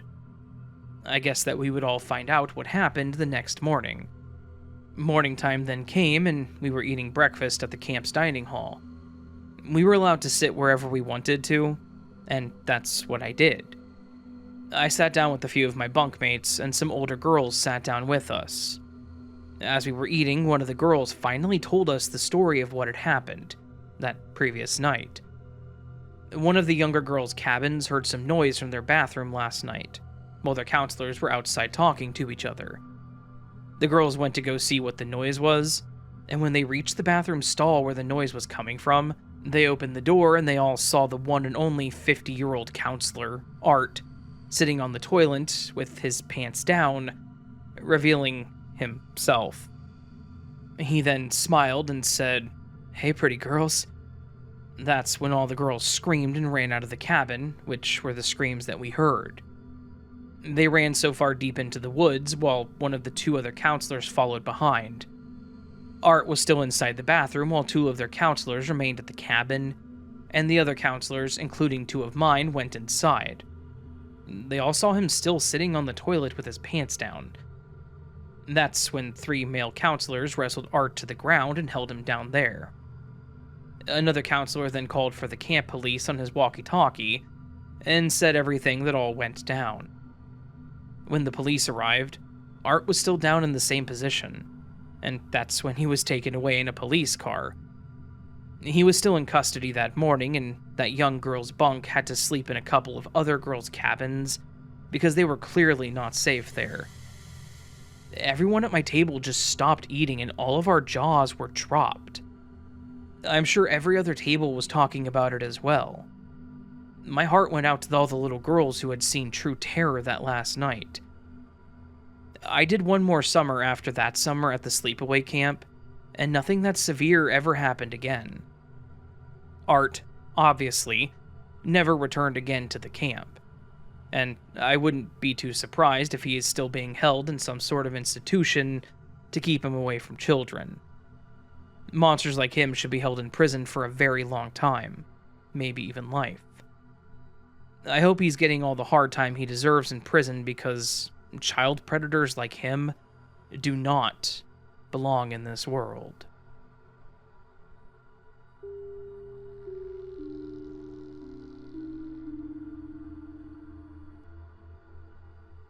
Hi Raven, first time poster here, but I drive 600 miles a week for my job, and I find your podcast to be an incredible way to pass the time and miles. That said, let me get right to it. It was late July 1998, and my family and I were getting ready to go on a trip out west. We were slated to fly from New York to Las Vegas, spend a few days out there, and then road trip from Vegas to visit various sites in Utah and Arizona, before finally arriving in Los Angeles to spend some time with some old family friends who had moved there several years prior. I was 13 years old at the time, and at about 10 p.m., I lay in bed unable to sleep due to the anticipation and excitement of my first trip out west. I could hear my parents moving about the house, cleaning, and packing their last remaining items. I shared a room with my little brother at the time, and he couldn't sleep either, so we spent our time talking about what we might do and see on the trip. My family lived in an older home. It was built in the 1940s by my grandfather. He passed suddenly in 1976, leaving the house to my dad. The window in the upstairs bedrooms were original at this time, wood-framed with no insulation or tinting. They often rattled during winter windstorms and did not do the greatest job of keeping out cold drafts in the winter, nor heat in the summer. They also did not do a great job of insulating our bedroom from noise outside. And as we talked, we could faintly hear the slam of our minivan door outside on the driveway below as our parents finished packing it for our 5 a.m. departure to the airport. Our bedroom was situated on the second floor, in the southwest corner of the house. There were 2 windows, one facing west and one facing south. At the time, we had no air conditioning in the house, so we relied on open windows to let the cool nighttime breezes flow through the rooms to cool them down. However, there was one problem with that. The window facing west, the one which overlooked the driveway some 20 feet below, had been stuck shut for as long as I could remember. I figured it was because this particular window, which faced west, endured the brutal lashing of the snow and cold winds in the winter, followed by long stretches of direct sunlight during the hot summer days. Over time, this warped the window frames, such that the window was stuck in place. On the hottest nights, I remember it being so hot in our bedroom that even fans did little to cool my brother and I off. He and I would often try our hardest to open this window to get a cross breeze going. He and I standing on his bed, counting to 3, and heaving with all of our might to open it to no avail. It never so much as budged. On many occasions, after much complaining to our dad, we watched in disappointment as he, a 6-foot-tall, 200-pound man, tried as he might to open it with no success. This particular night was no different. At 10 p.m., it was still in the 70s outside and very humid, and my brother and I knew that sleep would be even more difficult with the stale, hot, air in the room, combined with our excitement. We also knew, however, that Dad was far too busy getting ready to be bothered with trying in vain to open that window, so we let it be. Eventually, our exhaustion got the best of us, and we both drifted off to sleep. Several hours later, I was lashed awake by a terrible sound. It was a loud bang, and it jolted me awake in such a way that I never thought possible. To me, it sounded like an explosion. I not only heard it, but seemingly felt its impact. When it happened, I was instantly sitting up in my bed, my eyes darting frantically around the room to ascertain the cause. It was dark in there, the only light coming from the blue lava lamp that my brother and I kept on as a nightlight. As my brain awakened and my eyes adjusted, I could see a small human figure darting across the room. By its gait and the way that it moved, I knew instantly that it was my brother. He was whimpering in fear, a sound I'll never forget for the rest of my life. Pure, primal fear. I could hear his frantic footfalls across the hardwood floors as he scrambled for the door, and that's when I realized what had made the sound. It was the bedroom door. A nocturnal thunderstorm had come up in the middle of the night and stirred up brief but violent wind gusts. I felt a cold, damp breeze wash throughout the room. It was both refreshing but somewhat unsettling, for I had never felt a breeze that strong in this bedroom, having only one functional window. Then, lightning flashed, and I was able to finally see what had slammed the door with such great force. Though only briefly illuminated by the blinding lightning outside, I saw clearly that the window, the one which had been seized shut for years and years, was standing open. Not just a little bit open, but all the way, wide open. This allowed the wind from the storm to come in from both directions, creating positive pressure in the room and slamming our bedroom door with explosive force. I couldn't believe what I was seeing, and as the roll of thunder began to follow the lightning strikes, my mom and dad frantically entered the room, having both also been awakened by the noise. Their first order of business was to calm my little brother down, who was now in the midst of a full-blown panic attack. They sat him on his bed as my dad quickly shut both windows, my parents seemingly unfazed by the window. They ignored everything as they tended to my brother. After a few moments, I spoke up. "Mom? Dad?" I asked. "Who opened the window?" They both went silent, and I knew from their silence that they were as surprised as I was that this window, which had been frozen shut for as long as anyone could remember, had been found wide open to the driveway 20 feet below. "It must have been the storm. Just go back to sleep," my mom replied, in a tone of voice that lacked any confidence or certainty. They left the room shortly after, and my brother quickly fell back into a deep sleep. Not me. I lay awake, heart pounding, knowing full well anything of this world was not opening that window. I mentally recalled all the times my dad, who was a good-sized man and who worked out in our home gym regularly, tried and failed to open that window. I turned to face the wall so as not to look at it, and put my head under my pillow, and eventually returned to sleep. From then on, every time I brought up the topic of the thunderstorm and the window, my mom and dad dismissed it as the work of the storm, and quickly changed the subject. But to this very day, all I can do is wonder.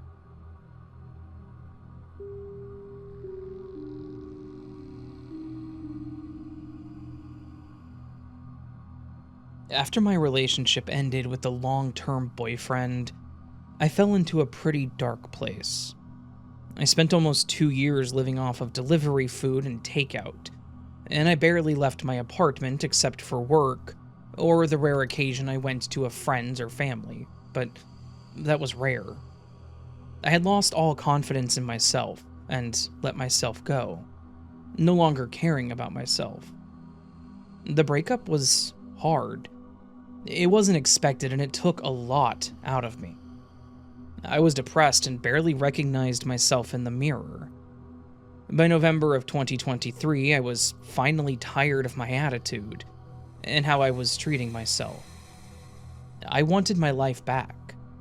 I wanted to get out more with my friends and have fun again, so I made myself a New Year's resolution to get back into shape. I planned out meals and snacks in advance to stop myself from eating out. I joined a local gym that was 24 hours and fairly cheap. I was feeling pretty motivated with my plans. I went to the gym after work to give myself plenty of time. The first week or so was exactly what you would expect. Awkwardly fumbling with machines, trying to remember proper form from videos and feeling completely out of place. The gym was big on being judgment-free, and it showed. No one watched you or made fun of you, or at least they didn't make it obvious. But as I struggled to figure out some of the machines, that's when I noticed him. He was taller, maybe mid-30s, and definitely in better shape than myself. I kept catching him looking in my direction, and initially my insecurities kicked in hard.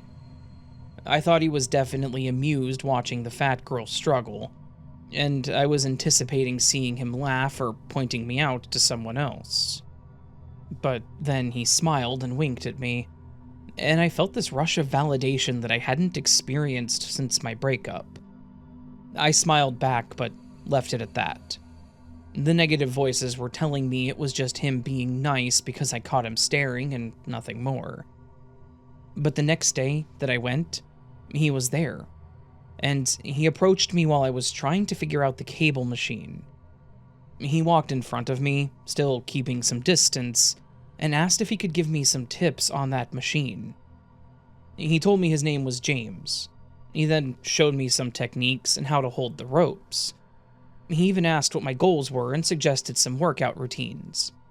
We even joked when he swore he wasn't a fitness trainer, trying to solicit services. The entire time he made eye contact with me, kept his distance, and always had a warm and encouraging smile that made me feel like maybe I could actually do this. I even had what seemed to be a possible friend to cheer me on and help hold me accountable. Looking back, I should have noticed how he always seemed to be there, no matter what time I went to the gym. Morning, afternoon, evening, somehow James was always around. But for some time, I enjoyed the attention that he showed me. He was a great-looking guy and could easily be hanging out with anyone, but he chose me. Eventually, the warm feelings he gave me did start to crumble. He started giving more unsolicited advice, but it wasn't like the helpful tips he used to give. Instead, he would come up behind me during my exercises, like one time I was doing squats. He then put his hands on my hips to, quote, adjust my position. I froze in place. His hands lingered way too long, and I kind of felt sick to my stomach. I turned around really fast to get his hands off of me, and his once encouraging smile now looked creepy. All I could think to compare it to was a predator watching his prey. I felt more like a target than a friend or an acquaintance. That's when I really started going at different times. I went later at night, knowing he usually left at the same time as me. But when I would get there and he was there, he would linger at machines and watch me. He was already covered in sweat, telling me he had already been there for some time, but he was now staying longer, possibly because of me. I stayed by the machines close to the front, and I only used the ones where I face outward so he couldn't come up behind me anymore, but that didn't stop him. He would still walk around me, try to put his arm around the small of my back when I switched out the weights, etc. I didn't know what to do, and I felt stupid. I welcomed his company at first, but now he was crossing boundaries, and in public for that matter. I watched movies and read books, and I always knew what I would do in those situations, but then when it actually happens to you and you freeze, you don't know what you should do. You question everything you do, and when you're in a relationship similar to what I was prior to this, you question your options even more. So I just decided to avoid him altogether and started going to a different gym. I went there a few times and was starting to feel better about it and my decision, until my stomach dropped as I saw James walk into the gym. He scanned the area like he was looking for someone. I felt sick. I was on one of the elliptical machines that faced the front, so there was no way to pretend I didn't see him, and I definitely didn't want him touching me again, so I stopped. I immediately went to the locker room and waited a few minutes before I swiftly walked out and toward the exit. That's when I heard my name. I didn't want to turn around, but I did, and sure enough, it was James. I was just walking towards my car, but I stopped and walked back towards the lit-up building, thinking I would at least be safer there than in the dark parking lot. I just made sure to keep my distance, and would take a step back every time he tried to move closer. He laughed and made a comment about, what are the odds that we would run into each other at a different gym? I made a vague comment about how it was odd, which wasn't a lie. What was his reasoning to go to a different gym? Then, his smile fell, and he just looked at me wide-eyed and said, "You're not trying to avoid me, are you, Kaylee?" I was spooked. I didn't know how to respond and how he would respond to whatever I said. I just remember giving a shaking no, and making some excuse about that one being a little easier to get to. Then he broke the creepy stare and started to laugh and said that he was just messing around with me and that he understood.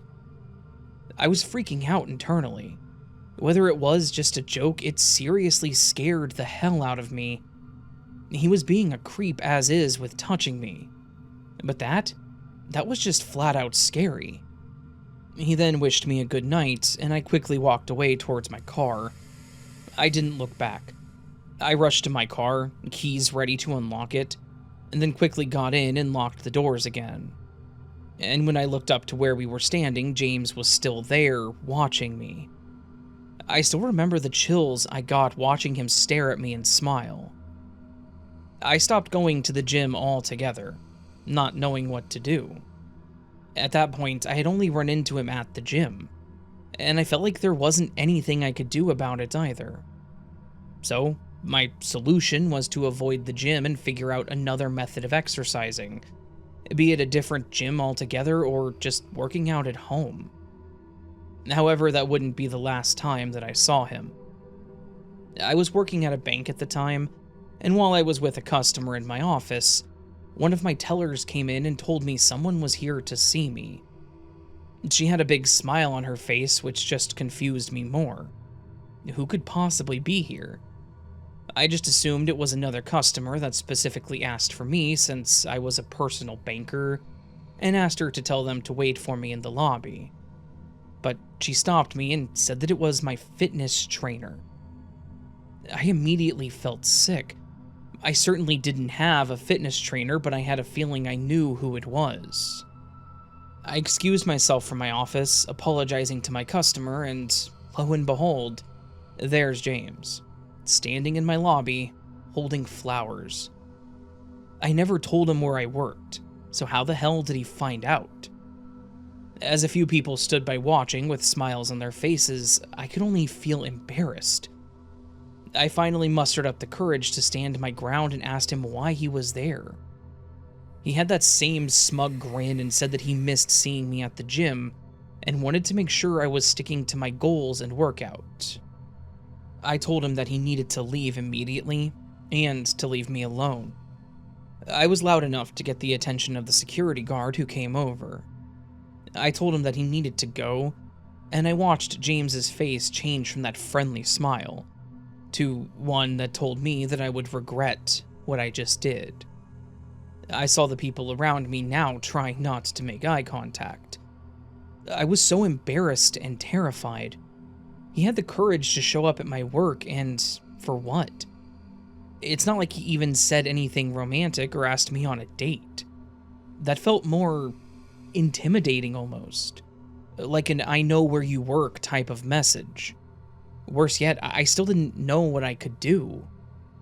I ended up talking to my brother about it because he was a cop, and he highly suggested that I file a report and try to get a protective order. He said since he had shown up at my work and was making me as uncomfortable as he was, there was plenty of reason to do so. So, I went with him to the police station and filed a report the next day.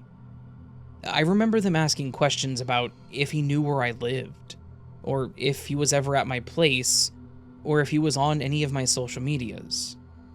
I hadn't even thought about that, and frantically scrolled through friends and followers on what I had since I started going to the gym. I didn't find any profiles with the name James, nor did I see his picture on any of them. But what if he just didn't have a picture of himself? Or what if his profile was named something different? I didn't know what other choice I had, so I ended up deleting my Instagram and Snapchat, and did a huge cleanup on my Facebook. I was left with only family and close friends. I wasn't comfortable going back to the gyms, so I did what I could from home, buying a few weights and bands, and did my best. I didn't see him after that, thankfully. However, I did get a friend request from someone by the name of Michael.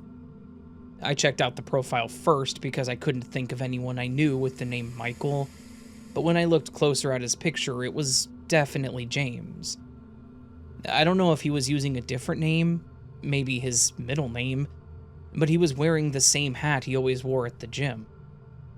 I not only declined it, but I also blocked him. I had a message request too, because you can't even message me unless you are a friend, and I just deleted it, assuming it was probably him too. And that was the last time I had any sort of contact with him. It was such a surreal experience for me. I thought I just found a possible friend, someone to help me on this new journey, but he went way over some boundaries, and that was not okay. He knew very little about me. He knew my first name and my fitness goals, I guess, which consisted of saying I needed to lose weight. I didn't tell him anything about where I worked or lived, and certainly didn't give him enough information to find me on social media. So when he showed up at my work, I was pretty creeped out. Maybe some people might think I overreacted, but to not give any indication of the reason for showing up, and the look on his face, it made the whole thing seem more malicious than good intent. I guess I'll just go back to keeping to myself, because even the seemingly nice guy who just wanted to help appeared to have other creepy intentions. And as for James, let's just never meet again.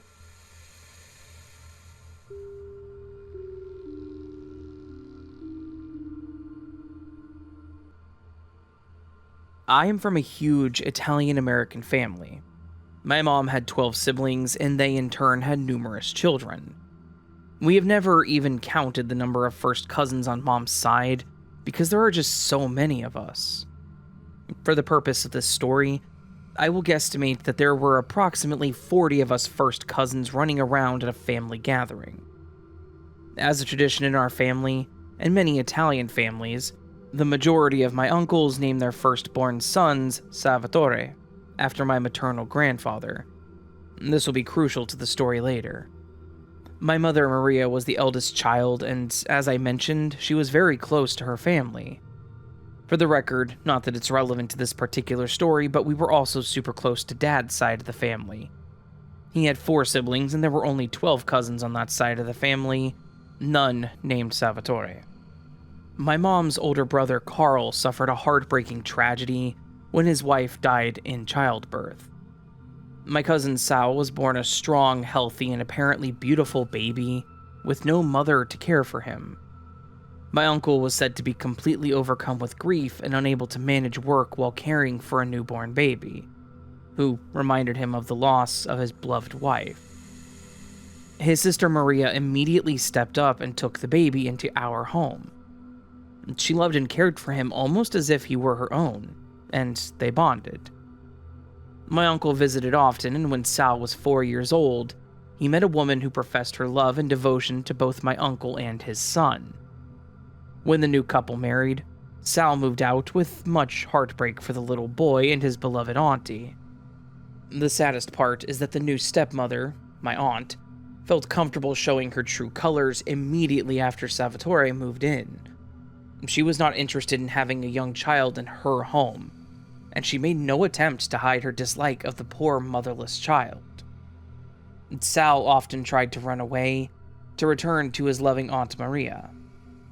My uncle, determined to have his son live with him, and rightfully so, would come and bring him home every time. He was said to be loved by his father. Unfortunately, his father was unwilling or unable to acknowledge the emotional impact that his wife's new behavior was having on the young boy. Sal grew up angry at his father, and although other family members really tried throughout the years to get Carl to see the damage that this woman was inflicting on his son, he was blinded by her. Sal moved away and only kept in touch with his Aunt Maria, a few uncles, and tried to keep in touch with his little half-sister. Sal is a good person.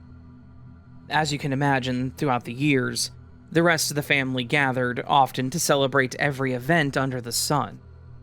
My mother, being the most nurturing human alive, was very close to many of her nephews and nieces. She taught me how to be an auntie, and I love her for that. Your nephews and nieces are the most important children in your life, right next to your own kids. That was always her motto. She treated them all like her own kids. No one ever needed an invitation to our home, and it was often, completely unexpectedly, filled with 20 to 50 people for Sunday dinner. I actually thought that was how everyone grew up when I was a child. The 6 other Sals visited often and always came over to tell Aunt Maria of their accomplishments, often bringing her sweet little gifts, like freshly caught fish or a plant, because making her proud was a truly wonderful feeling for all of us, and everyone who ever met her adored her. I realize this is a lot of background with not much paranormal stuff yet, but I am getting to it. Here is where the paranormal begins. My father Tony passed when I was very young. When I was sick or very sad, I always felt and even saw his presence, but I chalked it up to my very vivid child's imagination. My dad was a kind and loving man, called a gentle giant by many.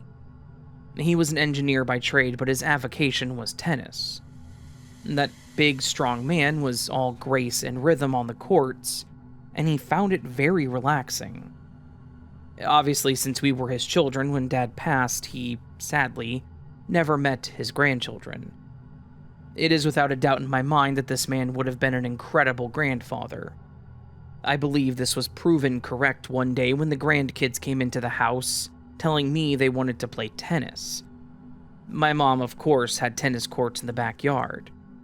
I laughed and told the kids that we would teach them when they were a bit older, and they said, "Oh, we already know how to play because Pop showed us how."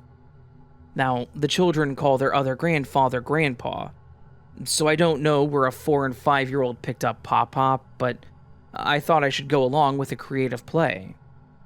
I said, "Really? Cool, show me." They took me out and showed me how to hold the racket, explained the rules, and described my dad perfectly. I didn't want to accept this until they said, he had a white t-shirt on and white shorts. He looked kind of funny. There was a weird squiggle on his shirt. What now? They described my dad's tennis outfit to a T, and there were no photos of him in his tennis whites on display. They also said that he smelled like he had perfume on. My dad always put on aftershave and/or cologne because my mom loved it. And please know that I used creative license in my description due to privacy concerns. Some people in my family are a tad uncomfortable sharing these stories. Now, on to my adult story. When Mom passed when I was in my late 20s, I was devastated, and I wasn't the only person who took her passing hard. The funeral home was packed every single night with family and friends from around the globe. She was, as I mentioned, much loved. I cannot begin to describe the gorgeous floral arrangements and copious amounts of food that continued to arrive for days. It was a great comfort to myself and my siblings to see the outpouring of love from Mom. And she was more than deserving of the love bestowed upon her. The world never felt or looked the same to me after her passing. The sun never shone quite as brightly in my world, if that makes sense. I would often dream of her at night. I knew that these were clearly just dreams and nothing more, but I would wake up smiling. One of her grandchildren dreamt of her nearly every night. This was the grandchild closest to her. I cannot say whether these were dreams or visitations, as they're not mine to assess. One night, I fell asleep, and I was awakened by a noise inside my head. My husband remained fully asleep. I saw my mother hovering near my bedroom slightly above the door in a white gown. She looked so young, vibrant, and healthy. This event took place many years ago, but I can still recall every single detail. It felt very different than any dream I ever had in my life. But it was the middle of the night, and it felt so real, but I was aware that she was deceased. She said, "Call Sal. You have to call Sal." And as quickly as she came, she vanished. I fell back to sleep and thought to myself, that was strange. Why would Mom visit me and say that? But I immediately knew without a doubt which Sal she meant out of all the Sals, including uncles and cousins. I awoke and went about my day, but I couldn't shake the visitation from the night before or the directive I had been given by my mother. I'm not sure whether you know this or not, but when an Italian mom asks something of you, you do it. Also, I knew it was important, but I had no idea why. I've never had a dream that I couldn't shake, but this visit from Mom was definitely different. It's as if she wouldn't allow me to forget it. First, I had to obtain Sal's new number because he had moved again. I called that very evening. This is the conversation. Sal's longtime partner. "Hi, how are you?" Me. "You're gonna think I've lost my mind, but Aunt Maria told me to call and speak to Sal." I hear crying on the other end of the line. "I'm sorry, did I say something to upset you?" And then the partner said, "You have to say those exact words to your cousin. He absolutely needs to hear that." Long story short, my cousin, completely estranged from everyone in the family, just a few days prior, had received a very serious medical diagnosis. He was obviously depressed, feeling alone, and very much deserted by his family. If you recall, his father chose his stepmother over him throughout his entire life. My mother and a few of my aunts and uncles loved and supported him, but the pain of parental neglect cuts deep. His dad was clueless, but the rest of the family understood the intense hurt and pain that the poor child and later adults lived through. No one understood it more deeply than his beloved Aunt Maria. We spoke for over an hour. Sal is many years my senior, and this was the longest conversation we had in our lives. He openly shared how he felt. I listened and reminded him how strong his aunt's love must be that she would come to me and insist that I contact him. He cried. I honestly have never known him to cry in my entire life. He asked if I thought our uncles would be open to contact, and I immediately told him that everyone absolutely wants to hear from him. Eventually, he reunited with our family. He even decided to call his father, and they resumed superficial, very casual contact prior to my uncle's passing. I believe Sal did this mainly to contact his younger half-sister, whom he loved dearly. It is my belief that the one brief visit from Maria was necessary to help Sal get his motivation back to fight his illness. Fortunately, he fully recovered. Clearly, there's no scientific evidence that proves the visitation, or the fact that Sal's new outlook on life helped him combat the disease. Conversely, there's no evidence to suggest otherwise. I know that my mother loved her nephew dearly as one of her own, but I couldn't possibly begin to explain any other portion of my story. Thank you for reading the story, Raven. You rock.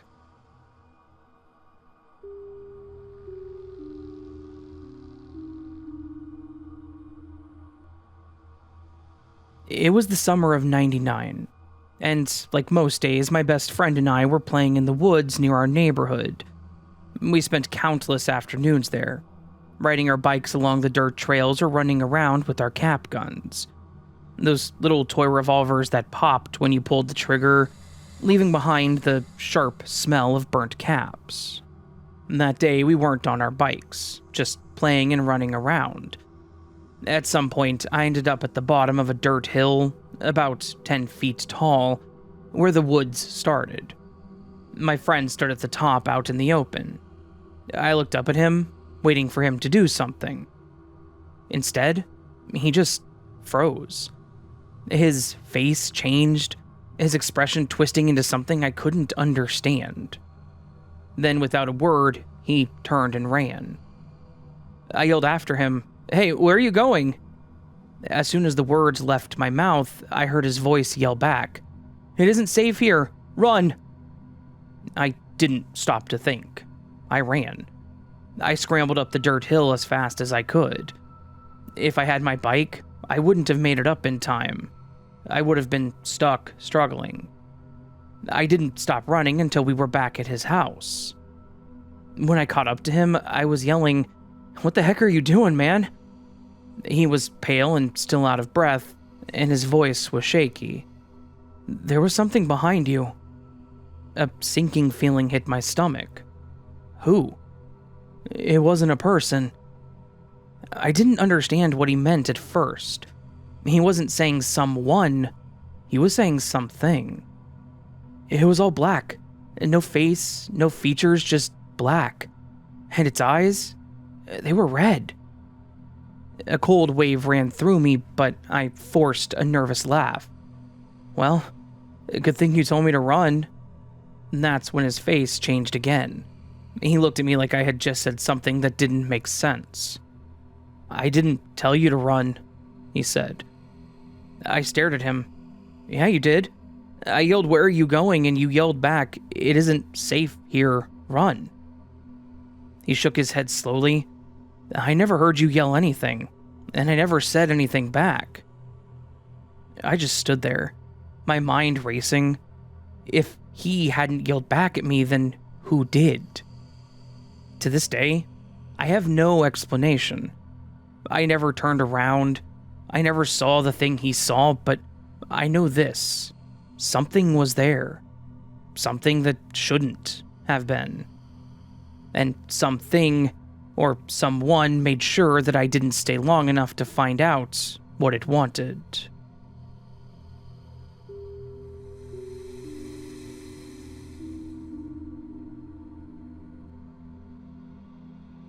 I moved in with my girlfriend back in 2017, and at the time I didn't really know her neighbors. She said that everyone seemed to keep to themselves, so I didn't really have a reason to know them either. There were no introductions or anything like that. I did see one guy that walked his dog in the mornings and nights passing her place. There were two old ladies that would walk by too. Then there was some kind of work van that parked on the road in front of her neighbor's place every weekend. I think those were the few things I noticed that were recurring in her area, but otherwise, I didn't know any of them or anything about them. I already spent a lot of time over there, so it was nothing new at the time of me moving in. But before I moved in, I had never stayed there overnight on Sundays, due to having to go to the office on Monday. It was about a 45-minute drive from her place and only 15 from mine, so I usually stayed home those nights. Overall, it was cheaper to have less rent and utilities to pay and drive a little further once a week. So I didn't often see the Sunday night routines of the neighborhood until one night I had to run to the store around 10 p.m. When I came home, I saw a familiar kid, standing in our driveway behind my girlfriend's car. I got out and asked if he was okay, and he said he was fine. I asked if he needed anything, and he said no, as he just smiled at me. I shrugged it off and made a joke saying not to stay out too late, and went inside. He was about 12 or 13 if I had to guess, and had his bike next to him, so I figured he maybe just stopped to rest for a moment. It was odd to use our driveway for his rest stop, but he was harmless. I saw him riding his bike up and down the street before, so he wasn't exactly a stranger, and he lived 2 houses down, so he was definitely from the neighborhood. But then a few weeks after that event, I was coming home from a friend's place, and again I pulled into the driveway with that kid standing behind her car. He was wearing a jacket and had on a large backpack, just like last time. I greeted him again and he waved at me. This time I was a bit more curious. He again was standing next to his bike, but it caught my attention when I pulled in because he was leaning to one side, as if he was trying to see something or look for something. So I approached him and asked what he was doing. I certainly didn't expect the response that he gave. He said that he liked to watch people do things. I asked him what he meant, and he smiled as he said, "I like watching people do things when they don't know someone is watching." Something about the way he said that made my skin crawl. I asked him if he spied on people, and he shrugged, but then turned and pointed at a house. He said that the old man in that house threw his dog around. He pointed at the house across the street. She must be sick because she takes a lot of pills. He then pointed at another house further down and said that the boy there smoked in his room to hide it from his parents. I was startled, but at the same time, amazed. This kid was basically watching other people from the yard, from the driveway, and no one saw him? No one reported it? But then I thought more about it because it's not like he was at the window. He was standing in our driveway a good several feet from the house. I made a joke about him having supervision, and he pulled his backpack off and pulled out a pair of pretty hefty binoculars. And there it was. He seemed pretty proud of this too. He kept talking as he looked at the binoculars, and it was the way he said this that made it creepy. His voice was monotone, but almost sinister for such a small kid. "I like watching people when they think they're alone." Something about that was incredibly off-putting. I told him that he shouldn't be outside alone, especially when it was dark, and he must have taken that as a challenge. He smiled at me and said that he also sees stuff through tiny bathroom windows. I was confused at first because he didn't point out a house like he did to the others. Then I finally caught on. Our bathroom had a small window that was higher up than normal. It didn't even open, and neither of us really understood why it was there. It was also high up enough that my girlfriend didn't have a curtain over it or anything. She just had some small decorations sitting on the windowsill. There was no way he could see anything in the bathroom from the ground. If he was talking about our window, then he had to be deliberately trying to look into it. There was a tree situated right between the front yard and the small side yard where the bathroom was. I asked him if he was climbing in the tree, and he said that he was. That means he was in the yard, which means trespassing. This kid was purposely climbing in our tree to see in our window, and God knows what all he had seen. And how long had he been doing that? Did he do that when my girlfriend was alone? I told him that he needed to leave, now, and stay out of our yard, our trees, and our driveway because otherwise I would tell his parents. He was clearly upset, and I guess confused because he asked why. I told him that what he was doing was wrong. and that he could get into serious trouble for it. I don't think he understood how serious it was because he just shrugged again and walked off with his bike. I waited to go inside until I saw him disappear over the hill. I went in, and I told my girlfriend immediately what had happened. She was just as surprised and creeped out as I was. We put something in the window that night until we were able to get a curtain that following week. It was probably about 2 weeks after that event. I went out to get my mail and saw that same neighbor kid riding his bike toward me. I ignored him, but he stopped in front of me, and he actually asked me why we blocked out the window. Obviously, the only way he would have known is if he tried looking again.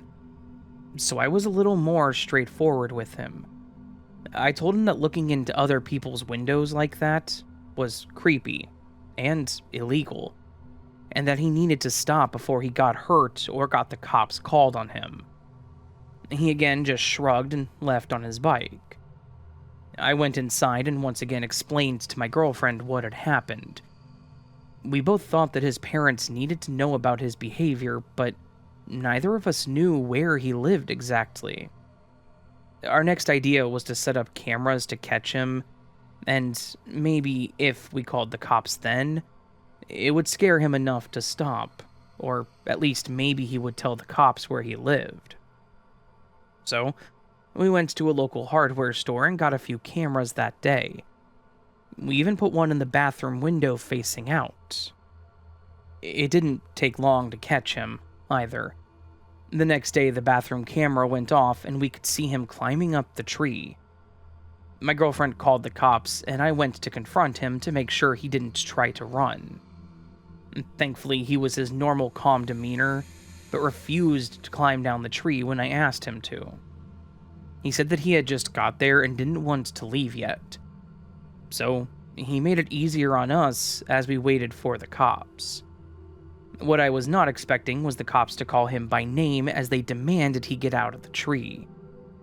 He explained to us that he had been reported by several people in the neighborhood, so they were pretty used to him.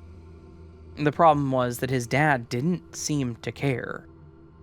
He had 2 younger siblings, and his dad focused most of his time on them, and when the police would bring him home, the dad would only say that he was just doing things curious boys his age did. Sorry, but as a man, I was never curious enough to spy on my neighbors. The police did inform us that due to his age, they couldn't charge him with anything, but his dad did get a warning, saying that if he was caught again, he could face parental liability charges for it. Good news was that, after that, we didn't catch him in our tree again. However, the camera did see him standing at the edge of the driveway a few times, making sure to not enter anyone's property line and holding on to his binoculars. At least we had some thick blackout curtains that we kept closed. Oh, and before I forget, because it had been asked when I posted this story elsewhere, yes, the dog is safe. I told the cops about what he said that night, and they said that the whole thing had become a pretty crazy case, but the dog was taken away and was given a good home.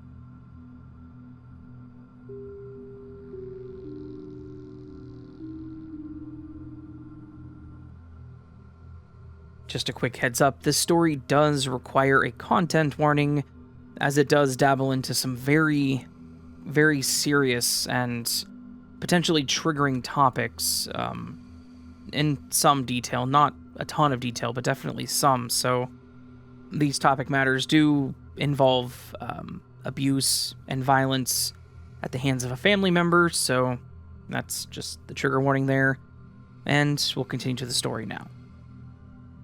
I'm pretty new to your channel, but I'm fairly keen on the family secrets and similar videos, because of something that happened to me as a young child. It was a pretty dark and terrifying moment in mine and my mother's life, but now that I'm almost 50, I have healed for the most part. I know my mother doesn't like to talk about it, however. It's taken me a while to finally sit down and type all this up, but I decided I would like to share the story with you and your audience too. Before I get started, I do want to warn you that it is pretty graphic and deals with domestic abuse. I'll only include the stuff relevant to the story, but I just wanted to give you a trigger warning in case someone doesn't want to listen. I also want to say that I was pretty young, and while I remember a lot of it, there are parts that my mother had to tell me about, or explain, so there will be both perspectives in this. Here it goes. This happened back in the summer of 1987, when I was 8 years old. My father was a horrible human being. My mother and he were forced into what many would refer to as a shotgun wedding. Mistakes were made, and I was born into a very hostile environment. While my mother did everything she could to raise me, take care of me, and give me the love every child should know, my father was the opposite. All he wanted back then was, for lack of a better word, one-night stands. But his luck ran out when my mom was the first one that got pregnant. He didn't want a kid, let alone a family. He still wanted to be carefree and be with anyone he wanted. Of course, a ring and a child didn't stop him. He still did what he wanted, had affairs, stayed away for nights on end, and my mom, who was only 16 at the time, couldn't do anything about it. There were several times where she went without eating to make sure that I could. And before anyone asks, no, her family didn't want to help either. They practically disowned her after she confessed that she was pregnant. She tried to work where she could, wherever they would allow her to bring in a baby, until I was old enough to go to school. But the older I got, the more I witnessed, and even experienced, the abuse. When he was home, he was 3 sheets to the wind. My mom did her best to just ignore him and avoid him, but sometimes that wasn't enough.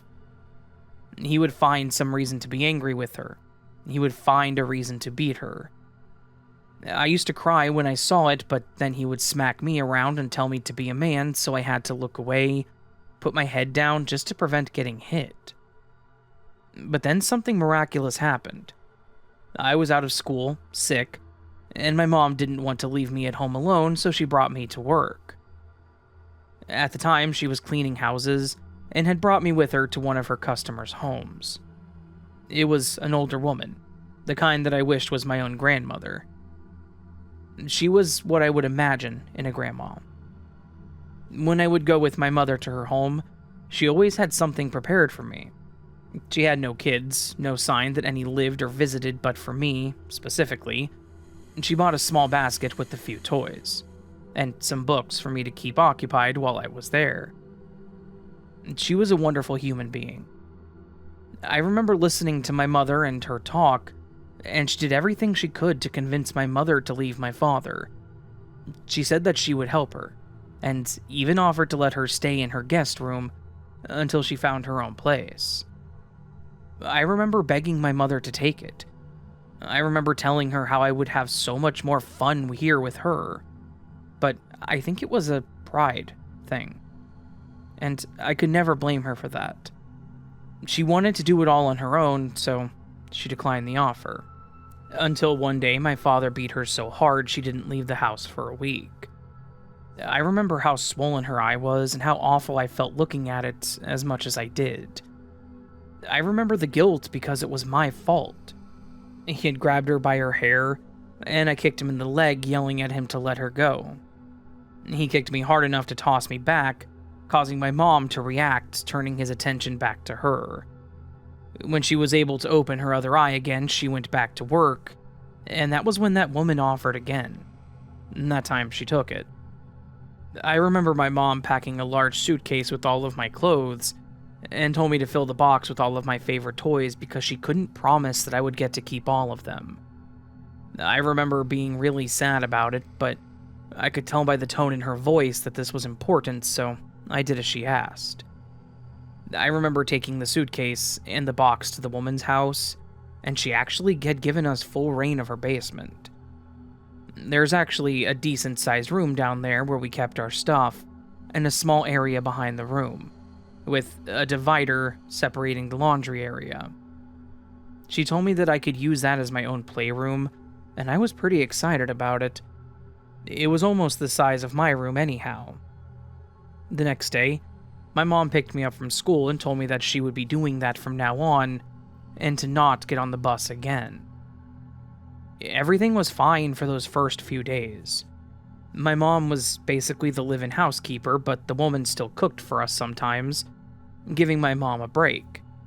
And it just made me realize even more how much I was missing out on such a loving and safe home environment.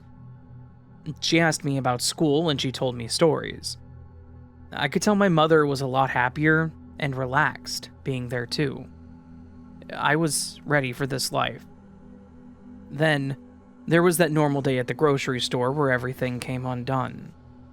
It was a Sunday morning. My mother and I went to the grocery store for one of the errands that she would run. As we were heading to the car, another car pulled up next to us, and we heard a familiar voice call out, saying my mother's name. I saw the way her whole body went rigid, just as she did at home. We both turned and saw my dad sitting in some car that we didn't recognize. My mom did her best to be strong. I could hear it in her voice as she asked him what he wanted, something she would have never done at home. He claimed that he wanted to talk, and she refused. He made a comment about going to the police because he wanted to see his kid. After some hushed arguing, my mom begging him not to do this, her shoulders finally dropped as he demanded we get in the car. She said that she was technically working, so we had to make this quick, and told me to hop in the back, assuring me everything would be okay. I will add here that, at this point, my mother was already working on the custody part and a restraining order, but at the time, back in the 80s, it was more of a challenge for her, at least, with the police that she worked with. I don't know if anyone had a different experience with it. Her fear was, since the custody wasn't finalized, she didn't want him to risk claiming that she kidnapped him and then lose her chance of getting full custody. Again, I don't blame her for this. She did everything she could. So, we did as he demanded. We got in the car, and he sped off. My mom asked where we were going, and he said somewhere they could talk in private, as a family. I remember thinking he was just going to take us home, but that wasn't the case at all. He kept going down roads I wasn't familiar with, gravel streets with no signs, until we arrived at some old farmhouse in what appeared to be the middle of nowhere. There was nothing else around us. Not a single soul or car on that road that we took. What's worse is that I had drifted off multiple times, and from what my mother told me afterwards, we were driving for a little over an hour. He took us somewhere far away from what we knew. My mom didn't move from the seat, so neither did I. My dad got out, walked around to her side, and dragged her out of the car. I watched, terrified, as she fell to the ground, being dragged by her arm. Then he opened my door and started doing the same to me. I got out a bit more willingly, not wanting to get scratched up. He then yanked my mother up, yelling at her to get inside. I remember clinging to my mother, afraid to let her go. Once inside the house, it was nearly furnished, but everything was covered in dust. I didn't know where we were or what this place was. He told me to go sit on the couch, and he turned on this old TV that was playing something I was not interested in. I think they were talking about lawn care or something, but I just pretended to be interested in it, not wanting to turn around and witness what was happening behind me. I could piece it together in my head from the sounds alone. There was yelling, "You don't get to leave me, you didn't want us in the first place." There were sounds of flesh hitting flesh, sounds of pain and crying from my mom, yelling, and all I could do was stare at the TV in front of me and cry, knowing the moment that he saw the tears or heard me crying, I would get the same. I don't know how long it went on, but it felt like hours, going through different shows. Eventually I heard him tell her that if we even thought about leaving, he would kill us. And then I heard the front door slam shut. I turned around and saw my mother in the worst condition I had ever seen her in. I just wanted to hug her and hold her and take away all of her pain, but I knew at that age I couldn't do anything for us. We were there for 6 days. 6 days of him beating her senseless, telling her to do things such as make us dinner. She struggled to move and he beat her more because of it. But after the second day, he started tying her to the chair when he left. I didn't know it at the time, but I had fallen asleep after she comforted me and she was looking for a way to leave when he caught her in the act. So anytime he left the house or even slept, she stayed there tied to the chair. He just told me not to move from the spot in the tiny living room or else he would do the same to me. I was afraid that I was going to die if he did, so I listened. The fourth day, she sat in the chair by the wall, slumped over, hardly moving. She didn't eat the day prior, and she hadn't eaten that day either. I was scared. I was afraid that she was dying and she would leave me with him. I tried to get her to drink water from my cup, but she choked, and I remember crying thinking that I was making it worse. But she still did her best for me. She would look up occasionally and try to smile at me and whisper that we would be okay. I don't know if she believed it, but she still tried to do what she could from that chair to comfort me. But looking back at it now and talking to her about it, she had a plan. She was still planning an escape for us, or at least me. She was in a lot of pain and she definitely needed medical attention, but she made herself look weaker than she was. On the 6th day, he tied her up as he did, told me to stay on the couch, and walked to the bathroom to take a shower.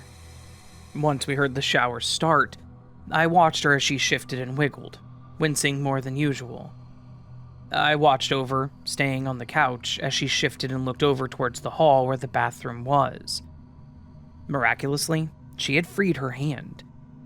I watched closer as she tried to lean over to her feet and immediately shot back up with a groan.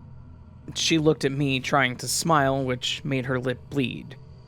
She held a finger to her lips, indicating to stay quiet, but then motioned me over there. She told me sternly but quietly that she needed my help untying her feet. I knew this could be bad. I knew that any moment he could catch her and kill her, but I didn't waste any energy. I immediately went to work on her feet. I couldn't untie my own shoes yet, so I struggled to figure out the knot, but with her little words of encouragement and pointing me in the right direction, I got them loose enough for her to pull her feet through. As soon as she was freed, she grabbed my shoulders and told me to listen carefully. She said that no matter what happens next, no matter what I hear, no matter what happened to her, I should run. Then she told me that I had to remember this next part. She told me a series of directions. Right, left, right, straight, left, right. She told me it was very important to remember that. We repeated it together several times, and then she made me repeat it until I got it right. She told me to put my shoes on and she stood by the door trying to slip on her own. That's when I heard the most terrifying thing in my life. "What the hell are you doing?" We both jumped and turned to see my dad in his boxers staring at us, his face red and twisted in anger. The water was still running. He had tricked us, whether it was intentional or not. He walked towards my mom, and I remember feeling like I was going to have an accident. He instilled that much terror in me. He grabbed my mom by the throat, and her last words at that point were, "Run." I remember watching for a split second as he grabbed her and slammed her to the ground. I opened the door and hesitated for a split second. I almost turned around to look, but the sound my mother made scared me as much as my father's voice. I knew if I turned around I wouldn't be able to leave, so I ran. God help me, I ran down that road repeating the pattern in my head. Right, left, right, straight, left, right. Trying everything I could to remember it. I got as far as the first few turns, but my child brain was a jumbled mess of fear, confusion, guilt, and sadness. I feared for my own life as well as my mother's. I was sad that I left her behind. I felt guilty for not being able to save her, and confused as to why he was doing all of this. He didn't care when we were around, and then he did after we left, but continued into his normal routine, but 10 times worse. All I could do was run and hope I remembered the right directions. Then I heard one of the best sounds I had heard all week. Tires on gravel approaching. They were coming from the direction I was going, but for a moment I was terrified that it could be my father coming for me.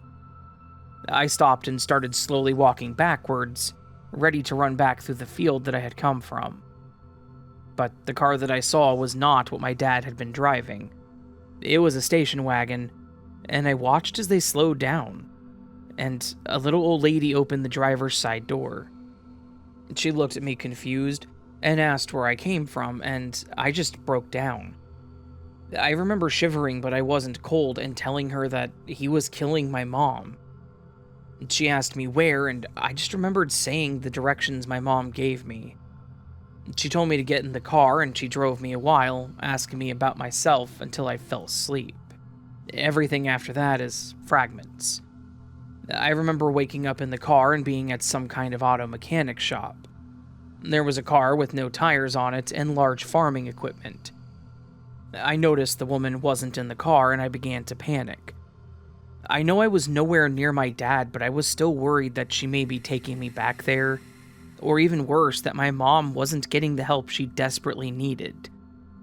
The woman came back out shortly after, seeing me in tears, and comforted me again, and told me one of the best things I'd ever heard.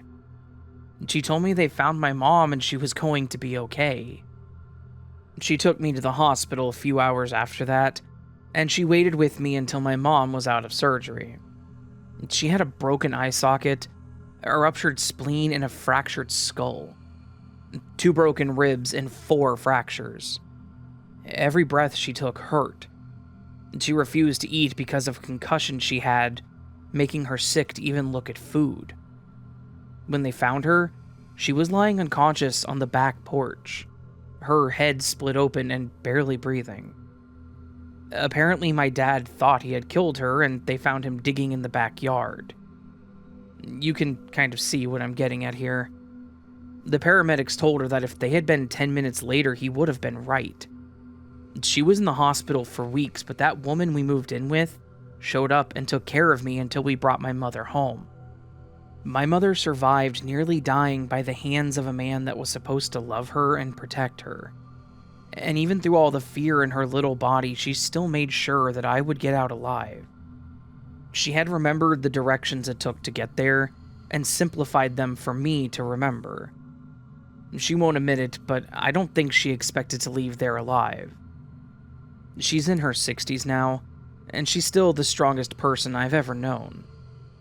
Most of the physical scars have healed, but she still gets some pretty bad migraines. My dad died back in prison in '99 after getting into a fight with another inmate. He had an aneurysm. Mother says that it's only proof that violence will eventually consume everyone who lives by it. So, there's my story of the most terrifying thing to happen not only to me, but my mother as well. And to anyone that might be going through anything remotely similar, just know that you are worth the effort and the time. Someone out there is willing to help.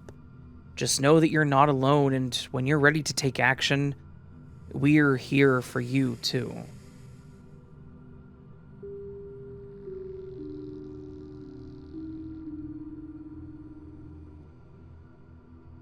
Hello, this is the first time that I've done something like this, writing up my story in this sense, so I apologize if it reads funny or if I may jump around. But I wanted to share a story about something that happened to me my freshman year of high school. I went to a pretty normal high school.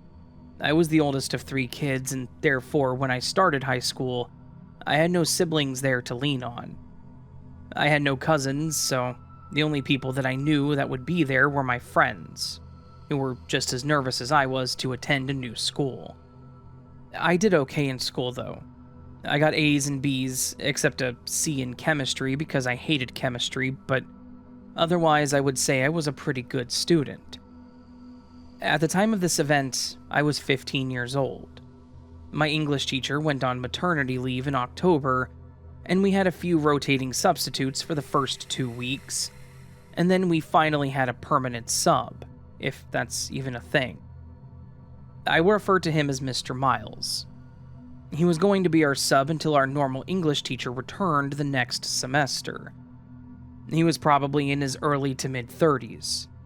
He didn't dress old like a lot of the other teachers, and was immediately popular with the students because he was, quote, chill, compared to the other teachers as well. He wasn't as strict when it came to deadlines, homework, or even having our phones out in class. He even gave us time at the beginning of each class to finish homework if we didn't get it done. If we finished class early, he didn't care if we had our phones out listening to music or playing a game on it. He would sit on the edge of his desk instead of behind it, and talked to us all like we were his equals. At first, I thought he was one of those kinds of teachers trying to connect with students. That wasn't an uncommon thing. There were a few teachers that tried to approach, and sometimes it worked. But looking back, I should have noticed how he singled out certain students' attention, especially me. I was going through a rough time that school year. My parents had been fighting a lot lately. I was seeing my dad a lot less, and less to the point where he even stopped coming home. I didn't know if it was work, or if that's why they were fighting, or if he was going to leave us, or if Mom had just kicked him out. Whatever the reason, he was rarely home at that point. Then, over that summer, my parents finally explained how they were getting a divorce. It wasn't our fault. They both loved us, and all the other colors that come with it. Even though I knew things weren't right, I was still devastated. I loved both of my parents and was close to them, but when they finally broke the news to us, I guess it gave my dad permission to leave for good and never bothered to come back to see us. He barely called anymore, and when he did, it was awkward small talk. He called on my birthday, which was in September, and asked me about how my summer vacation went. That's how long it had been since I had spoken with him.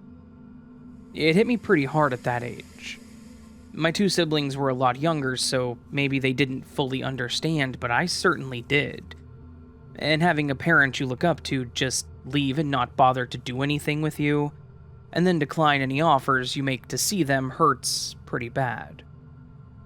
So, needless to say, I was stressed and my grades were slipping. I had trouble caring about schoolwork because he wasn't there to encourage me or tell me how proud he was. Sure, my mom did, but she was stretched so thin now taking care of the 3 of us, and working that she couldn't devote as much attention to us. I didn't talk as much in school. I wasn't the chipper and normal giggly self, either. I just did what I could and went home. To my surprise, however, Mr. Miles seemed to notice the change in my demeanor as well. As we were leaving, he asked me to stay behind for a moment, saying that he had a question about a paper I turned in.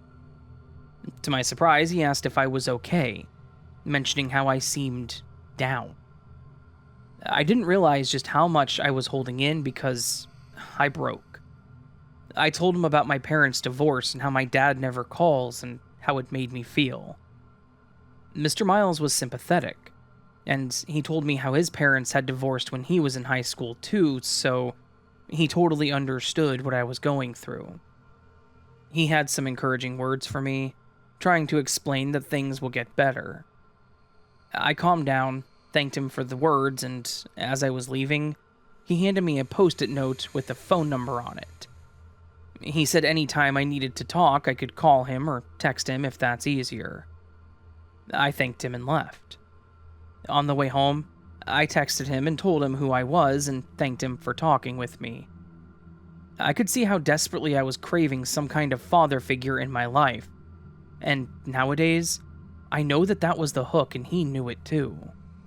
My dad had basically disappeared, and he was a kind male figure who seemed to actually care about what I was going through, and to be honest, it felt good to have a male adult who actually wanted to listen to me. At the time, it didn't seem weird at all. Our school counselor didn't have much to say or many solutions other than the normal, "It's not your fault, it'll get better, just cheer up." I also knew other teachers who gave students their contact info for any homework questions, so it wasn't unusual in my eyes. At first, our texts were exactly what I needed. He would ask how I was doing, how classes were going, and even how my siblings were. I would vent about my mom working late or classes that I struggled with. He would give me advice that seemed wise and thoughtful, and I even started looking at him as a mentor that I clearly needed. But after about 2 weeks, something changed. He started texting me almost daily, and even when I hadn't reached out first, like even on weekends. Especially on the weekends. At first, it was just checking in, asking about my day, and then he started sending me memes or song recommendations. None of them were inappropriate, though, but it still started feeling less like mentorship and more like something else. Possibly a friendship, is maybe what I was thinking. I was a kid and it still seemed okay, but now I know that adults don't make friends with kids. Shortly after, the texts started coming in at more inappropriate times. I would get them late at night, all days of the week. "What are you up to? Can't sleep. Are you still awake?" One night, around midnight, he even said that he had watched a movie that reminded him of me. It was something that I had never heard of and don't remember. I was starting to feel a little uncomfortable about it, but I didn't know how to bring it up. To be honest, I was flattered by the attention, especially when everything else in my life felt so chaotic. And then there was one week that I stayed home for 2 days after feeling sick. I got a text from Mr. Miles saying that he was going to make a packet for my missed work for my mom to come pick up. I didn't respond because I didn't feel well, and my mom already told me she was going to go pick up my schoolwork. While my mom was gone, I got another text from him that said, "I wish I could bring you soup and take care of you." That one made me feel even worse, so I ignored it too. I was already feeling nauseated, and that did not help. Over the weekend, I started feeling better, but he continued to text me. He mentioned that if I was confused about any of the work, we could meet up somewhere and he would help me, and then offered to pick me up, too. I told him that I was fine and that I didn't need any help, and he did seem to back off a bit, giving me my weekend to not think about it. But that following week at school, I finally understood that what was happening here was not okay. It was not normal. Mr. Miles asked me to stay after class to talk to me about my assignment, and my stomach was in knots. He asked me about the essay that we were writing, and asked if I understood the topic. I was already done with my draft and turned it in, so what would I not have understood? But as he asked questions, I noticed that he was standing too close, or he would touch my shoulder or arm. At one point, when he asked me how I was feeling, he rubbed my back, around the center, so not too low, thankfully, but maybe that was just because we were still at the school. That made me feel incredibly uncomfortable, so I backed away, saying I had to get to my next class. But he abused his power, knowing I was going to need a pass to my next class at this point, so he slowly went to his desk, wrote a pass, all the while watching me, looking at me up and down. I had never felt so uncomfortable in my life. From then on, I knew that I needed to distance myself. I didn't know what else to do. To my young self, I didn't know if what he was doing was really all that bad or if I was just being overdramatic. Would my counselor take my concerns seriously? I tried going to her when I had troubles with the divorce and was basically told to suck it up. My mom had been so busy and absent that I didn't want to bother her with something that was seemingly just me overreacting. So the only thing I thought I had left to do was just ignore his texts and try to avoid him at school. It all came to a head when I went to my locker during one of my classes to grab something. I heard Mr. Miles's voice calling my name, and he approached my locker. He asked me about not responding to his texts, and I just said that I had been busy. I tried to leave quickly after that, but he grabbed my arm and let his hand slide down to mine, and then said that he had been worried about me. I yanked my hand away and told him to leave me alone, and then ran back to my class. Later that same day, my friend stopped me on our way to the buses, and she confronted me about Mr. Miles. She had apparently left her own class to use the restroom and saw us. She wanted to say hi to me, but she caught him grabbing my arm and she was immediately scared. I didn't even think about bringing it up to my friends. I mean, what could they do about it? But I told her everything. I showed her the texts, and about him stopping me in the classroom too. She backed me up. She confirmed that everything I was feeling was valid and that what he was doing was not okay, and was very disturbing. She even offered to go with me to tell my mom, but I told her that I would do it alone that night. I was terrified. Part of me felt guilty that I let it go on as long as I had. Part of me also felt bad that I could possibly cause him to lose his job, and that I was betraying him. That he was supportive of me when my father wasn't, so was this really the right thing to do? But my friend convinced me that there was no loyalty in that situation. It wasn't just a teacher caring for their student. What he was doing was predatory, and he'd crossed way too many lines. So, I told my mom. That night, I started asking her what to do in a hypothetical situation.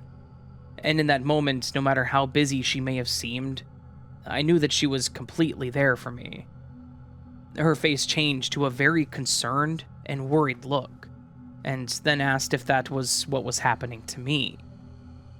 I confirmed, but I left out that it was a teacher until she asked for the person. That was the moment I felt bad. I knew that she was trying not to cry because I could see her eyes watering, but she apologized to me and told me that no matter what, I should always come to her for any concerns, especially things like that. She told me that she would take care of it all and not delete any of the text messages from him. The next day, she kept me home from school and I heard her on the phone a lot. I ended up staying home for the rest of that week, and my mom went and got my schoolwork. When I returned the next week, we had a new English sub and Mr. Miles was nowhere to be seen. I didn't know how any of that worked, so I thought maybe he just quit or got fired. It was odd for a few weeks, but then I started feeling better about things and my mom and I actually became a lot closer. But we were high school kids, and the rumors began to spread fast. Multiple girls were called to the principal's office, one by one, including myself, so it was pretty obvious to me what was happening. I was not the only girl that he had been doing this to. My mom and I later had a pretty long and heartfelt conversation about the whole thing. She told me that he was a very sick man, and that I was brave to speak up, because many others were not. The part that scares me is that the main reason I did was because my other friend had encouraged me to. I wonder how long I would have suffered through it if she hadn't witnessed what happened. I later learned that he was fired, and obviously lost his teaching license. After a lot of investigations and my mom taking me to some kind of courthouse or police station, he was even arrested, and is now doing time.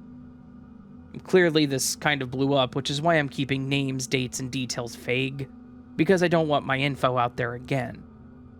But he is actually still locked up, thankfully.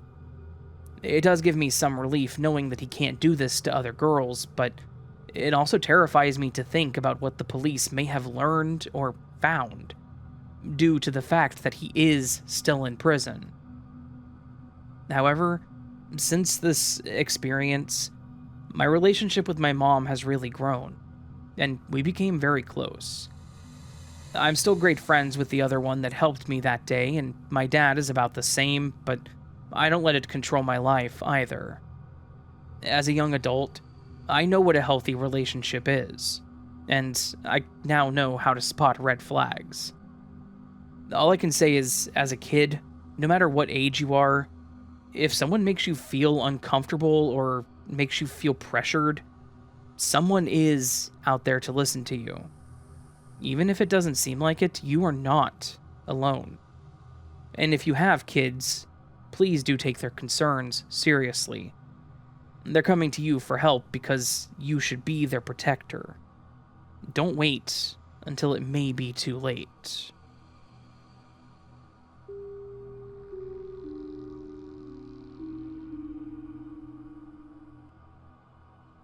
Hey Raven, I found your podcast a few months ago and have been binge listening ever since. I wanted to share a story about how I may have been targeted at a store for possible kidnapping. I went to one of those big grocery stores to pick up some groceries. As I was walking through the aisles, I noticed a man standing at the end of one. I didn't think much of it at first and moved on to the next aisle, which happened to be the women's product section. That's when I noticed the same man entering the aisle as well. I thought maybe he's just grabbing something for his girlfriend or wife. I brushed it off and continued shopping, but as I turned into another aisle, I saw him again, standing at the other end. That's when I started to feel uneasy. He had no items in his hands, and it was odd that he kept appearing wherever I went. My stomach dropped, and I told myself to stay calm. I decided to go to another aisle across the store where I needed to grab something anyway. As I reached for an item, I suddenly felt like someone was behind me. I slightly turned my head and saw someone standing pretty close. I don't know what gave me the courage, but I quickly stepped forward and then swung my basket around to create distance and shouted, "What do you want, man?" He looked stunned, as if he hadn't expected me to say anything.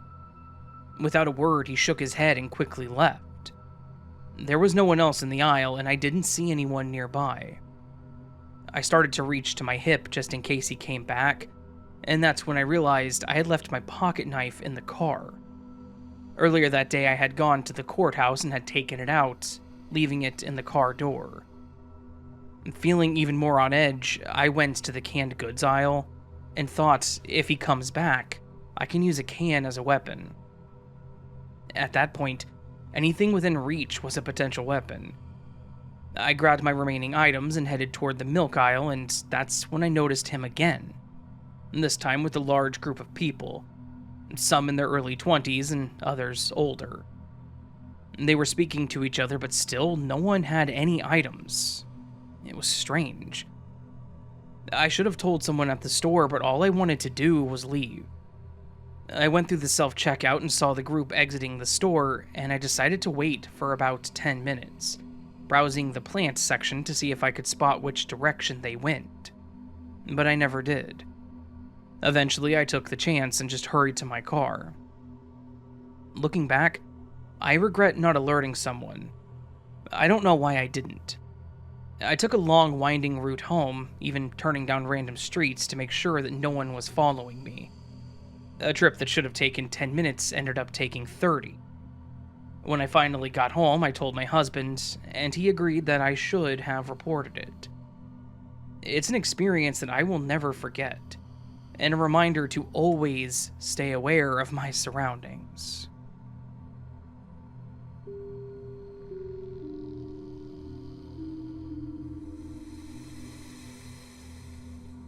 So, this is going to be a little different than some cryptid stories you've read before, but it was still something that happened to me that I wanted to share with you. I've been a photographer for many years, primarily focusing on landscapes.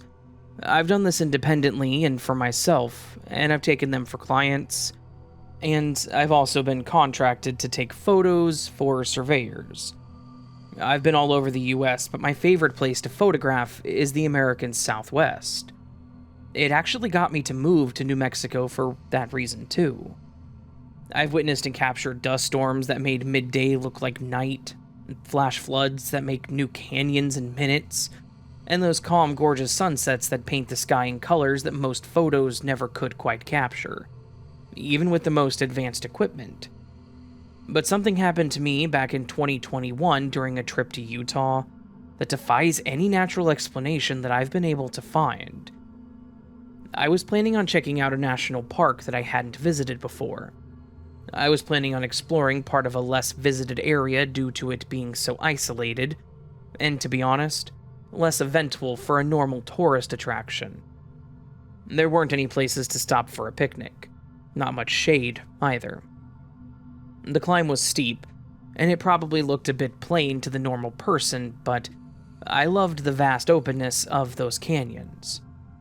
I registered my planned route with a ranger as required. That way they knew where I would be, but otherwise, I would be entirely alone. I was a good way through my trek, and had spent hours already taking photos of everything from different angles. Mood shots, all of it. As the sun moved across the sky, casting shadows on rocks and sandstone, I took more photos as the shadows were creating new views that I loved. The idea that you could only witness these shots at specific times of day, and that I could capture these moments, made me excited. I was so absorbed in my work that I didn't notice the light beginning to fade until the shadows had grown long enough to swallow the canyon floor. When I realized that I was still a few hours away from a good stopping place, I quickly packed up my gear.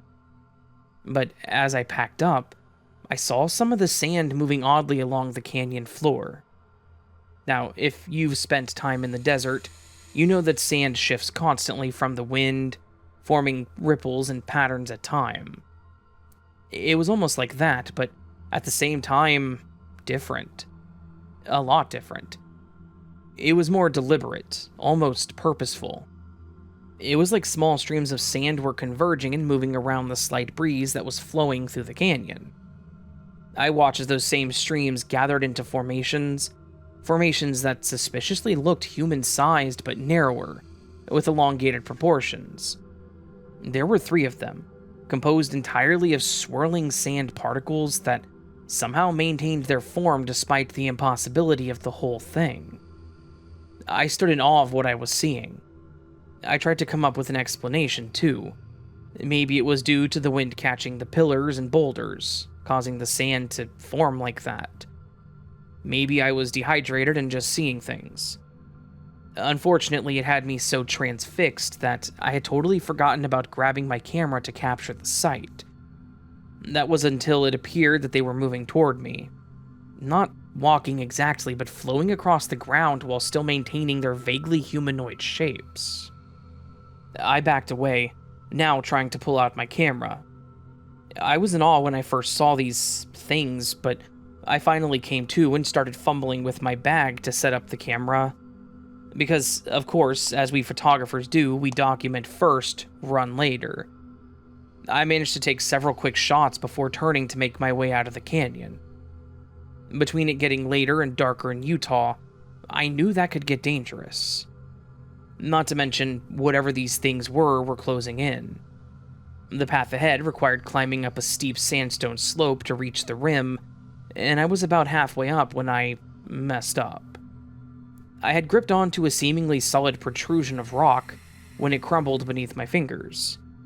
Time seemed to be in slow motion as I felt myself begin to fall back, with nothing to stop my fall. It wasn't too steep of a fall, as in I wouldn't have died, but I would probably be severely injured.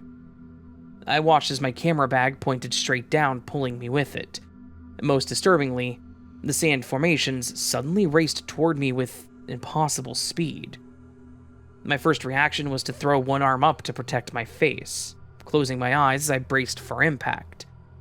But instead of hitting the ground, I felt something grasp my right arm with surprising strength, yanking it upward. The force jolted my bag loose, and I heard it tumble to the ground. Yet I remained suspended, one arm held firmly by something. I looked down with disappointment at my bag, but then it dawned on me that something caught me or had grabbed me. There was nothing around that I could have been snagged on either.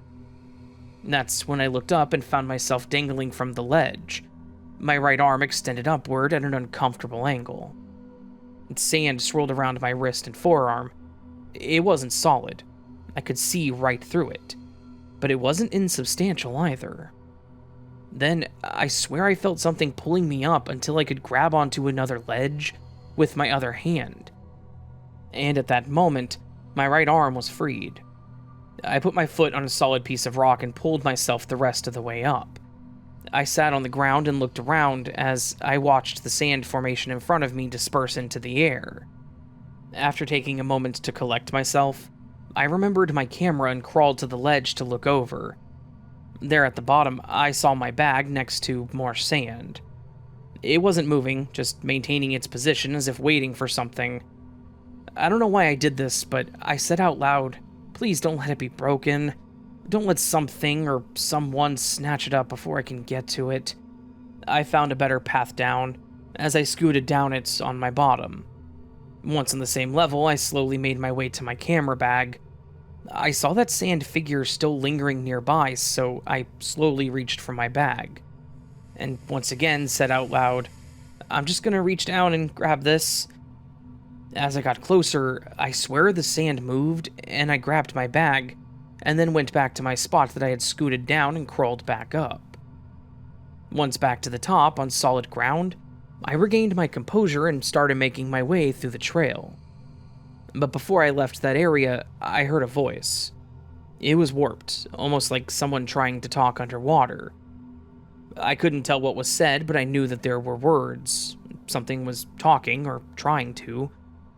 And with the voice, I saw another sand figure in the distance.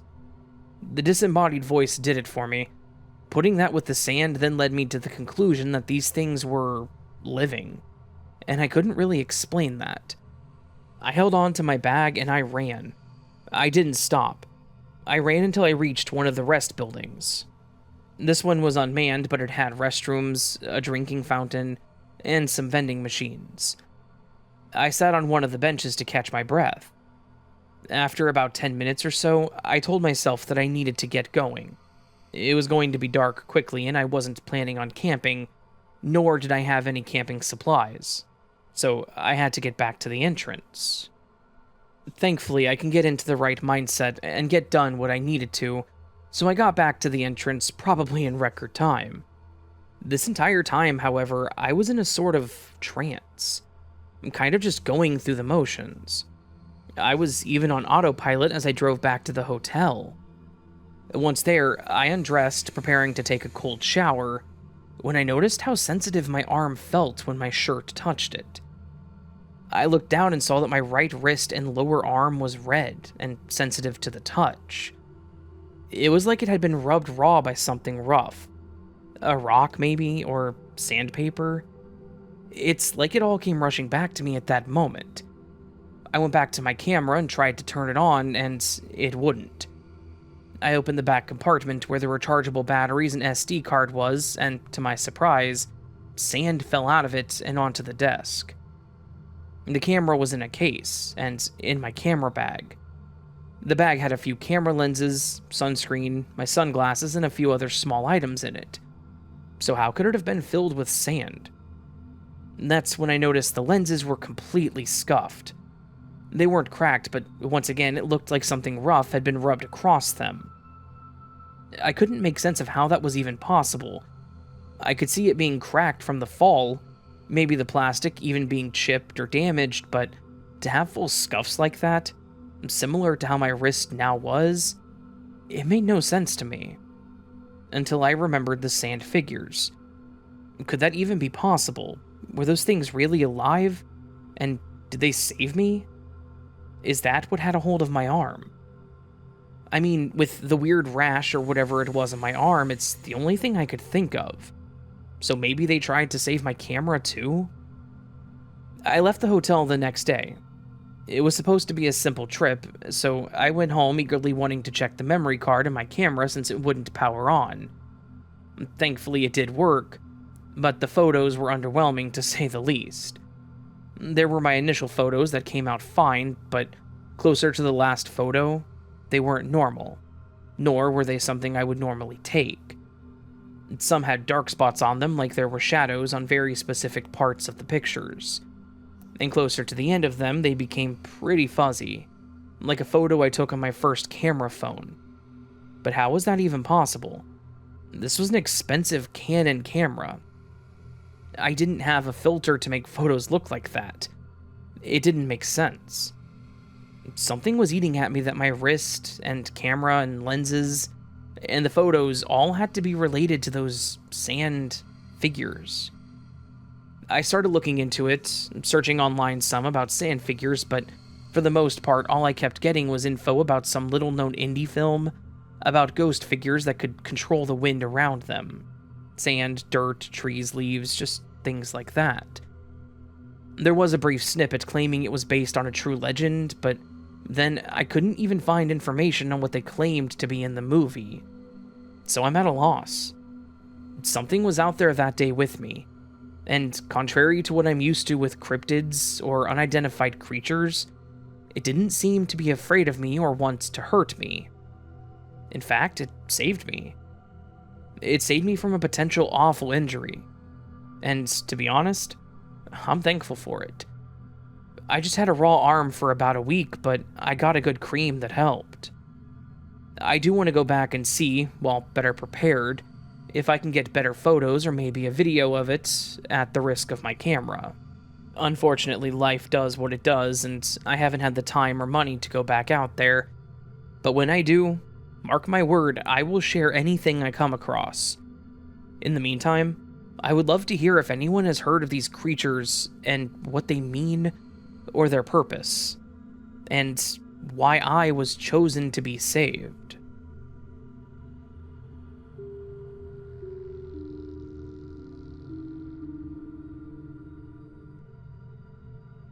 This happened about a decade ago when I was visiting my aunt in a small town in rural Vermont.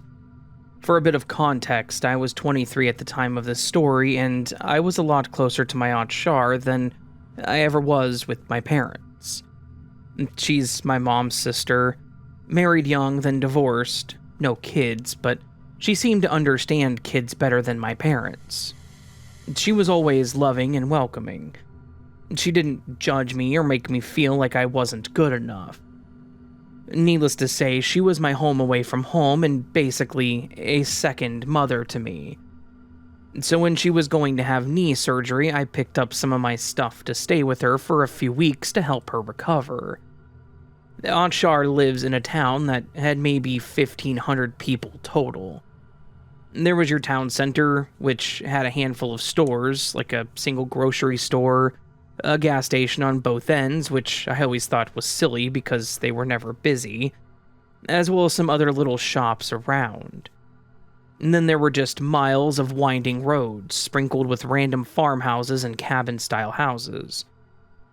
My aunt lived on an old farmhouse, about 2 miles from the town center, so she lived in the, quote, busy part of town. So, she had a few neighbors around and even saw some people walking by to get to the gas station. I swear, I think smoking was an extracurricular activity in that place, and my aunt was one of them. So, anyway, while I was there, I would spend my morning taking care of her, making sure she was comfortable and had everything she needed. She did have internet, so I would spend a few hours working throughout the day, too. I would make our meals for us so she didn't have to. Sometimes I would go for a walk and just explore the area before going home again to make dinner or watch a movie with my aunt. It was a pretty simple daily schedule. And quite frankly, I enjoyed it. I enjoyed my walks because even if the town was small and run down, it was also a cozy little place. Most people were friendly enough, if not a bit reserved, to outsiders like me, which was fine. About a mile from my aunt's house was this bright yellow house that stood out against the typically muted colors of the other homes. It was well maintained with a sturdy black barred fence around the property.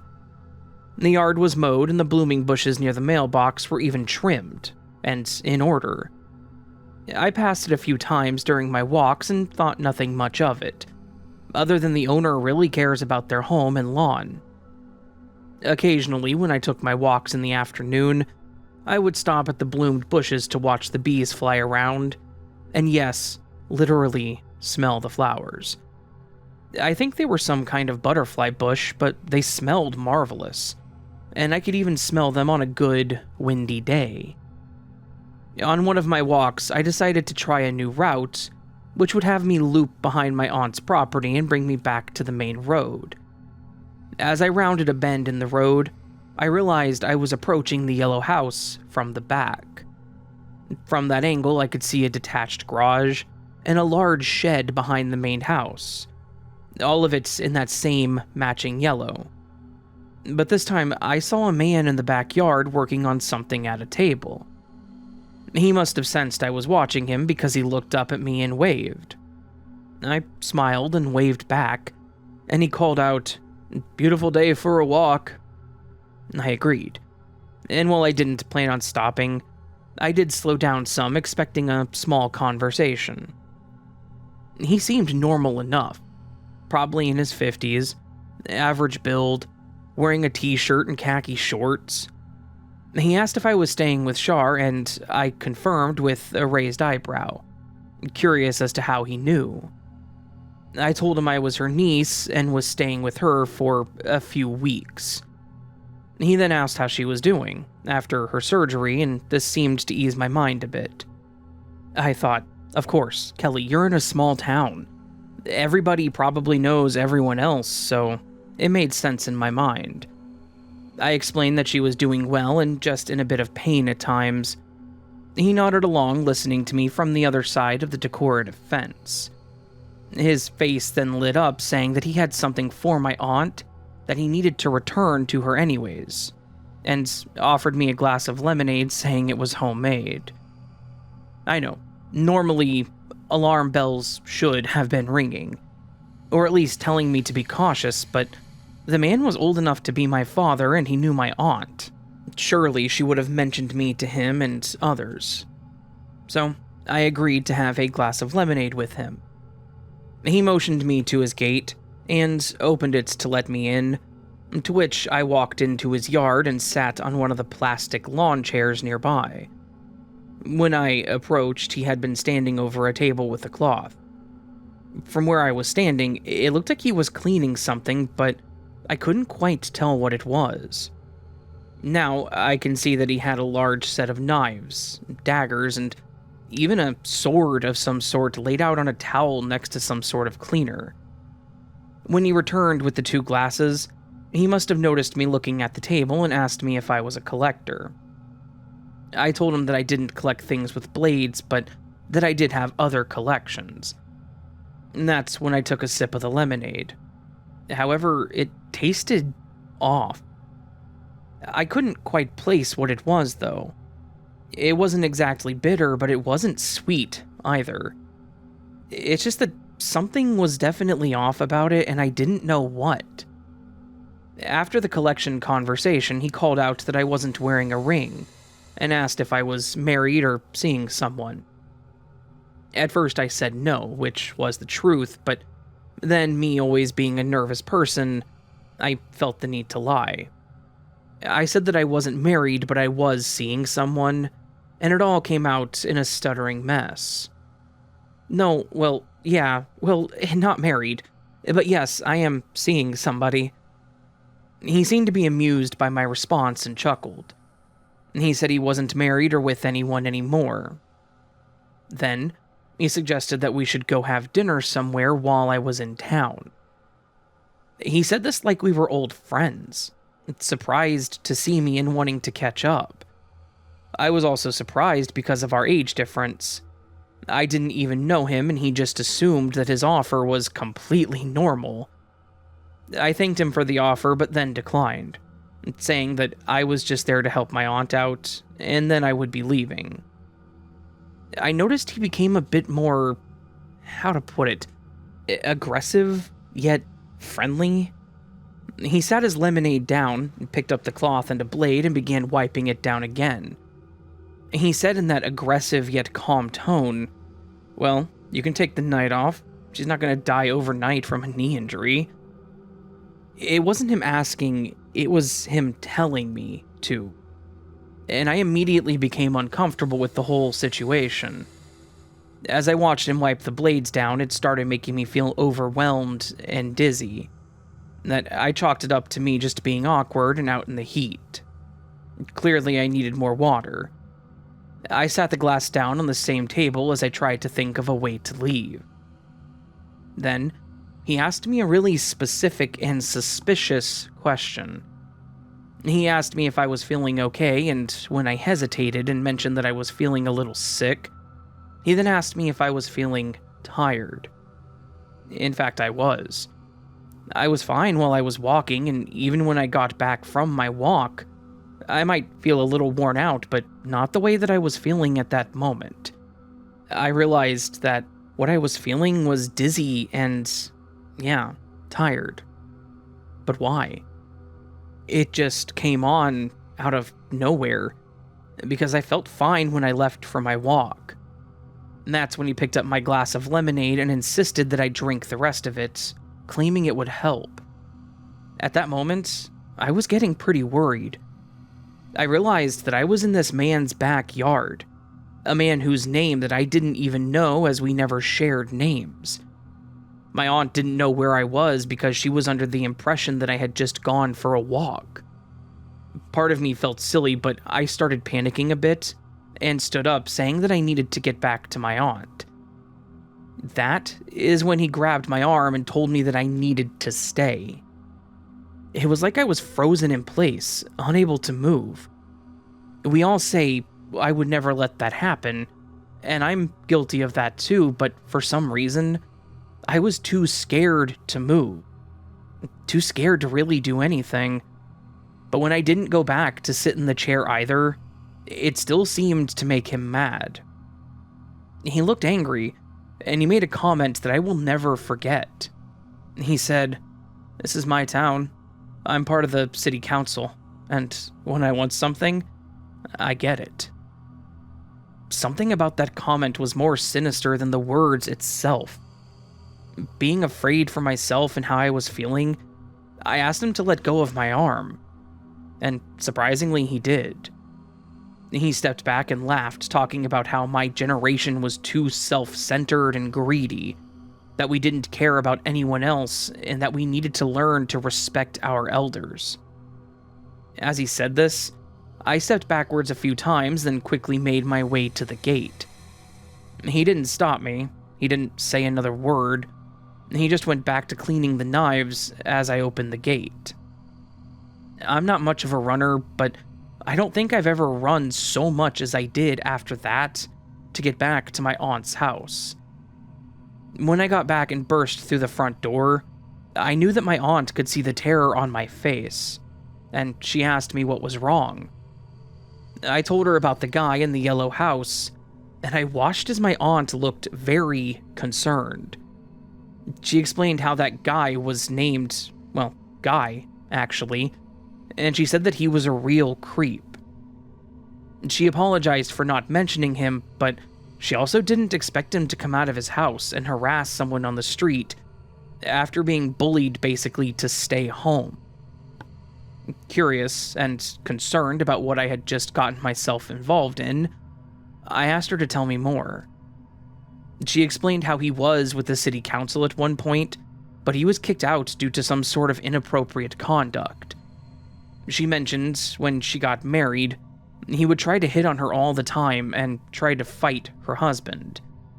He also tried to get way too handsy and aggressive with one of the waitresses at their little restaurant/bar down the way, so he was kicked out of there too. They couldn't really do much to him, legally, so a lot of people just bullied him to stay out of certain stores and just steer clear of him, which was probably why none of the other residents, including my aunt, mentioned him, thinking he would just keep to himself. But the more I thought about the interaction, the more creeped out I got. I remember that he said he had something to return to my aunt, and he never did bring it out with the lemonade. According to my aunt, he would never have anything of hers that she willingly gave him, so she felt that it was just another lie. Then I was worried about the lemonade. It had a strange taste, and I started feeling strange afterwards. I wondered if he could have done something to it. Maybe spiked it? But then what could he have possibly put in it that I would feel the effects after 2 sips? I took a normal drink the first time, which is when I noticed that it tasted funny, and then I just tried a small sip, holding it in my mouth long enough to try and identify the taste, but I couldn't. If he did drug it, it was strong, but at least it wasn't enough to knock me out, and I was able to get back with minimal issues. After that, I stayed pretty close to her home, just walking up and down the streets, if anything. I never saw him again. I was worried for my aunt at first, like what if he tried to do something to her because of me, or because she had knee troubles now, but she assured me that she would be fine, joking about her arms being able to swing her metal bats just fine. I even visited her on occasion after that, and he's come up occasionally. She said that she still had not heard anything about him, so I guess he was back to being a creepy hermit. Hopefully no one else had family visiting and got reeled in like I did from his pseudo-friendly neighbor disguise.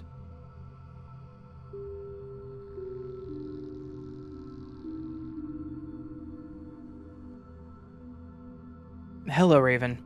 Longtime listener here. I adore your work and how respectful, kind, and genuine you are. Well, thank you. I'm going to try my best to remember everything accurately since I've not written these experiences down before. And for starters, I grew up in a country home about 10 minutes away from my hometown. My parents bought our country house before I was adopted into the family, and have already made a home out of it. My first paranormal experience was told to me by my older brother. When I was about 4 years old, he was babysitting me while my parents were out for the evening. We did what we did best and watched a movie together. During the middle of the movie, I turned and looked towards the dining table and asked, "Big brother, who is that lady sitting at the table? She looks like Cruella de Vil." He said that he felt the blood drain from his face and he froze. He didn't know how to answer me or even turn around to look for himself. As I got older, my family would tell me what they had experienced before I was born. My grandmother was in the yard helping with gardening one day, and happened to look into our living room window, and was shocked to see a little boy skipping in a circle. He wore a white t-shirt and had dark hair, and I did not have a little brother, and my siblings are 10 years older than me. Also, there was nobody home, which is why she was doing the gardening for my mother that day. My father was the one to experience more than one paranormal event than the rest of us. He was walking by his tool shed one day and happened to notice an older man sitting on the front steps. He walked toward the shed to see who it was, and the man disappeared into thin air. I was also told the story of an elderly cat we once had. This cat was the absolute worst. He would attack my siblings and nobody was able to pet or be around him. We would get coyotes around our yard that would unfortunately attack our pets, and one day this cat was attacked. My father chased the coyote away and walked up to the cat just before he passed. As my father got closer, he saw this cat's face morph into a human face and quickly change back before its last breath. I will admit, I have never felt alone in this house. Sometimes it was comforting and sometimes it gave an eerie ambience. One night, for example, I was in the tub and it was just me and my mother home.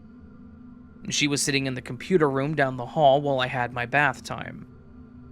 I played with my Barbies, and I heard whispering and then I froze. When I listened, it stopped. I continued to play and it would start again. I listened to the whispering and decided to call out to my mother. After I called out, the whispering stopped again. My mother came into the bathroom and asked what was wrong. I asked her if she was talking to me or even talking on the phone. She said no, and was confused about why I was asking. I didn't bother to tell her and just continued my bath. My parents were told that the country houses used to be cabins and were often rented out before realtors turned them into houses to sell to the townspeople. We did not know the land's history beforehand, and there weren't any disturbing occurrences found online either. Yes, I have tried looking into it. To this day, we don't know why we have seen these spirits, and I don't think we ever will.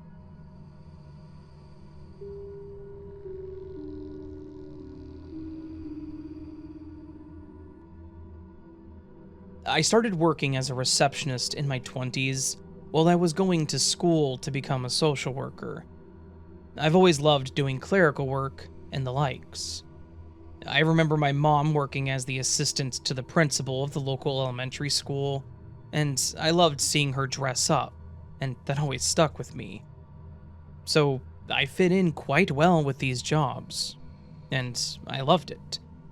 I had finally found a place that offered me the job and got me out of retail, so I was pretty excited to get in there, and since it was a law firm, maybe I could even grow with them due to the field I was wanting to get into. I'd been working there for about 6 months at the time of this event. By now, I was pretty comfortable with the job. I had the basics down, I was well organized and prepared for any request that someone made. The attorneys and staff were all nice and patient with me too, which, if I may say, was a pleasant surprise.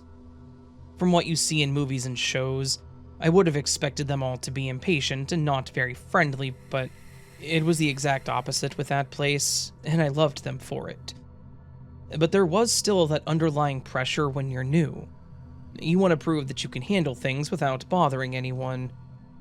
That's where our package delivery system and this event comes into play. Due to our building having some pretty confidential information, everyone had to check in at the front, through me. When we had packages delivered, we would get the recipient's name, call them to confirm they were expecting something, and once confirmed, sign for it, and either take it to their office or they would pick it up at my desk. Sometimes there were special circumstances where attorneys would ask me to just accept things on their behalf, but that was only after they gave me advanced notice. One evening, a lot of attorneys and a few paralegals were staying late due to some kind of emergency meeting about a high-profile case. I remember 2 attorneys specifically seemed pretty stressed about the past week about it, so something like this was to be expected. My shift was typically over at 5 p.m., but I offered to stay late, knowing they may need some things and they were having dinner catered, so I was getting a free meal out of it too. Working that late, there's not much for me to do anyways, so I was typically either reading or maybe working on schoolwork.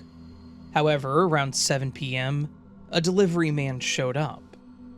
According to his hat, he worked for, I'll just say, a very common delivery service. But something about his uniform seemed off. It looked right, the colors were what I was used to seeing, but the shirt just seemed kind of weird. It also looked pretty worn out, and I remember thinking, do they make them pay to get new uniforms? Because, geez, his was looking rough. I also noticed he didn't have a name tag, like I was used to seeing as well, but with it being as late as it was, I chalked it up to this possibly being his last delivery, and he was already checked out. No big deal, however. We had most of our deliveries through this company because we used them for shipping stuff, and they were quite aware of our procedures as well.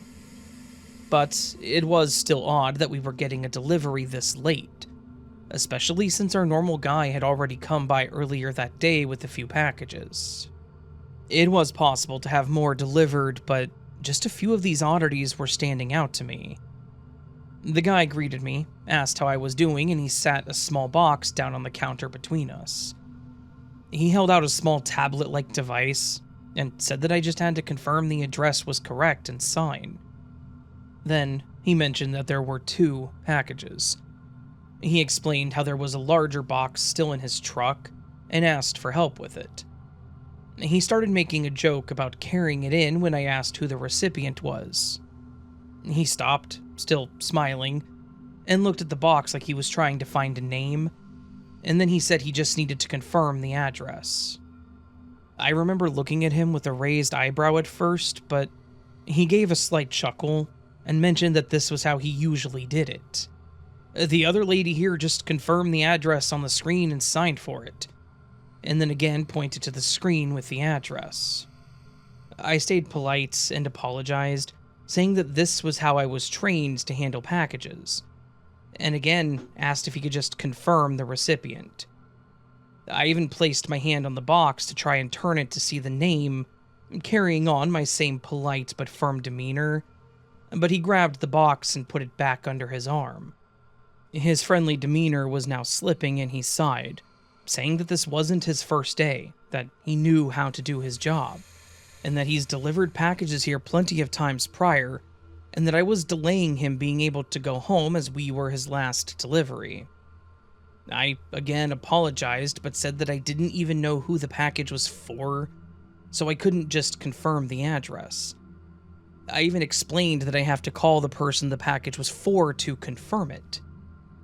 Finally, he gave another dramatic sigh and started tapping on his tablet pretty hard. Then he gave a name and read off our address. I smiled and again apologized and told him it would be just a moment. I went to my computer because I didn't immediately recognize the name. I had most of the attorneys and some of the paralegals down, but this name wasn't familiar. So I went to the directory list. That person didn't exist. There wasn't a list of previous employees or anything either, so I couldn't verify if maybe it was for someone that had left. I didn't know what to do next. Everyone that was in the office was in that meeting, and they asked to not be disturbed. The whole time I was looking for this guy, checking my emails, notes, and DMs to see if there was anything about this delivery. This guy was huffing and saying it's not that complicated, that it shouldn't take this long, and so forth. Finally, I told the guy that I thought that he had the wrong address, because that person did not work here. He rolled his eyes and said that because the address matched, that's all he needed, and we had to figure out the rest. Then, he said that he would just mark that I refused to sign, but then demanded that I help him with the other box in his truck. I was getting more nervous about this whole thing. If I refused to sign, I would think they would just leave with the package and then I would deal with the consequences of someone possibly not getting their package. Why was this guy instead insistent on me going out to his truck? And not to mention, what was he expecting a 140-pound woman in heels to do that he couldn't? I didn't know what I should do. I was told that the attorneys were not to be disturbed, but this guy was refusing to leave. Should I just continue being firm and tell him he'll have to come back? What if he causes a scene? He was already clearly irritated by my requests in the time I was taking. But then, my direct managers, the people that employ me, told me to not disturb them unless it was urgent. This clearly was not an urgent situation, but I didn't know what else to do. I even thought maybe I should just get the damn package, and if it turns out to be wrong, then it would just sit at my desk until they came back to pick it up. It wouldn't be our fault, I wouldn't think. But something was still digging at me about this whole situation. Why was this guy so adamant that I help him with this package?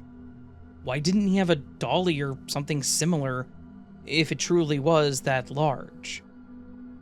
So I finally came to my senses and called one of the paralegals that worked there.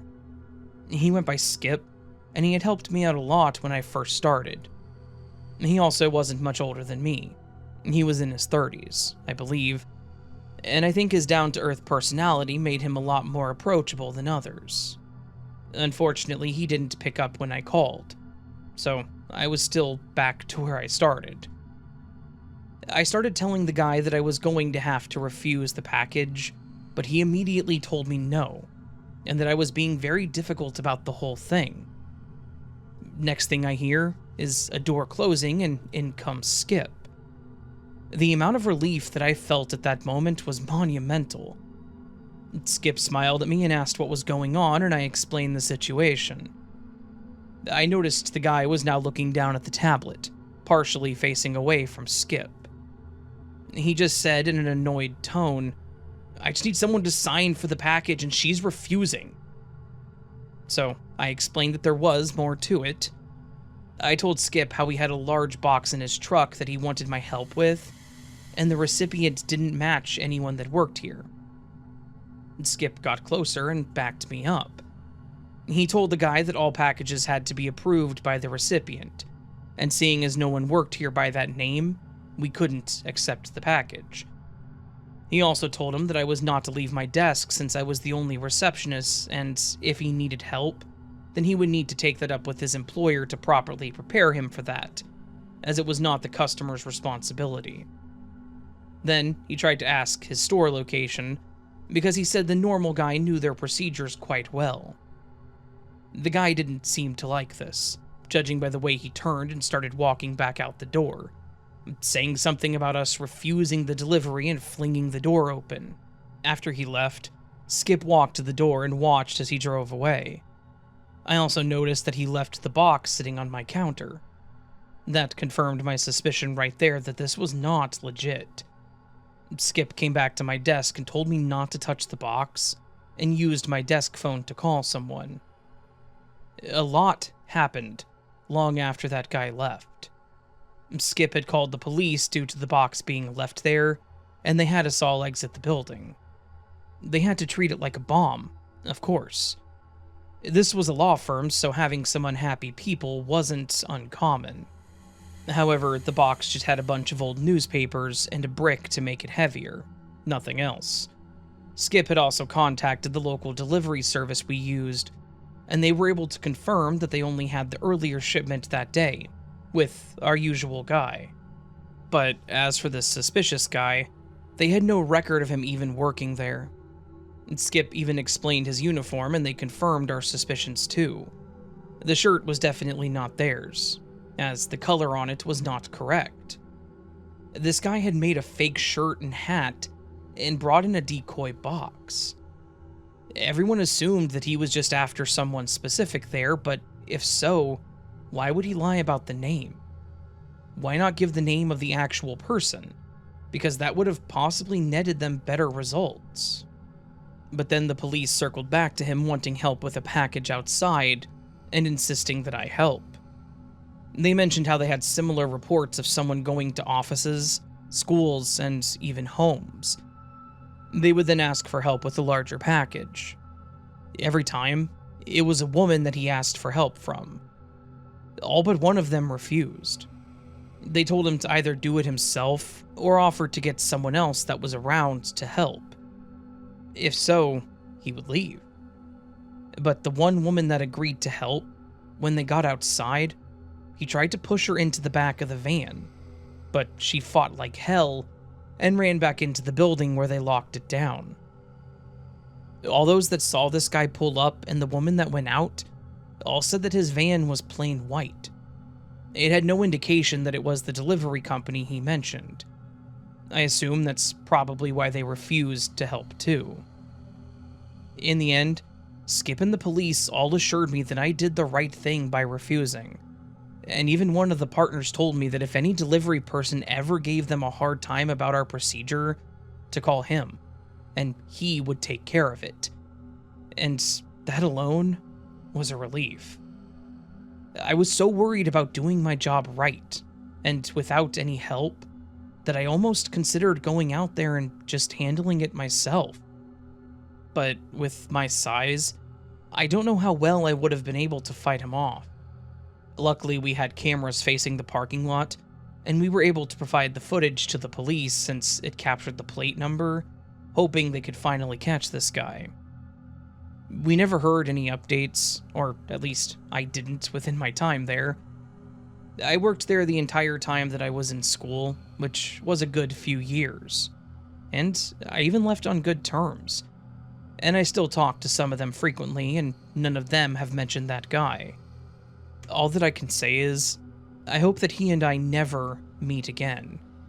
but I also hope that he never tried that on another woman.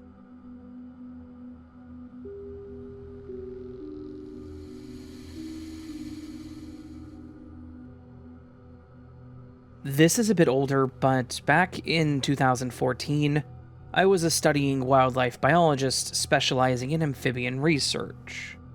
I had spent many years around that time wading through swamps in the southeast part of the states, documenting different species and population densities. What I'm about to share is something that happened to me on one of those research trips that still confounds me to this day. Now, I will say, being a biologist/scientist, I've always approached supernatural things with skepticism. I believe most have some kind of rational explanations. Misidentified known animals, environmental changes, or illnesses that cause creatures and wildlife, and even plants, to adapt to survive.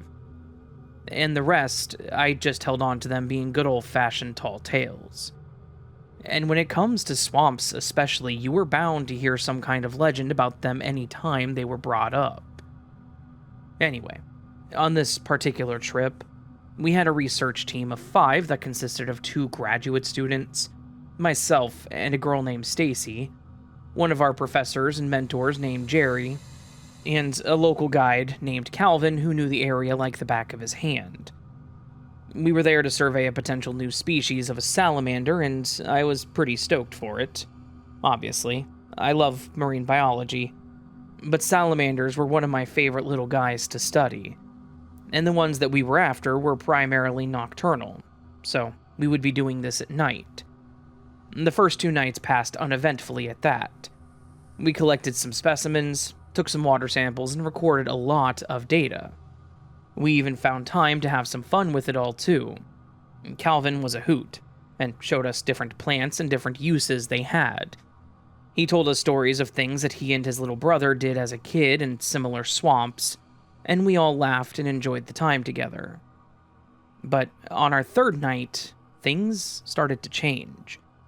We went deeper in the swamp than we had ventured previously, hoping to have better chances at seeing these salamanders. The water was darker there, almost black, by the high concentration of tannins from the vegetation in the water decomposing. And the massive trees lining the swamps only made it that much more intimidating. Being out there in the dark surrounded by those trees, it can really put in perspective how small you really are in our vast world. That's why I love what I do. It was probably around 2 a.m. when we had split into 2 pairs to cover more ground. I was with Calvin and Stacy went with Jerry. We were probably about 50 yards apart in different channels, but still within earshot of each other.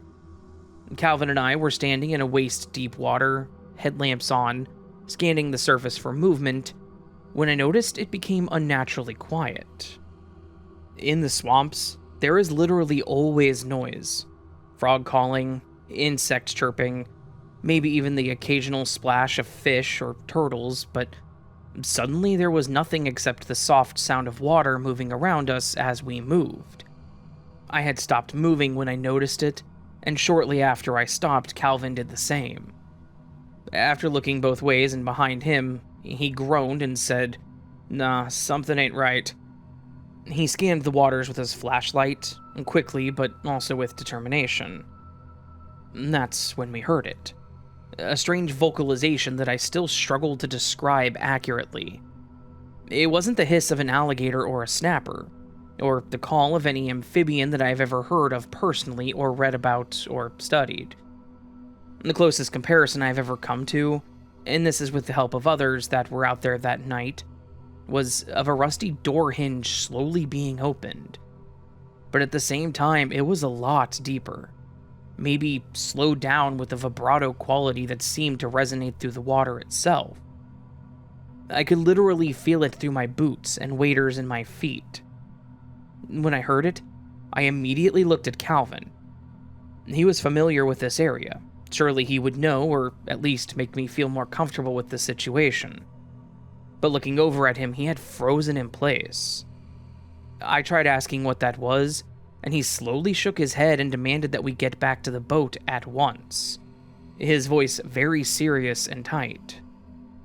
Before I could react, we heard splashing from the direction of Stacy and Jerry, followed by Stacy screaming. We immediately started towards them, struggling to get through the thick mud. When we rounded a bend in the channel, we saw both of them scrambling to get back toward us. Their headlamps on, but Jerry was completely wet and covered in mud. Jerry started saying something about feeling something on his leg, but stopped mid-sentence as a massive displacement of water surged from behind them. It was as if something large had submerged suddenly, but what could it have been? Unfortunately, in a swamp, there were a few possibilities, and none of them were good for us. Calvin and I helped the other two across, Jerry being a little frazzled and Stacy a smaller and now terrified woman, and we all got back into our small research boat. Once aboard, Stacy and Jerry began explaining what happened. Stacy said that she saw a dark shape moving through the water, but became nervous by the size. This isn't the first time I had done something like this with Stacy. She wasn't the type to be nervous about getting in knee-deep swamp waters. She was, however, concerned by the size of whatever was below the surface. Her first thought was an alligator, but she said the movement pattern was all wrong. Gators create a distinctive wake when swimming, and she said the way the shape submerged with the precision it didn't match either.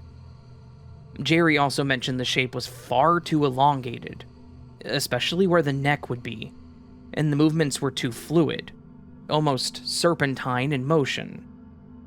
Stacy also said that when the light caught it briefly, she could make out what looked like ridges or plates running down its back. I asked them if it could possibly have been an alligator gar, which can get pretty big and have armored scales, but Jerry shook his head no, saying that it moved wrong, too fluid. But then he also explained why Stacy screamed and why he was covered in mud. While they were looking around, Jerry said he felt something grab onto his leg, explaining how it felt just like a hand, like individual fingers wrapping around his leg, and then pulled his leg forward, causing him to fall and startling Stacy. With all of us confused and, to be frank, a little disturbed, we decided to end the night's research early and return to our field station. I was still fairly new to this kind of stuff, but seeing Jerry and Calvin obviously on edge made the whole thing worse. I remember Calvin using the boat's spotlight, sweeping it across the water behind us, clearly looking or watching for something. I asked him, since he was from the area, if he had any suggestions on what they could have seen, and he shook his head, and just didn't say anything for the rest of the ride. He didn't need to say anything, though. The look on his face spoke volumes. The next morning, we went back out there to check on our equipment, when I discovered that one of our underwater field cameras, which we had left recording overnight in the area, was now missing. What's worse was that the cable that had it secured to the tree had been severed. And that cable was stainless steel. It wasn't frayed or broken, but cut cleanly like with a sharp object. When I brought this information back to the others, Jerry had a look of confusion, where Calvin was not having it whatsoever. He started talking about how there were all kinds of rumors about the swamps out there, how there was something living in them that's been there for years. I myself was curious, especially with what we experienced the night before. He said that his father had witnessed something similar when he was younger, and so did his nephew, saying he actually got part of it on camera. He described what the thing looked like when he saw it rise from the waters. He said that it was bigger than a fishing boat, serpentine in shape, with a very long body, but when the front half breached the water, it had very thick plates across its back and long arms. Imagine a snake with thick scales like a turtle, but much larger, and give that snake arms.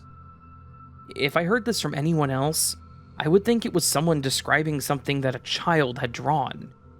It sounded comical, but the look on Calvin's eyes told me that he was not messing around. This was real, and this was something he witnessed. Stacy was already on edge, but Calvin wanted nothing to do with the area that we were in. He suggested some other areas of the swamp, and after Jerry being grabbed, I think he was just as willing to move on. We moved our research area to a different part of the swamp, and we actually had better results. There was no issue with the sounds of the swamp disappearing, and no unsettling vibes either. I don't know if it was related or not, but there was a divide where the water was cut off, basically splitting it into two parts.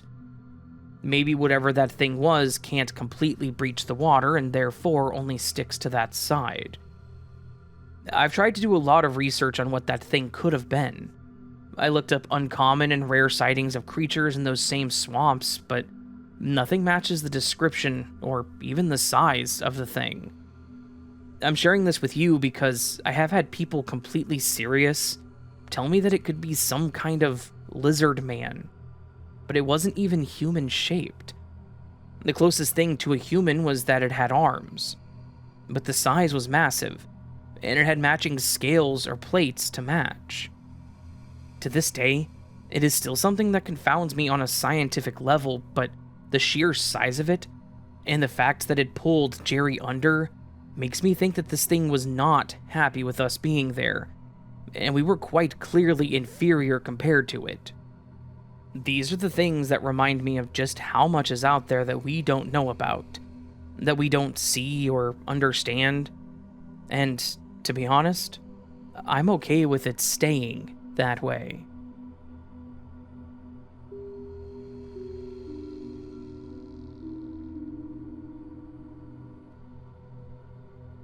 Hey, my story comes from a place of relative skepticism.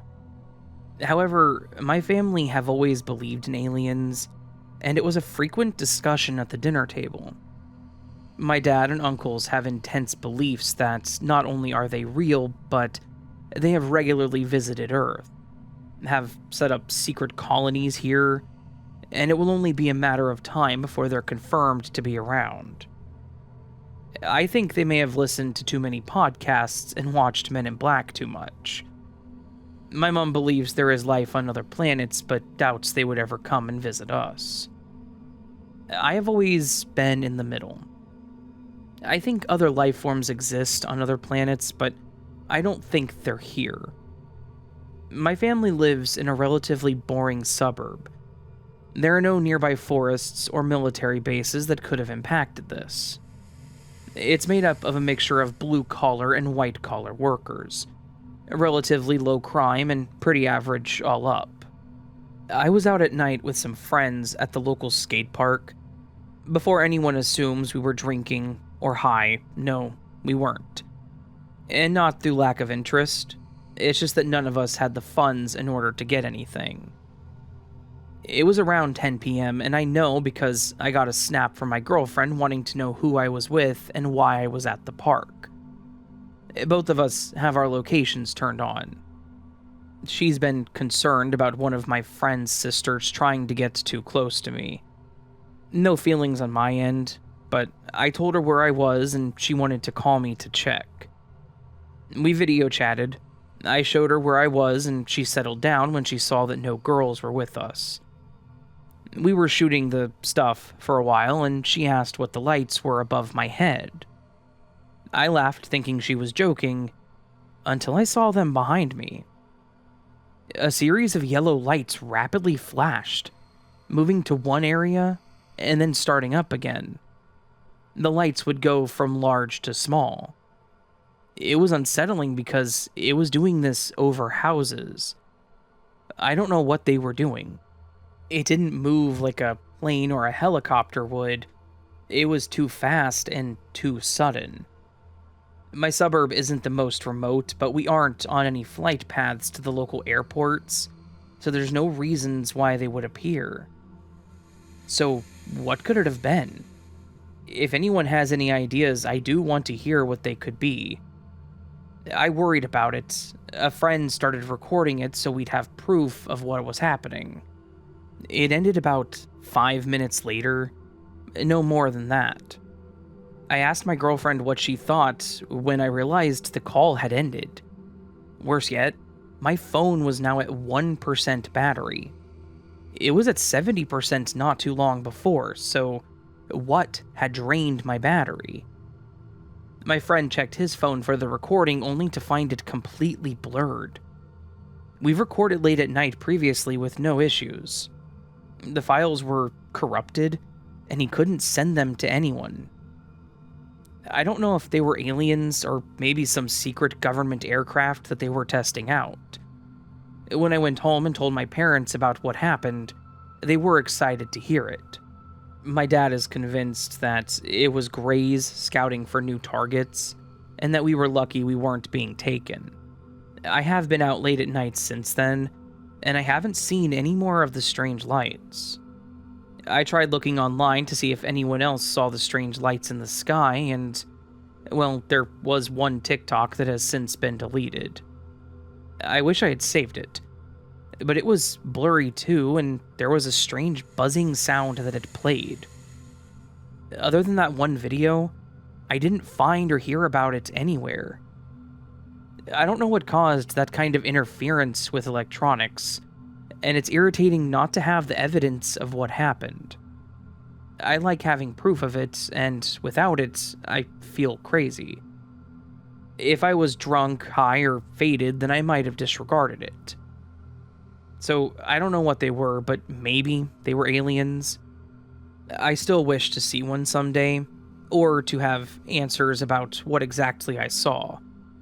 If it was a new aircraft, why were they testing it so far from an airport or an Air Force base? It doesn't make sense. Not sure if you'll do my story, Raven, but I hope you like it. Well, I am, and I did. I've been listening since 2020, and this is the first story that I've sent in.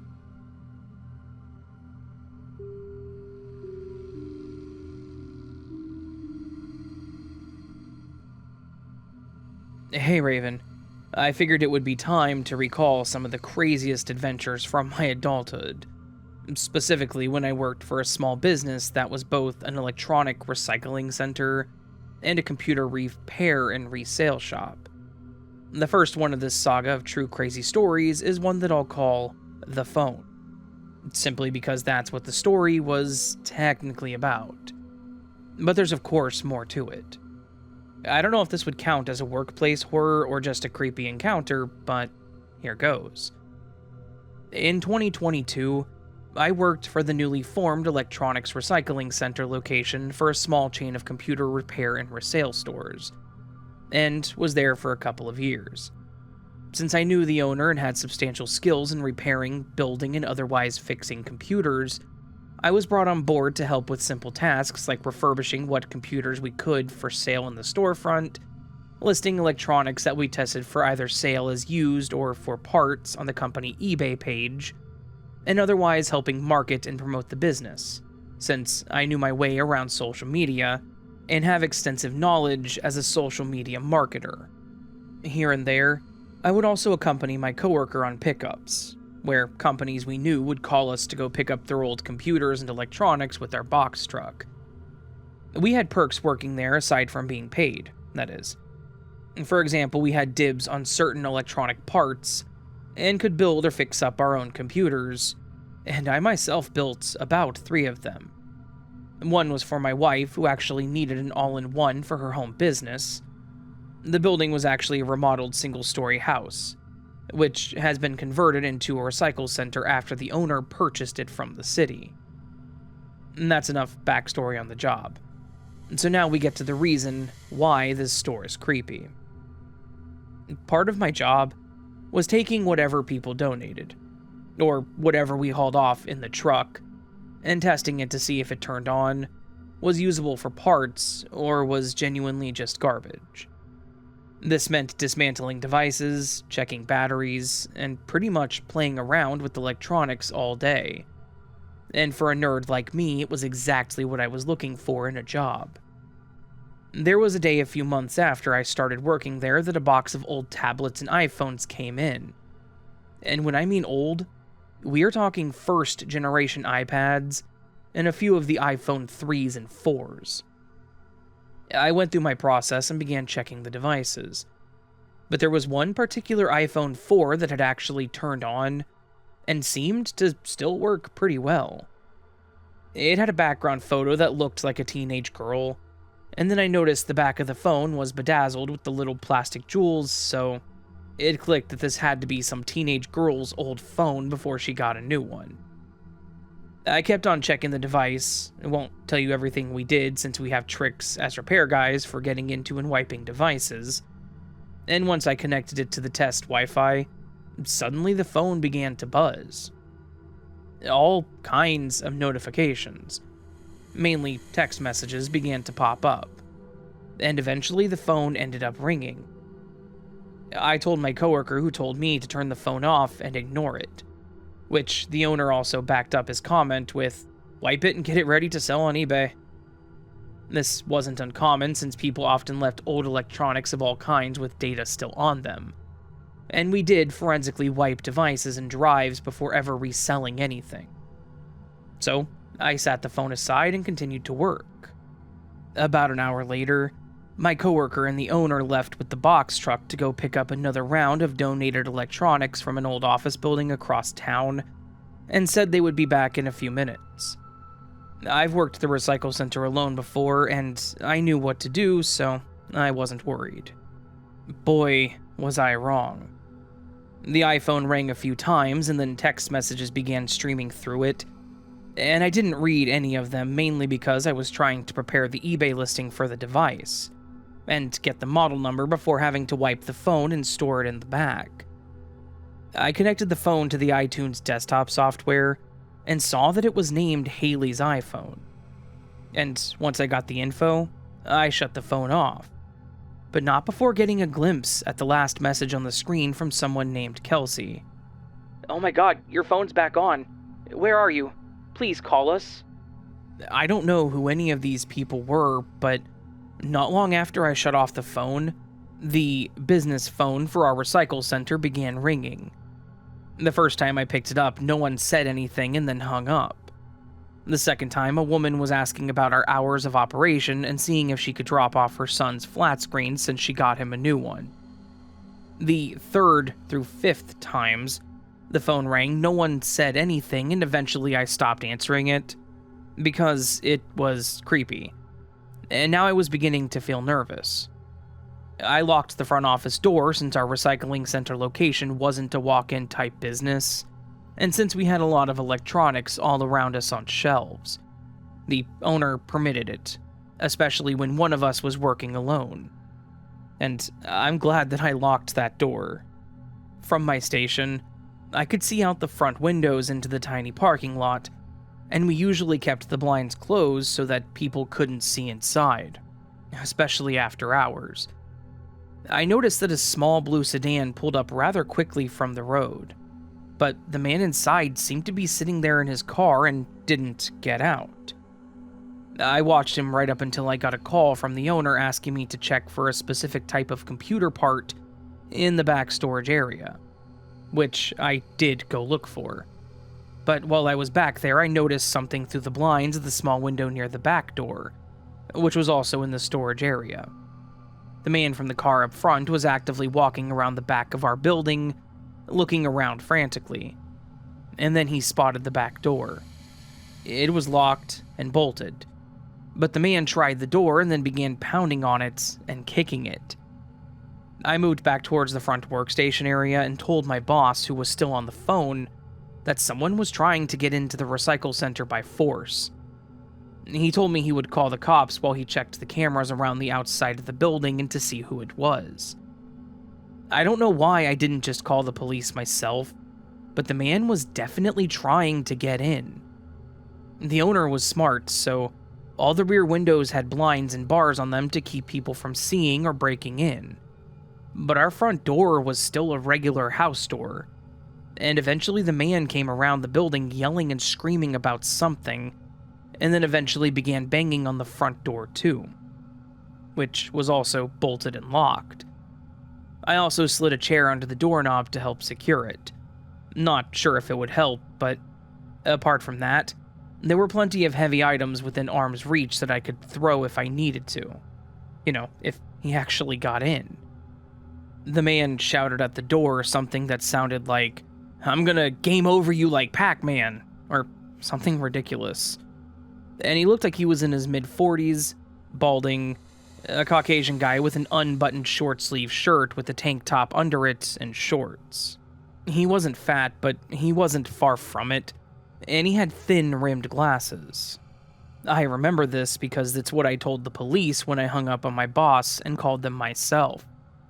The local police station wasn't far from our location, and the man shouted that he could hear me and said he just wanted the goddamn phone, and that we had no right to keep it from him.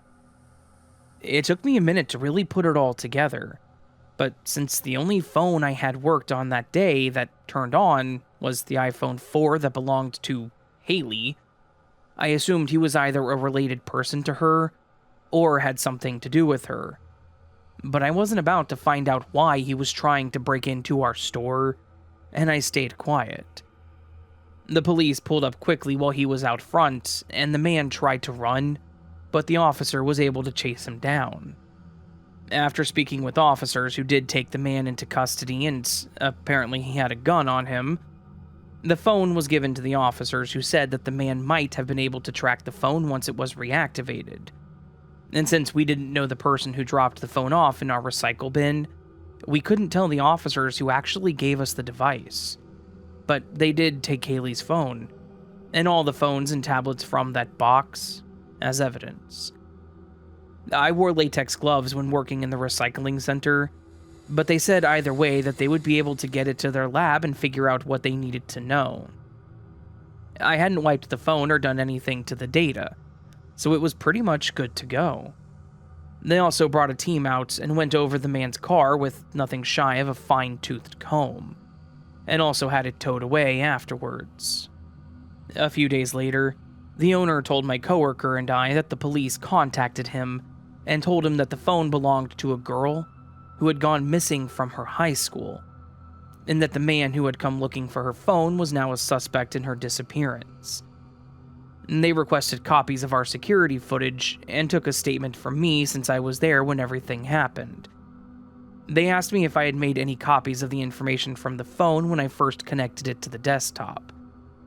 I told them I wasn't sure since I didn't really have a chance to do much with it before it started ringing, and I told them that I didn't read any of the messages except for the last one from Kelsey, who turned out to be Haley's best friend, who was devastated by her disappearance. The officers were at my computer station for a while, seeing if anything was backed up onto the computer, and then said that they would be in touch if they had any other questions. The whole ordeal was crazy for me, and explaining it to my wife when I got home was even more of a task. We didn't hear back from the police after that, and about a week later we saw a story in the local paper. Yes, we still get those. That a man connected with the disappearance of a few high school teenage girls had been apprehended during an attempted break-in at a local business. They left out the name of our store, and in the small photo near the story, the man's mugshot had been posted. And it was definitely him. Only now he was sporting an orange jumpsuit. Apparently, he was going to prison, but was cooperating with investigators to identify and locate the others involved in the ring of kidnappings. I still never knew why he came to get the phone, and even as I think of it now, it didn't make any sense. Crazy people do crazy things, but one thing is for sure. Had that man gotten inside the store, there would have been a lot of heavy computer equipment going airborne. I also still never understood what the man meant when he said he would game over me like Pac-Man. No idea, but as baffling as it is, I'm glad that I never found out. Also, the lady who called that day and wanted to drop off the flat screen from her son did eventually come in. And since we don't recycle TVs, she let me keep the 43-inch beauty as a gift for working hard. She had no idea what happened at our center days before.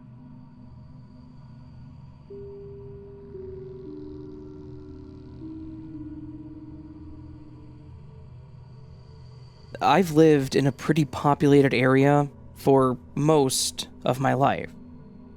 It's so congested that I don't even own a car, and in fact, I take the train to most places.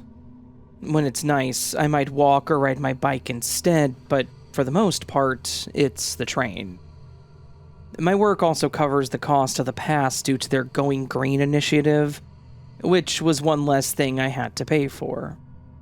I also work at a hospital, so I think it was their way of trying to get less cars on the road and to make more room for emergency vehicles. Still, not a bad thing in my opinion. So, while on the train, I try to be pretty observant and aware of the people around me. You never know when you may be the only person available to help someone in need, or when something goes down that you need to pretend you didn't see, for your own safety. It rarely happened, but it still did. And even as a guy, I knew when it was best to mind my own business. But there was something that happened on one of my rides a few years ago that I wanted to share. I was taking the train around 2 a.m. after a late night at work. I'm an ER nurse, and that night in particular, we had 2 critical patients come in that we were working on pretty consistently. I was exhausted, but we saved lives, so I was happy. I remember finding a seat and decompressing on the ride, anticipating going home to my apartment and passing out for the next 8 hours. I pulled out my phone and was responding to a message as we came upon another stop. A few people got on and some changed cars, including a woman who looked a bit disheveled. She was wearing a short, shimmering dress and lace-up heels. Her hair was curled but now looked frizzy, like it had been messed with, and she loosely carried one of the smallest purses I'd ever seen. My first thought was, she was probably heading home after having too many drinks at a nearby pub. As she entered the bus, she seemed to scan the car nervously, and when her eyes met mine, her whole face lit up with recognition. She had a wide smile as she approached my seat. She said hi and sat next to me, really close. The seats were more bench-like, fitting 2 people comfortably, but she had sat close enough to nearly be sitting on my lap. It was definitely unexpected. I had no idea who this chick was, but she sat by me like she recognized me. I was confused, but I thought maybe she'd mistaken me for someone else. Now that she was next to me, I could smell the alcohol on her. She began asking how I was, and how my night was going, even with her words being slightly slurred. But while her speech was slurred, her eyes didn't match. They were alert, focused, almost pleading. She would look around the train before turning her attention back to me. I played along, telling her about my night and what I did. She told me the same, as I wondered where this was going. Then her conversation started becoming more flirtatious. She said that I was really cute and asked if I was seeing anyone, and I told her no, which wasn't a lie. Then she smiled at me and offered to have me come home with her. She said that she would make it worth my time, smiling. Was this really happening?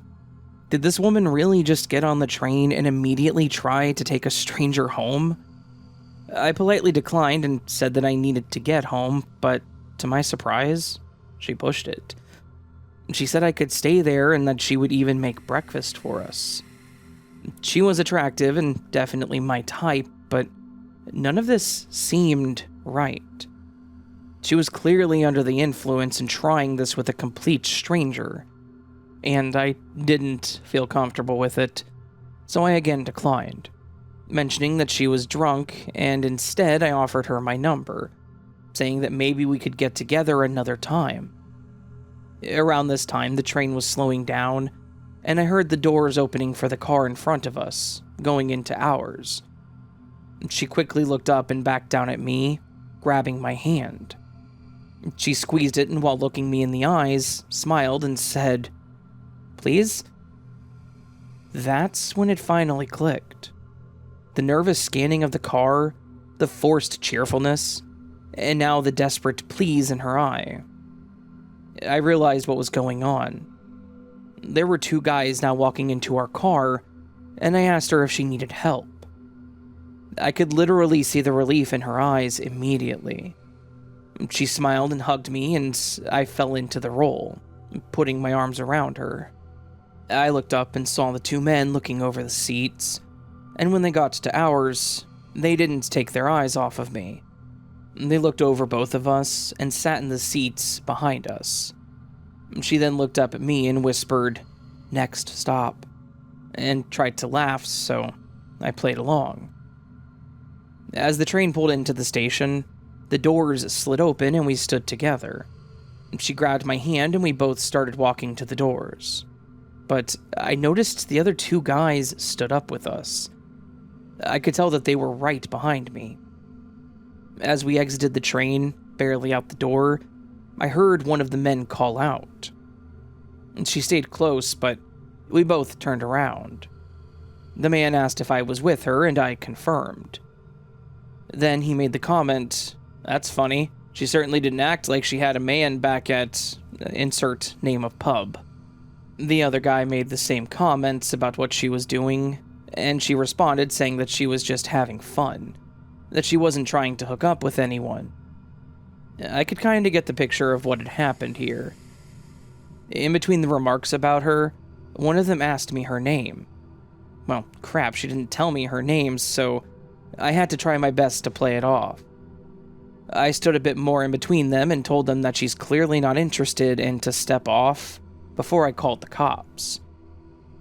And everything went by way too fast after that.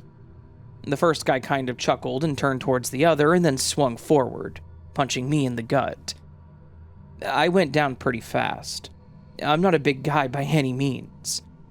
The two of them began kicking me repeatedly, and I could hear the woman screaming, as well as a few other people that were at the stop.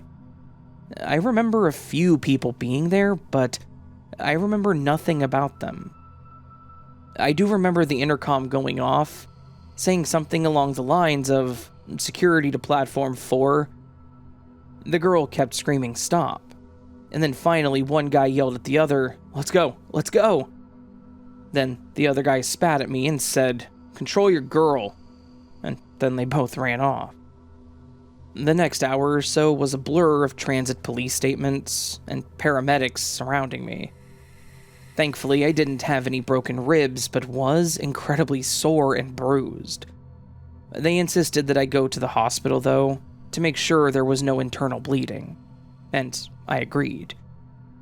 The woman stayed by me and apologized profusely. She kept saying it was her fault and how she should have never involved me, but to be honest, I'm glad she did. I'm glad that she was brave enough to approach me for help, because I would take that beating again in a heartbeat. Who knows what they would have tried with her had she been alone. When talking to the cops, she explained how she was dancing, how they kept trying to dance with her, but they were touching and grabbing her, so she left. They followed her onto the train, and that's when she quickly made her way to my car and spotted me, deciding that I would help her. She said that she saw my badge that I still had clipped on my jacket, and when she approached and saw it was for a hospital, she knew she could trust me. That was one of those moments that I was proud of the work that I did. She knew that she could trust me and chose me. I got beat up for it, but I may have saved her from a much worse fate. The hospital visit confirmed that nothing serious was wrong, so I was good to finally go home hours later. The woman, whose name was Kate, thanked me, and that was the last time I saw her. I never heard anything else about the men, however, so I don't know if they were ever caught. That was probably one of the craziest and scariest things to ever happen to me, though. And while I would do it all over again to help someone, I hope that I never meet those guys again.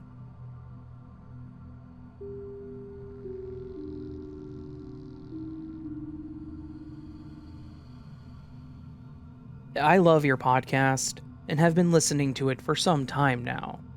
It's given me inspiration to finally write down all my crazy stories. Mostly paranormal, so I'll likely be sending more in. The story is one that had me really creeped out, and I've never been able to explain what it was.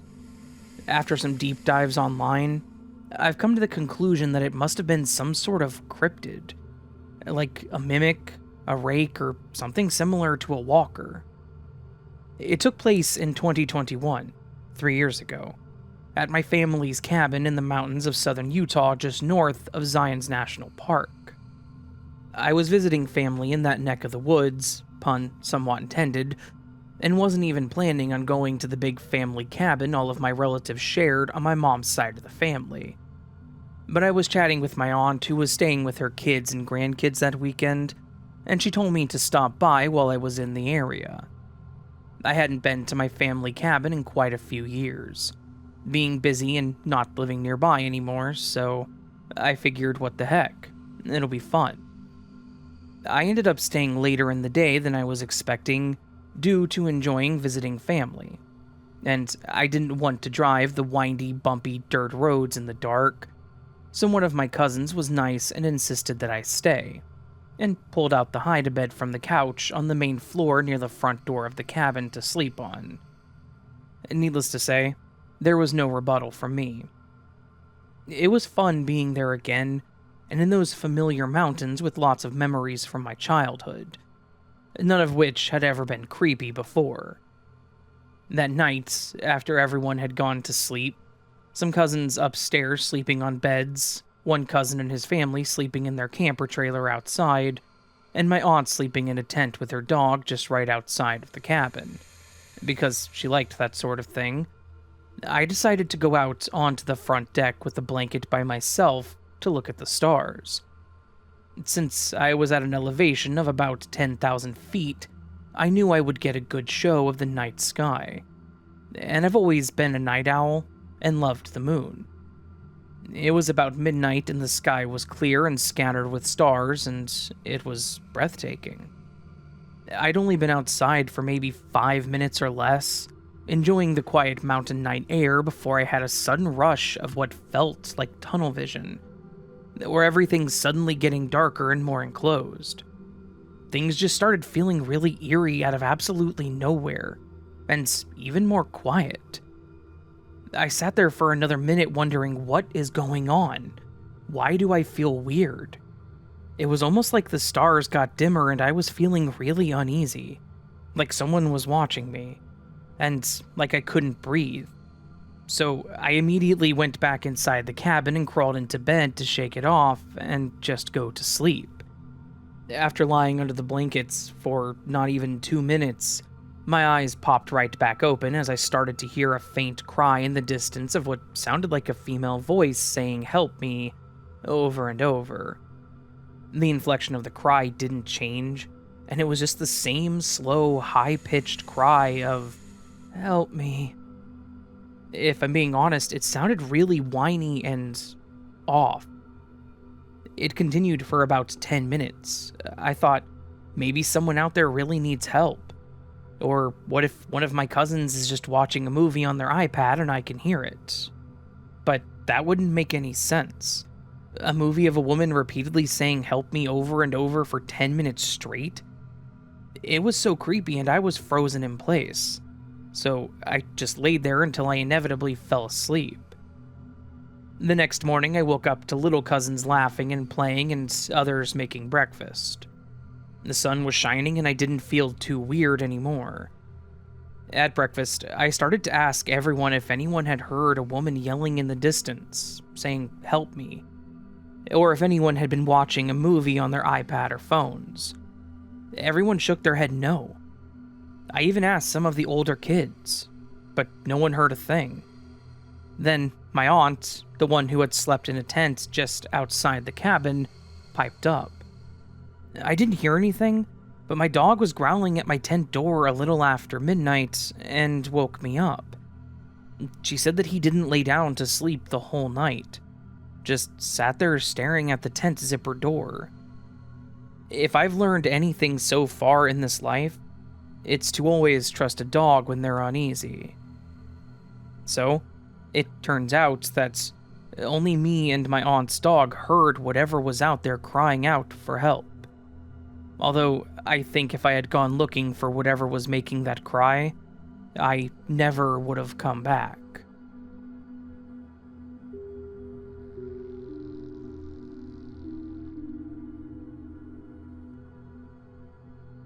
Hi, Raven. I'm a new listener to your podcast, and I've listened to so many already, which encouraged me to write you a couple of stories of my own. I've had a few paranormal experiences in my lifetime. I do have quite a few different stories, so I'm not sure if you just want to tell one or multiple of them. Starting off with just a quick little background. I'm a 16-year-old female, and ever since I was little, I feel like I've been able to communicate/see many sorts of spirits. It's super weird, I know, but it's so weird to me, even. For starters, a little background to this story. I have a little sister. I was probably around 7 to 8 years old when this happened. Our house was kind of small, and so the setup was my room on one side, and my sisters were directly across from mine. My parents slept in the basement. Mind you, this happened many times, and so whenever I got scared, I went downstairs to sleep with my parents. So, it was at night. My mom had just tucked me and my sister in, and we both used to keep our doors open because it was scary. So, obviously, I could see straight into my sister's room. I had a loft bed at the time. It's like a bunk bed, but without a bottom bunk, just for stuff like storage, work, space, etc.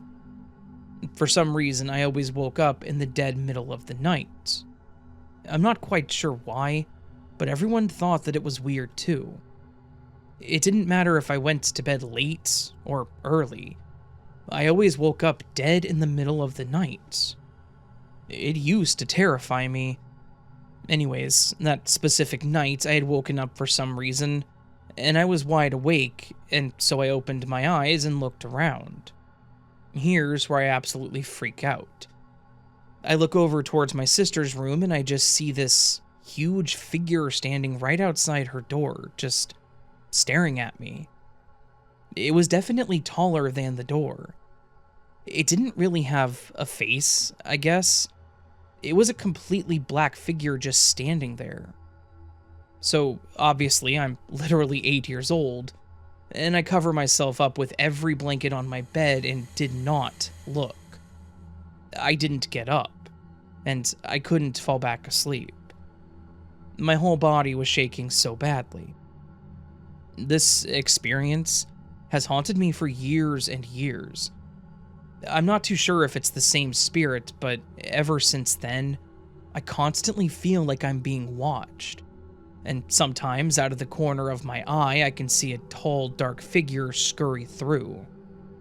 To this day, it still haunts me, and I'm always whipping my head around as if I've seen something. I don't know how to get it away or to leave. Has this happened to anyone else before? Or maybe I'm just crazy. Super short side note as well.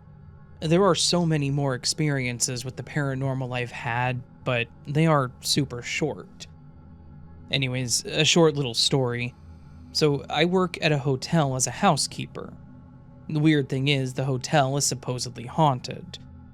It creeps me out a little because I'm always listening to your podcasts while working, and ever since I started working there last year, it's been really weird.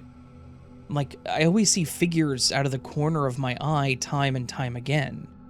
I've heard a really, really deep voice saying my name, making me literally run out of the room no matter what I'm doing.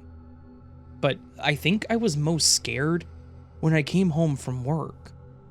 I had brought this really weird cowbell that I found inside a hotel room, and I brought it home. Our house is currently set up like mine and my sister's room are upstairs and my parents' room is downstairs. I was messing with my mom, saying like, oh, if I ring this bell, it summons spirits. Stupid, I know. But I ring it because it's literally just a bell. Nothing weird, right? I mean, beside the fact that I brought it home from a haunted hotel. Anyway, I rang it and then had gone upstairs to change my clothes. You know when you can hear someone walking behind you?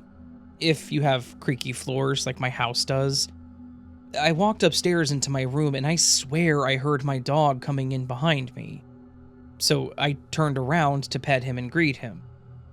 Well, he was actually downstairs laying on the couch. I'm not even kidding, my heart dropped. It seriously scared the hell out of me because it literally sounded like my dog, which made me start thinking about 100 billion different things. It almost sounded like a little child walking behind me. It sounds so dumb, but like, what if the thing from the hotel followed me home?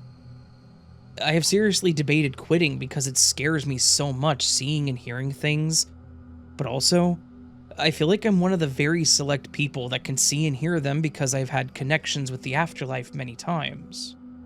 Like I said, I have so many more stories, but they are quite short. Please do let me know if you want to hear them. I love telling people my stories, but I just wish that they wouldn't happen to me.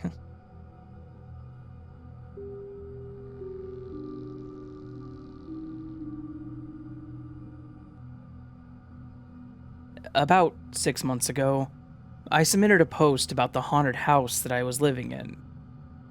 We moved out recently, and I wasn't planning to post about it again, but the last few weeks I lived there, I experienced an increase in paranormal activity. I had always seen glimpses of a face peering around my bedroom doorway. It was very tall, nearly to the top of the door frame, leaning at an angle as though it was crouching to look inside.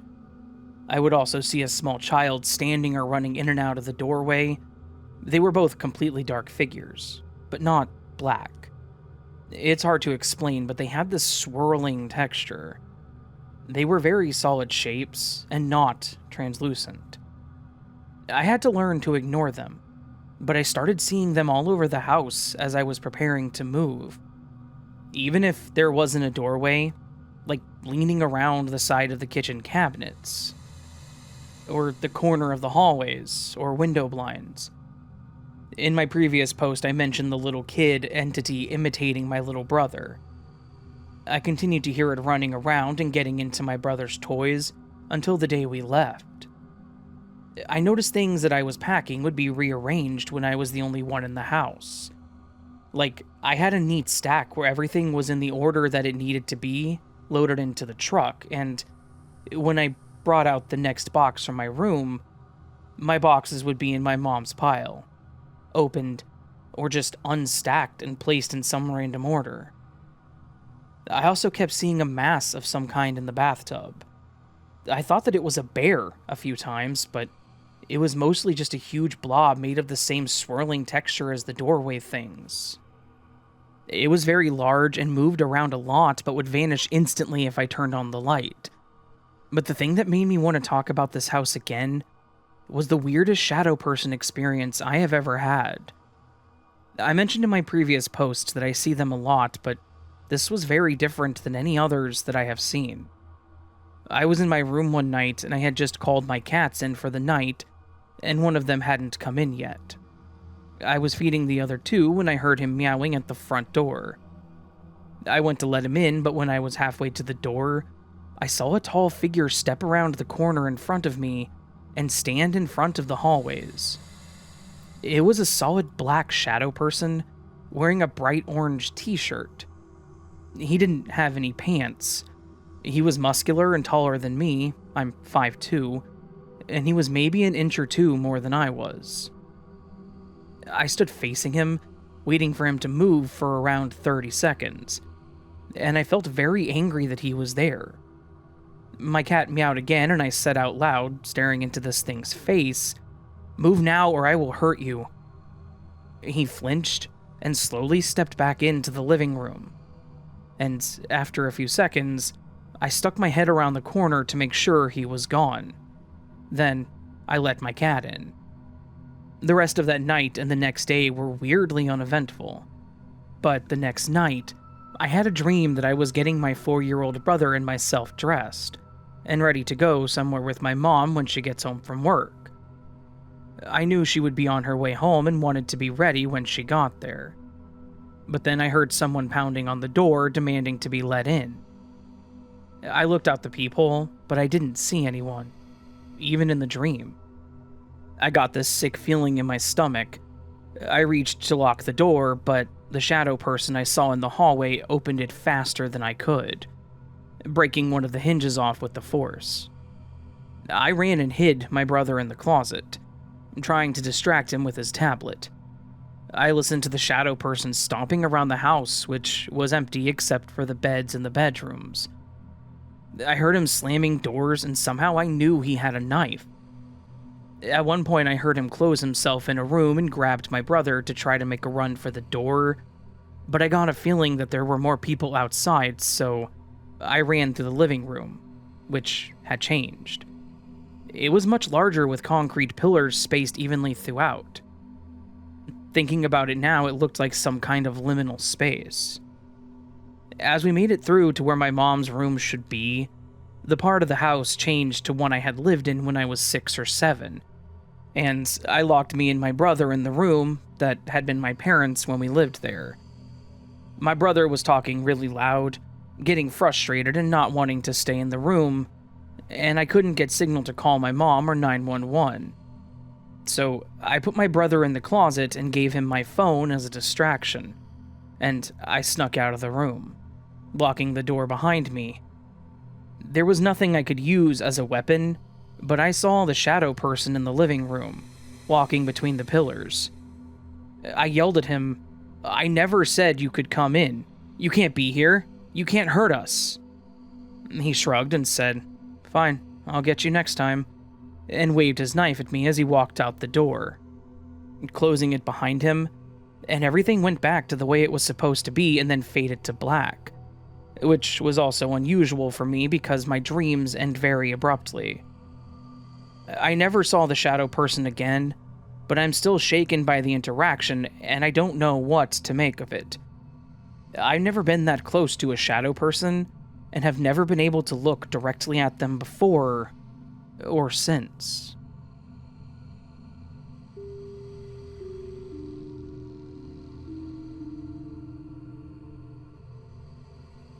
Hey everybody. I was randomly suggested this subreddit by a Reddit notification, and after reading a couple of posts and realizing there was a popular shadow person tag here, I thought I would share my own experience from when I was a child, with the entity that I've called the Shadow Girl for as long as I can remember. It should be said that I'm 19, male, now, and all 3 of the events I'm about to describe happened when I was pretty young, from around 6 to 8. When I was younger and my parents were still married, it was me, my 1 older brother, my 2 younger sisters, and my parents, obviously. My dad is in a very high post-secondary educational position, which he got when we were young in Winnipeg, where I still live now. As he was in the process of getting this position, we lived half the time in Winnipeg as we looked for a place to live there, and half the time in a house across the US border in Pembina. We eventually got a house in Winnipeg, and we slowly moved into that house from the Pembina house over some period of time. I don't really remember how long, but it isn't important. The first encounter. I was in the 2nd grade when I saw her at our newer house. I had come home from school and very soon after, decided that I wanted to play Minecraft on our family tablet, which was kept charging in my parents' room on the 2nd floor of our house. I ran up our curved staircase and turned right immediately through the doorway of my parents' room. As I entered and stood to face my parents' bed, the tablet directly across the room from the foot of their bed, I saw her. I stood completely in shock. The pitch-black silhouette of a young girl in a puffy dress was sitting on the foot of my parents' bed and staring straight forward at the wall ahead of her. I didn't know what to do, but I felt paralyzed as I watched her. She ever so slowly turned her head to look at me with these saucer-like white eyes. just an absence of black on her face, where instead was white, and those were her eyes. I slowly leaned out of my parents' doorway after a couple of seconds of eye contact and yelled downstairs, "Dad? Dad?" But nothing back. And so as I peeked into the room, she was gone. Just gone. I was afraid, and so I stepped carefully, but still retrieved the tablet and scurried downstairs as if something were nipping at my ankles. Pembina is a small town now, and it was even smaller when I was young. In our house, which we called the Little House, or the Pembina House, there was a very creepy basement, a main floor and a second floor. My brother and I shared the room on the second floor, as did my sisters, and my parents slept in a room on the main floor. Now, the second encounter, I don't remember the context for why I was going to my room or anything, or how far apart this was from the first encounter. But I rounded a corner to enter the stairwell, and I remember distinctly I was looking at my feet on the first 2 steps. I then looked up the stairs and froze as I saw her at the top of the stairs. Again, just staring at me. I don't know what had gotten into me at this time, but I was annoyed enough at this thing for showing up that I went up the stairs at a full sprint to try to catch her. I watched as her whole body just turned without lifting her legs, and walked so slowly around the corner and up the stairs which led to the second floor just past the corner. I made it to the top, and surprise, surprise, she was nowhere. I looked in every room upstairs, and nothing. She had disappeared again. And then the last encounter. This happened at our Pembina house. I was a very outdoorsy kid and loved catching bugs and collecting rocks and building forts and everything. It was awesome. In our backyard, and I had caught a butterfly with a glass from our kitchen and decided that the best place to store it was in my sister's closet, under a glass, with a single branch. My logic was that it would be safe and not be found or stolen by anyone since my sisters didn't use their closet. I slid a piece of paper under the glass to seal the butterfly in, and I remember that the paper had a drawing I had done of the iron robot from that animated kids movie of the same name. Very crudely drawn, but I remember that fun detail. Anyway, the next day I went back, up the stairs to the second floor, into my sister's closet, and to my surprise, discovered a very dead butterfly. I was very sad, and I looked out my sister's window at that moment, and immediately caught her gaze. She was standing far out in our yard, very far, but she was looking up at me through the window. I put down the butterfly and slowly walked to the window, not breaking eye contact. After about a minute of her staring, she once again turned without moving her legs and almost floated off to the side, out of view behind a hedge. To this day, I have no explanation further than her being a shadow person, and I was first introduced to that revelation in the 6th grade, when I was reading a Haunted Canada book which had a story detailing a shadow person. I hope people don't think that I'm just making things up, as I tried to include every detail I could remember. To this day, I'm still scared that she's watching sometimes, but it's just paranoia, I'm sure, since I haven't seen her since then. Anyways, if people liked this, I have a lot more ghost encounters that my whole family has experienced after my parents' divorce, which I'd be happy to share. And have a great day, and thank you for reading.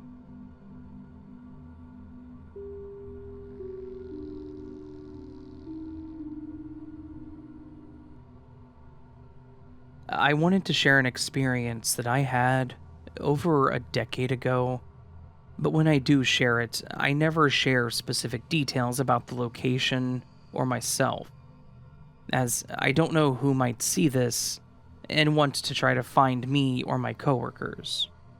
So, yes, some details may be vague or names changed.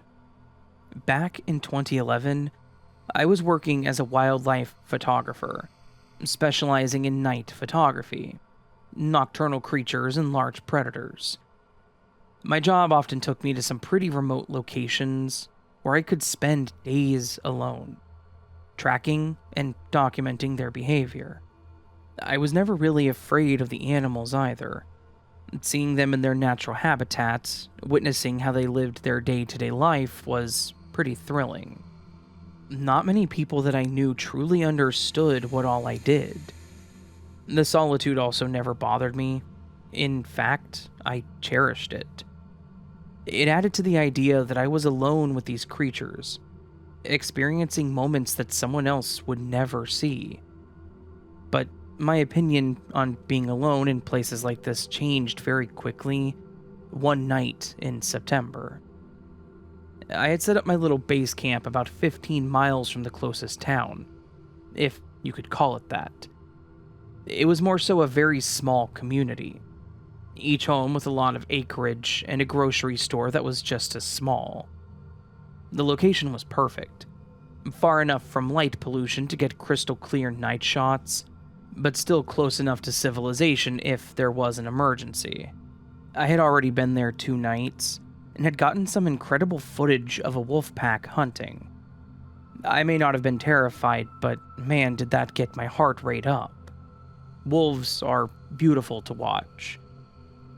On the 3rd night, around 2 a.m., I was in my usual spot, a small clearing on the ridge that gave me a good vantage point of the valley below.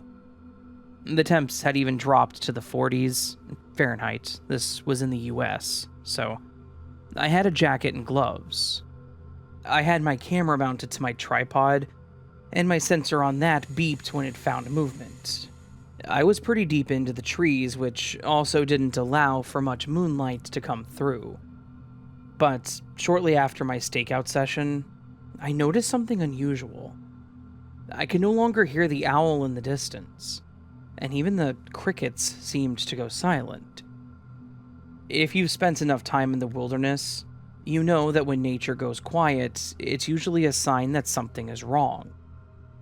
My first thought was that it could be a mountain lion, so I quickly packed up some of my gear and prepared to retreat to my truck about a quarter mile away. Mountain lions are probably one of the few animals that I can respect. I will take some pretty great pics from my truck and be protected from any claws or teeth. As I was securing my camera, I noticed light above me. At first, I thought it was the moon coming through the trees as they swayed, but with how much light there was, that meant there had to be a lot of swaying, which made me wonder if there was a storm coming. That was probably scarier for me than the animals. I had a lot of equipment that I had to try to get packed up, if so, to keep it from getting wet. But when I looked up, my heart dropped. The light wasn't coming from the moon.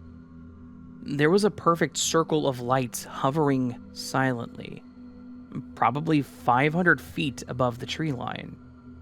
The lights weren't bright like spotlights either, which is why I thought it was the moon. They were more like a dull orange and yellow embers arranged in a geometric pattern that seemed to pulse slightly. My first rational thought was that it must be a drone. It had to be. But this thing was massive.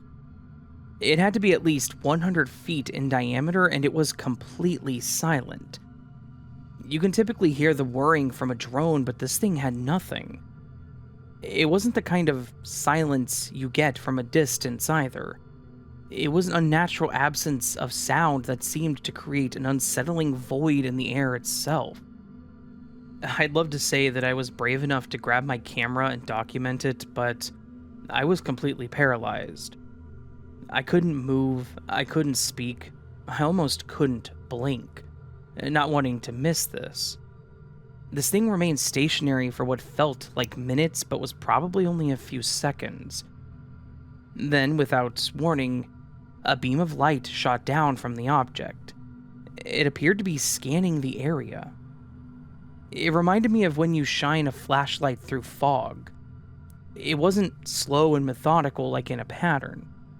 It was faster and all over the place, like someone was searching for something.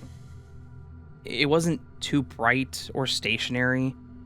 It looked like it was coming from the edge of the lights, not the center. Again, I would like to say that I ran at this point, trying to hide from the light, but I couldn't run.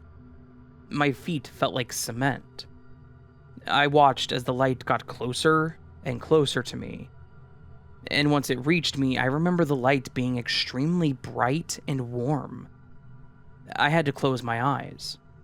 You could physically feel the change in temperature. I remember standing there thinking at one point that this was it. This was how I was going to die because I was too stupid to run. I started having all of these memories run through my mind, the good and the bad. But it wasn't even like I was trying to think about past memories and regret. It was like someone was forcing me to share them. Like 5th birthday, now your first pet, its name. Now your first stitches, first death, first crush, how old were you, your first job. It all flashed by like someone was flipping through a book, and my head was feeling warmer and warmer. Then it all stopped, and my mind went blank. I could feel my heart rate slow, and I suddenly felt extremely calm. And then I heard a calm but monotone voice. "You are being observed. You will continue. You are safe." After that, I opened my eyes and broke from my paralysis. I quickly ran as fast as I could towards my truck. I fumbled with the keys but finally got in and locked the doors. I watched as the light got closer and closer to my truck. I tried starting it but nothing happened. It was like the battery was completely dead. I went for my phone and it wouldn't turn on, like it was dead, even though it should have had over 80% left. I even grabbed my camera to ready it for a picture and it wouldn't turn on. It took a rechargeable battery pack that I had swapped out that morning. I brought 4 packs, 3 for the days I would be there and an extra pack. There was no way they were all dead. All I could do was wait for the light to pass and hope that it wouldn't happen again. The lights caught up to my truck and lit it up. And then, just as suddenly as it all began, everything stopped. The lights vanished in the blink of an eye. My phone booted on and still had over 80% life, as I was expecting. My camera wouldn't power on, but my truck did start up. I couldn't leave my other equipment behind, so I drove my truck further into the trees, hoping I wouldn't get stuck. I quickly packed it all up, certainly not wanting to stay there, and lugged it all back down to my truck. Thankfully, it wasn't as far of a walk. I got the hell out of that area and slept in my truck in the grocery store parking lot in that nearby town. Because, as freaked out as I was from that experience, I also felt exhausted and surprisingly crushed pretty fast. The next morning, I tried my camera again, and it still wouldn't turn on. I called a friend, knowing they were open-minded, and explained what I had witnessed. They said the same thing that I was thinking. It had to be some kind of UFO. I didn't tell him about the memories or what I heard, wanting to tell him that all in person. But when I did, he seemed shocked, and maybe even a bit terrified. He thinks that that was something looking through my memories, not me personally doing it. He also thinks that it was speaking to me, possibly telling me to keep calm. And honestly, how could I not believe him? What else could it have been? I certainly didn't say that to myself. The memory thing, maybe that was me, but it was such a strange set of memories and in such an exact order that it's hard to imagine that it was me alone. I just don't know what to believe. I was never the type to think that we were the only intelligent beings in this vast universe, but to witness something like that was surreal. I've told several people since then, and some believe me, but More just tried to explain it away, to which, to each their own, but I know what I saw. I know what I felt. And I know what I heard out there. Also, one other thing that leads me to believe there was something more going on out there. My camera wouldn't turn on because it looked like it had basically been melted from the inside. The components looked fried. The bits of internal plastic melted, and the SD card that was in it was warped. I lost all of the photos I had taken that weekend. So, if anyone can explain how I could have done that too, I'm happy to listen. But between the lights, the talking, my camera, truck, and phone not working, I'm apt to believe that it's not in my head.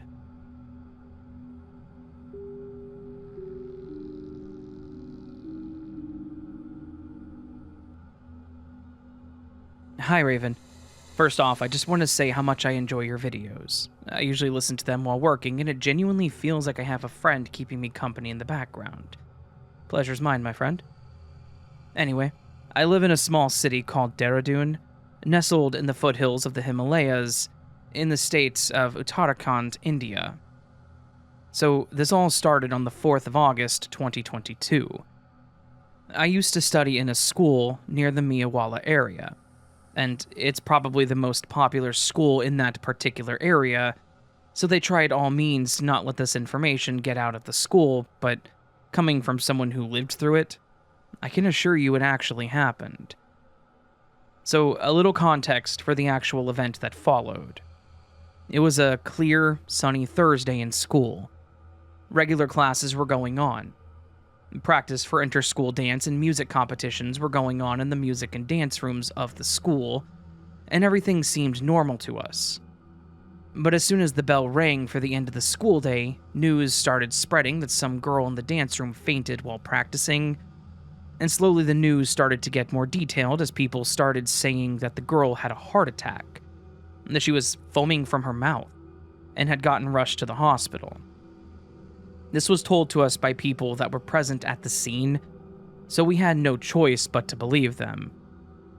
Later that day, around 8 p.m. at night, we all got a message from our school confirming the unfortunate news. The girl was one grade senior to us studying in the 12th Commerce, and she had unfortunately passed away. The reason of which was not stated in the notice.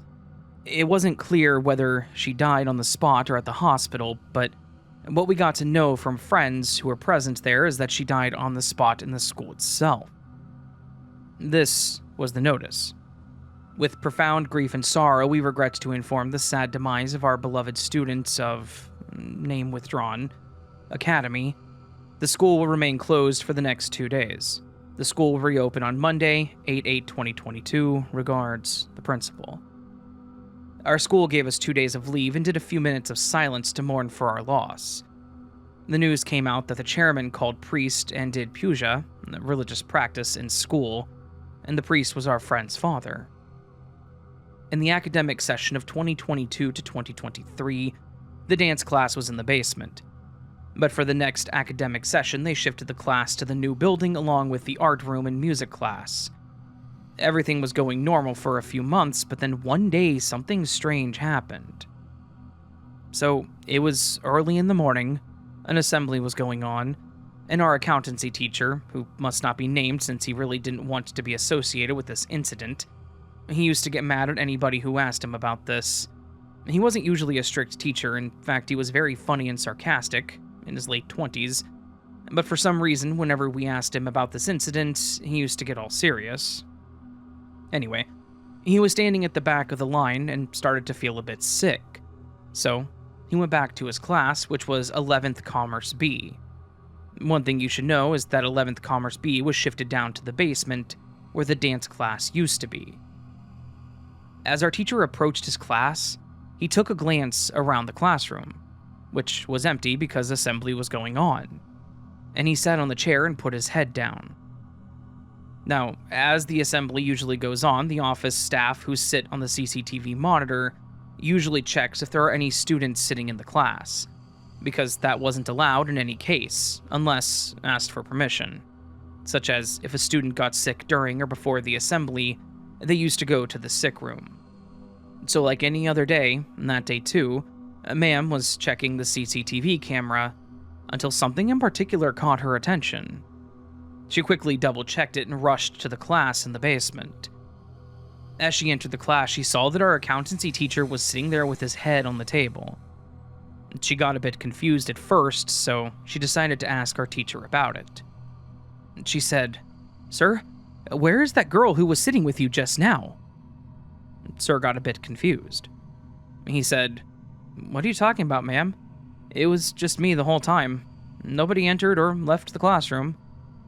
But ma'am was sure about what she saw, and so was Sir. Both of them thought that the other one was messing with them, but what happened next baffled them both.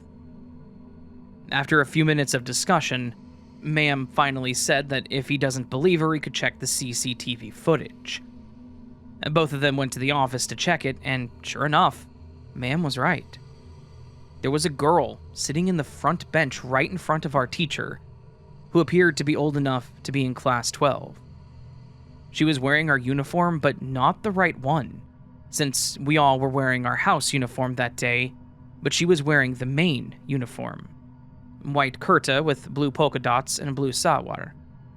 But they couldn't really tell who she was because the cameras are in the back of the class, so faces are not really visible. Not only that, she was sitting so still, just not moving a muscle and looking right at our teacher. This creeped both of them out. The news spread like a wildfire.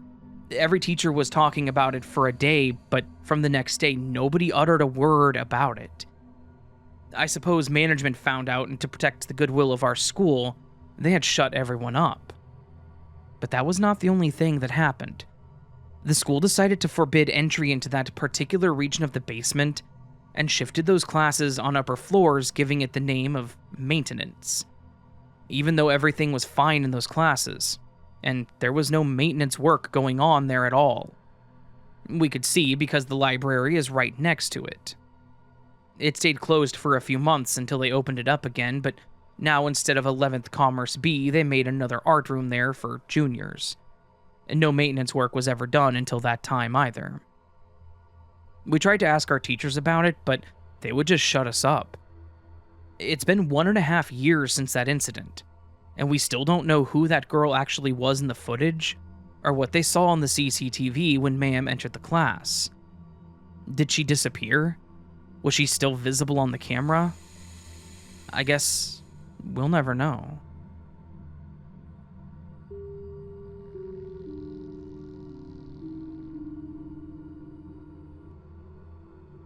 So, this one might be a little weird for you.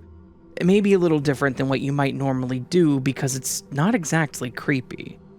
But it is pretty bizarre to me, and maybe even some kind of parallel existence, I think.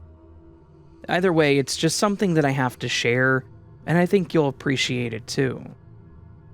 I've been taking the red line every morning for many years now. It's become part of my everyday life.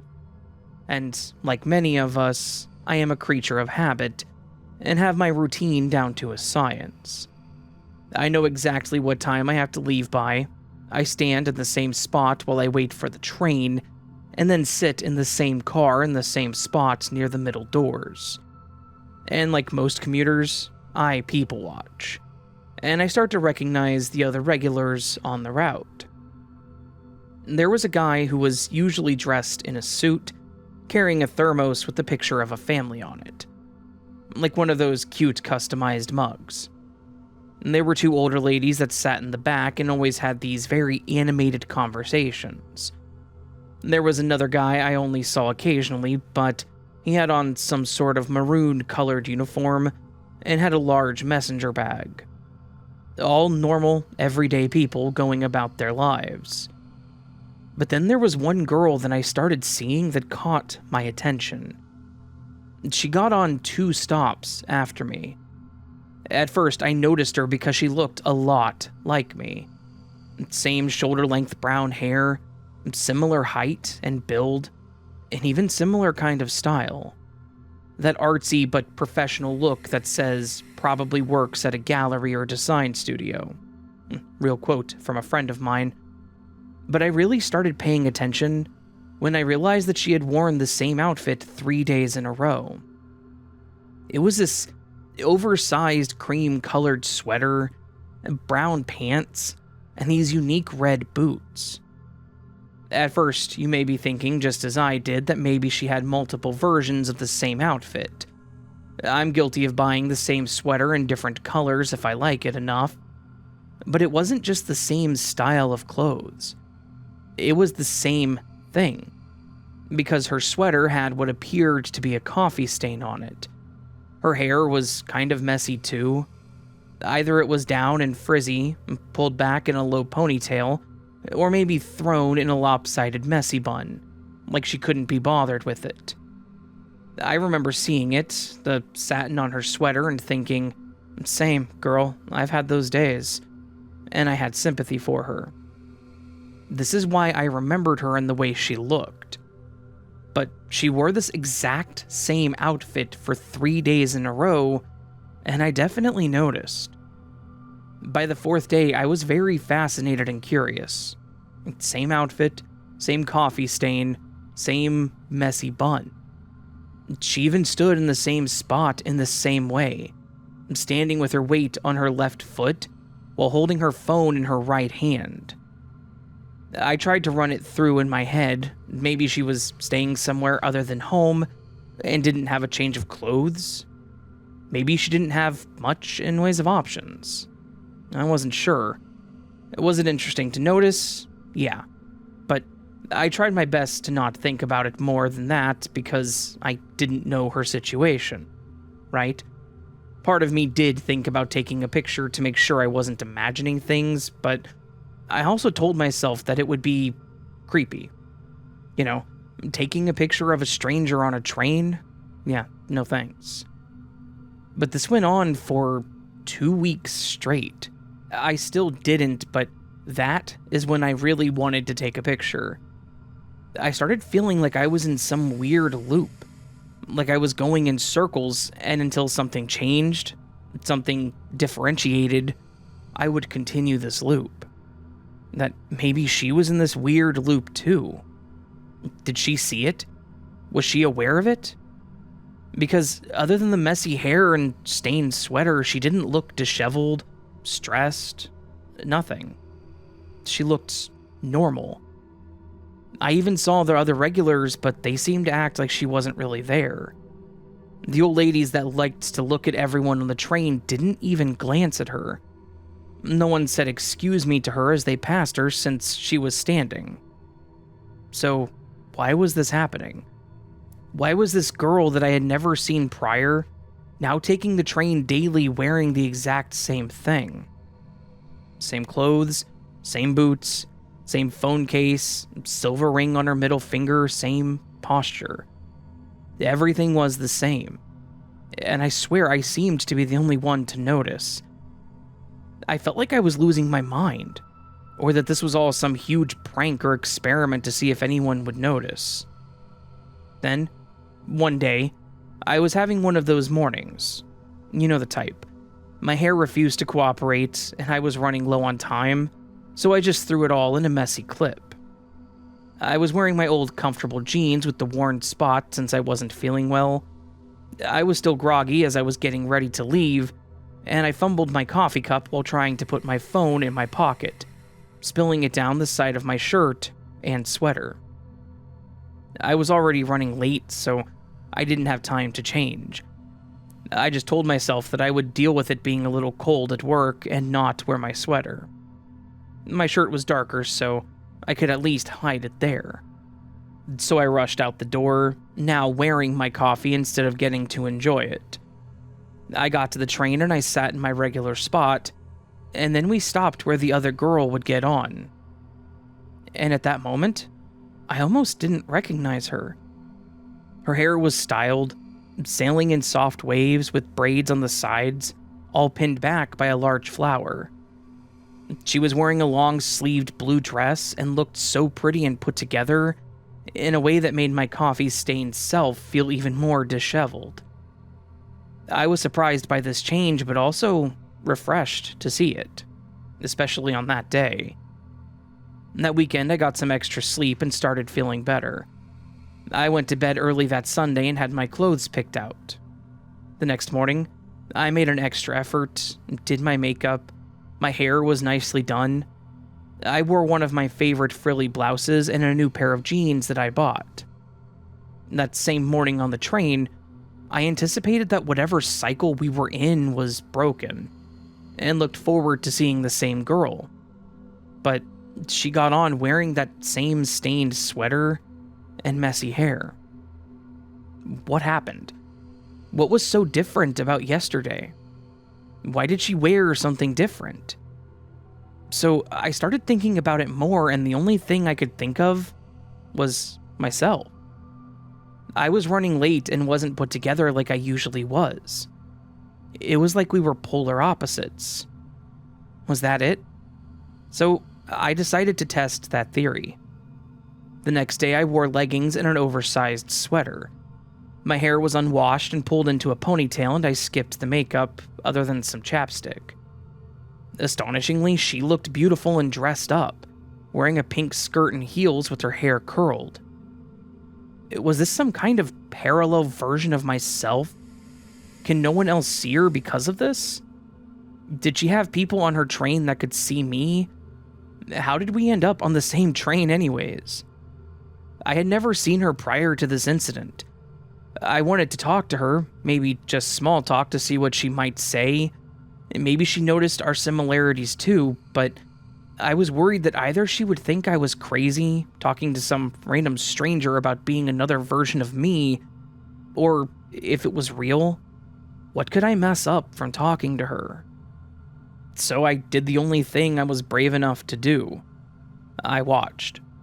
I watched how I had bad days and she looked stunning. I had good days and she was back in the sweater. But it did do a little good for me, because when I'm having one of those rough days, those days where your shirt just doesn't feel comfortable on you and your hair isn't cooperating, well, I can't help but smile knowing that she probably feels unstoppable.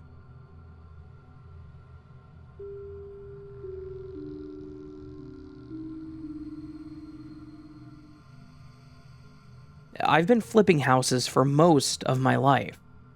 I did it with my own father for many years and continued doing it independently after he retired.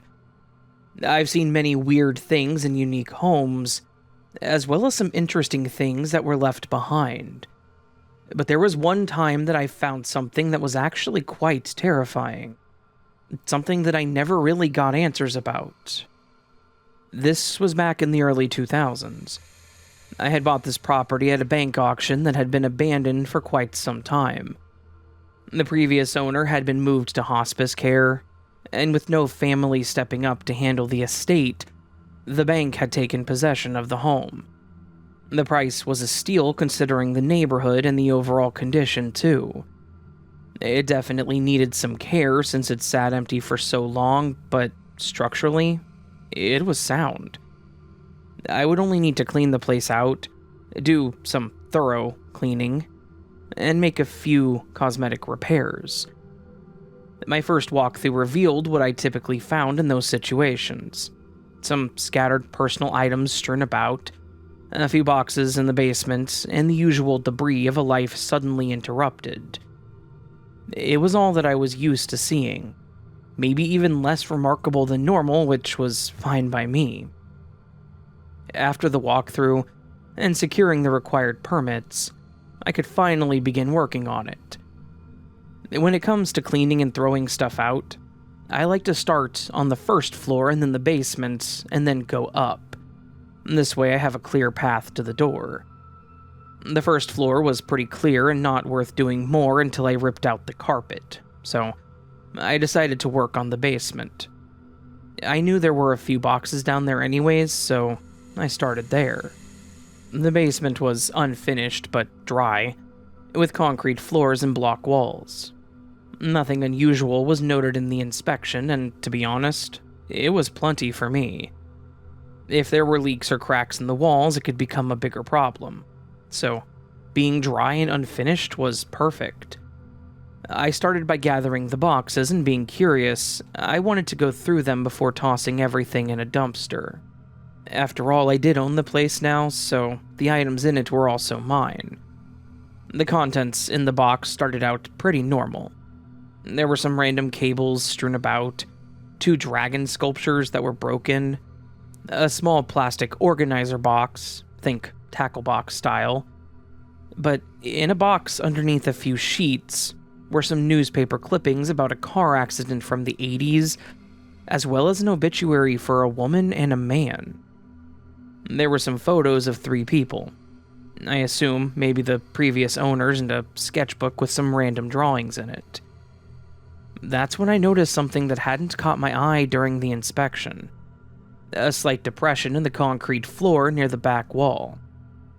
Looking closer, I could see what appeared to be a trap door painted over to match the concrete floor.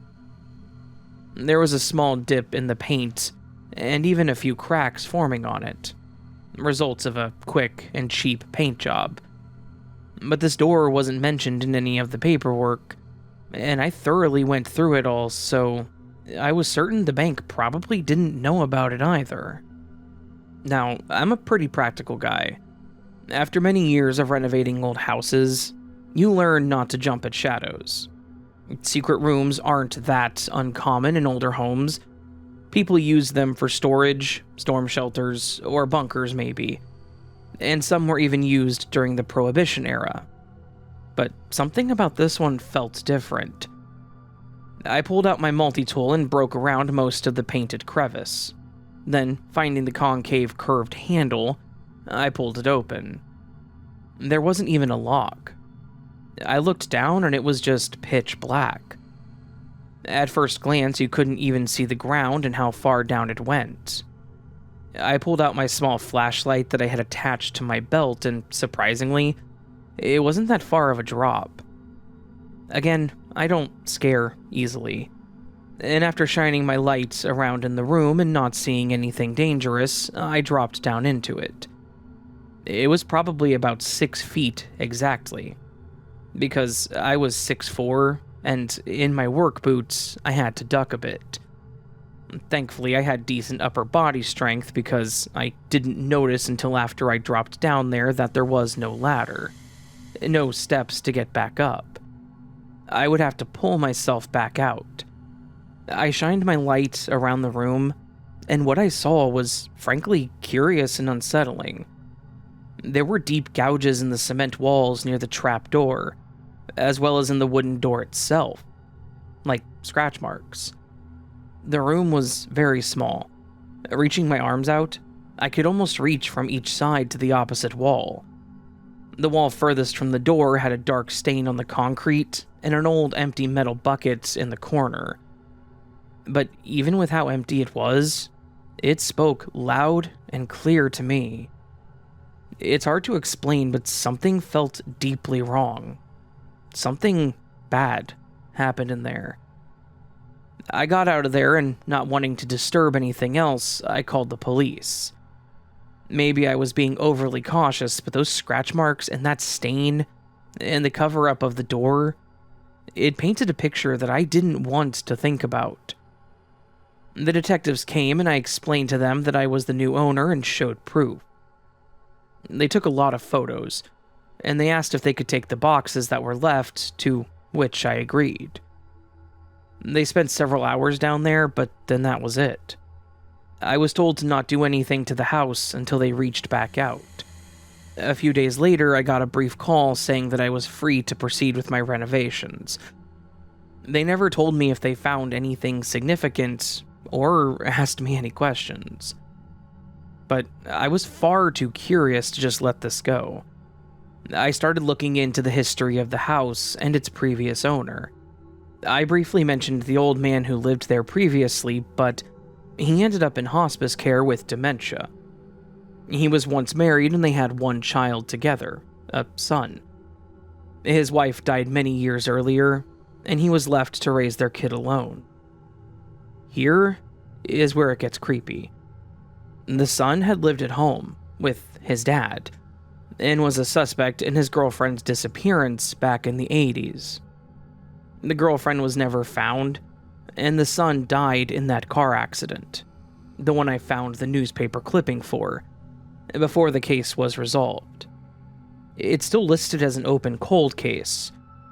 I barely found that information because of how old it was. Sometimes, I wondered if the truth about what happened to that girl and what took place in that secret room in the basement were related. Hell, I thought about reaching out to her family myself with what I found, but what would you even say in that situation? Hey, I found a creepy room and some newspaper clippings. It doesn't really prove anything. I also wondered how much the father knew, how much was locked away in his deteriorating mind. But I had no right to really pry into something like that.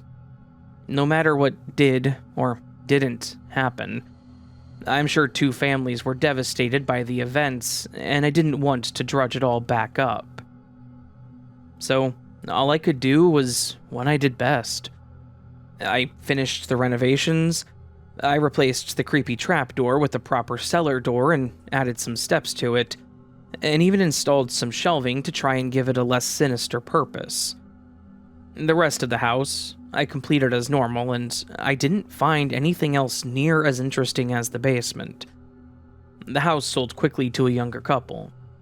When I was alone with the guy, I told him about the basement because I had a feeling no one else would. I couldn't not tell them.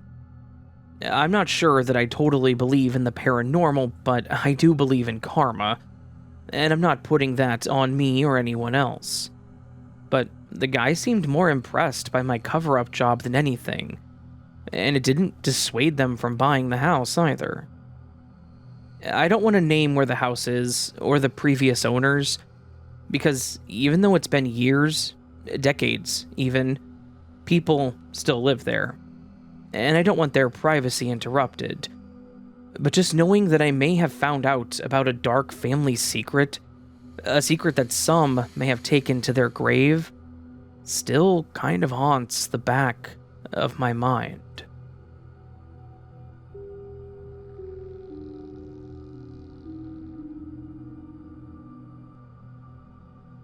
Hello, Raven. I came across your channel a few months back, and I thoroughly enjoy listening to you narrate. And can I just dash that I truly appreciate the careful and considerate way you read, especially the more traumatic stories.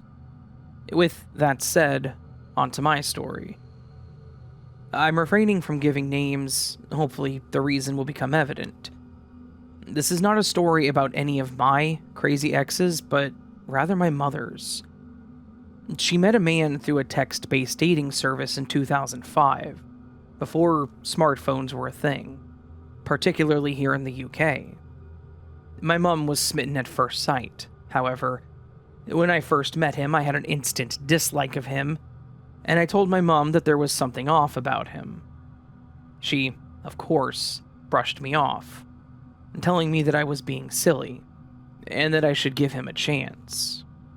It wasn't long before his mask fell off, and my hunch proved to be correct. It started, as it always does, with little digs, snide comments. She was wrong, he was right. Anyone who's been through this knows how it starts. Slowly, until they've taken full control. My sister and I, as well as some of my mom's friends, kept trying to convince her to dump him, but she was adamant that he was a good person, and she wanted to help him, and so he moved in with her. Believe me, none of us were happy about that. He then started restricting her movements. If anyone wanted to spend time with her, it had to be at the house, and only when he was there, so minimal chance of a girly chat. On one of the rare occasions Mum and I were able to meet up without him, I tried again to get her to kick him out, and she said that she couldn't because he was threatening to get myself and my sister in trouble with the police. He knew people that could plant drugs, etc. I tried telling her that they were empty threats. He didn't even know where I lived, but sadly, as you can probably guess, he'd managed to get it into her head, and she believed he could, and he would. He forced her to move to a different town, far enough away from her family and friends so that we couldn't get to her. That's when he got violent with her. She finally listened to us and left him. I moved with her to yet another town, helped her settle into a new home and job. And that's when she told me that he'd started pushing her around the house, and on several occasions, pushing her to the floor while screaming obscenities at her. I'm not a small woman, and I was more than ready to take a baseball bat to his skull. I'm sure many people would feel the same, but she stopped me. Months go by, and we're now in 2006. Mom moved to a bigger and nicer house, and I moved to my own little house, not too far from her. The next few months were uneventful until that summer she called me to say that they had talked, gotten back together, and that he was moving in. I won't lie, I called her a bloody idiot. There was no way he had changed. But, like all abusers, he was able to turn on the charm and she fell for it. As predicted, he hadn't changed, and he gradually went back to his old horrible ways. As Mom earned more than he did, she was expected to pay for everything, the last being a puppy in early 2007. I say last, because shortly after that, my mom arrived at my house and informed me that he had choked her into an unconsciousness that morning. Angry, I asked if she had finally wiped the crap from her eyes, and was ready to rid herself of him. She replied yes, but that she needed my help. She's my mom, how could I not? I forced her to go to the police. She had visible bruises and a red hand-shaped mark on her neck. Thankfully, the police acted immediately. They went to the magistrate court, and they got an order for this horrible man to be escorted out of the county. When we went back to the house, the police monitored him while he packed his things in his car. That is when he said that he wouldn't leave until he had his puppy. Remember, my mom paid for that puppy. Her name is on the paperwork, and we knew that he would just dump the puppy at a shelter. He didn't care for the pup. It would only be a form of punishment for my mom who adored her dogs. He was escorted to the county border, but alas, that was as far as our county police could go, and he knew that. So all he did was go over the border, sat at the services for a couple of hours, and, yeah, you guessed, drove back to our hometown. From then on, he stalked my mom. Silent phone calls, notes taped to her car, the works. Mom was terrified, and I became her bodyguard going everywhere with her, and I moved back in with her when she moved to a nice house on the countryside. The only place I couldn't be with her was her place of work. It was quiet for a few weeks, and then the notes started appearing again. It was my job to let the dogs out at night, and often I thought I saw something moving in the bushes. But it's the countryside, so I thought foxes. Reasonable, right? Until one night the puppy went over to the bushes, and something or someone snarled at the pup. After that, the only way to get the pup to go out for the bathroom was to put her lead on and walk her out. I'm now positive it was him. We knew if he was going to do anything violent, it would be at her work, because I couldn't be there. About a month after the snarling bush incident, I was out shopping while Mom was at work. We had just hung up the phone after she called me to remind me to pick her up her medication. Then I had a weird feeling that something was wrong. I desperately wanted to call her boss and make sure she was escorted to her car, but Mom hadn't told anyone at work about what was happening. So I knew she would be embarrassed and furious with me, and I was honestly afraid. My mom could be scary and quite insulting when she was angry, so I didn't make that call. I wish that I had. I'll spend the rest of my life regretting my decision. Her fury would have been better than what happened. About mid-afternoon that day, I was talking to my then boyfriend and told him I had a feeling I would never see my mom again. I wasn't exactly right or wrong because I did see her one more time. 4 days later, when my sister and I identified her body. I should have made that phone call. That monster, that psycho, was there that day. And as my mom was putting her work bits in her car, he struck. He murdered our beautiful mom, just because she had finally stood up to him. He was arrested and I gave evidence. However, there was an order stopping myself and my sister from attending court after giving evidence, and all we were told was, you don't need to hear more than you already know. So I'm guessing that more happened at the scene. I was in my early 20s, my sister a few years older, so maybe they felt that we were too young, or just that there were things her daughters shouldn't know about. I don't know. He was sentenced to life, and I hope he rots like the piece of garbage that he is.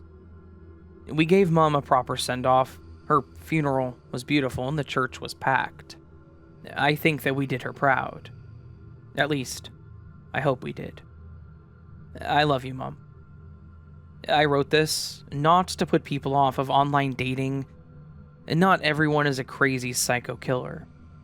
I met my husband online, and he's the sweetest, kindest, most gentle person I've ever met. But rather I write to advise and remind you to take notice of those red flags. When the first one is raised, that is when you get out. Don't sit around waiting for more or hoping things will change for the better. They won't. They never do. And don't ignore family and close friends when they tell you something isn't right. Because more often than not, they may be right. I don't know if this will make it onto your channel, Raven, but if it does, or doesn't, thank you for taking the time to read my story.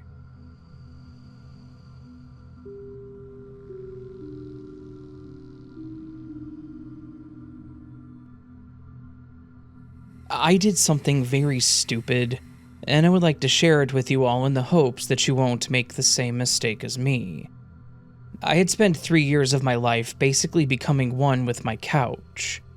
Due to the pandemic, my job became full and permanently remote, and I got a little too comfortable not leaving my house. And that's practically what I did between 2020 and 2023. My once active lifestyle became a distant memory as I navigated life between my bedroom and my home office, with occasional trips to the kitchen and bathroom. By the end of 2023, I was sick of those four walls. So, my New Year's resolution for 2024 was to get back to being active. I used to hike a lot. I had a lot of gear and even used to blog about it. So, I told myself that I was going to get back into it. I wanted to start walking weekly and take as many hiking trips as I could. But before anyone questions this, I live far from the US. I live where January is peak summer and the trails are beautiful, so January was my time to get back into it.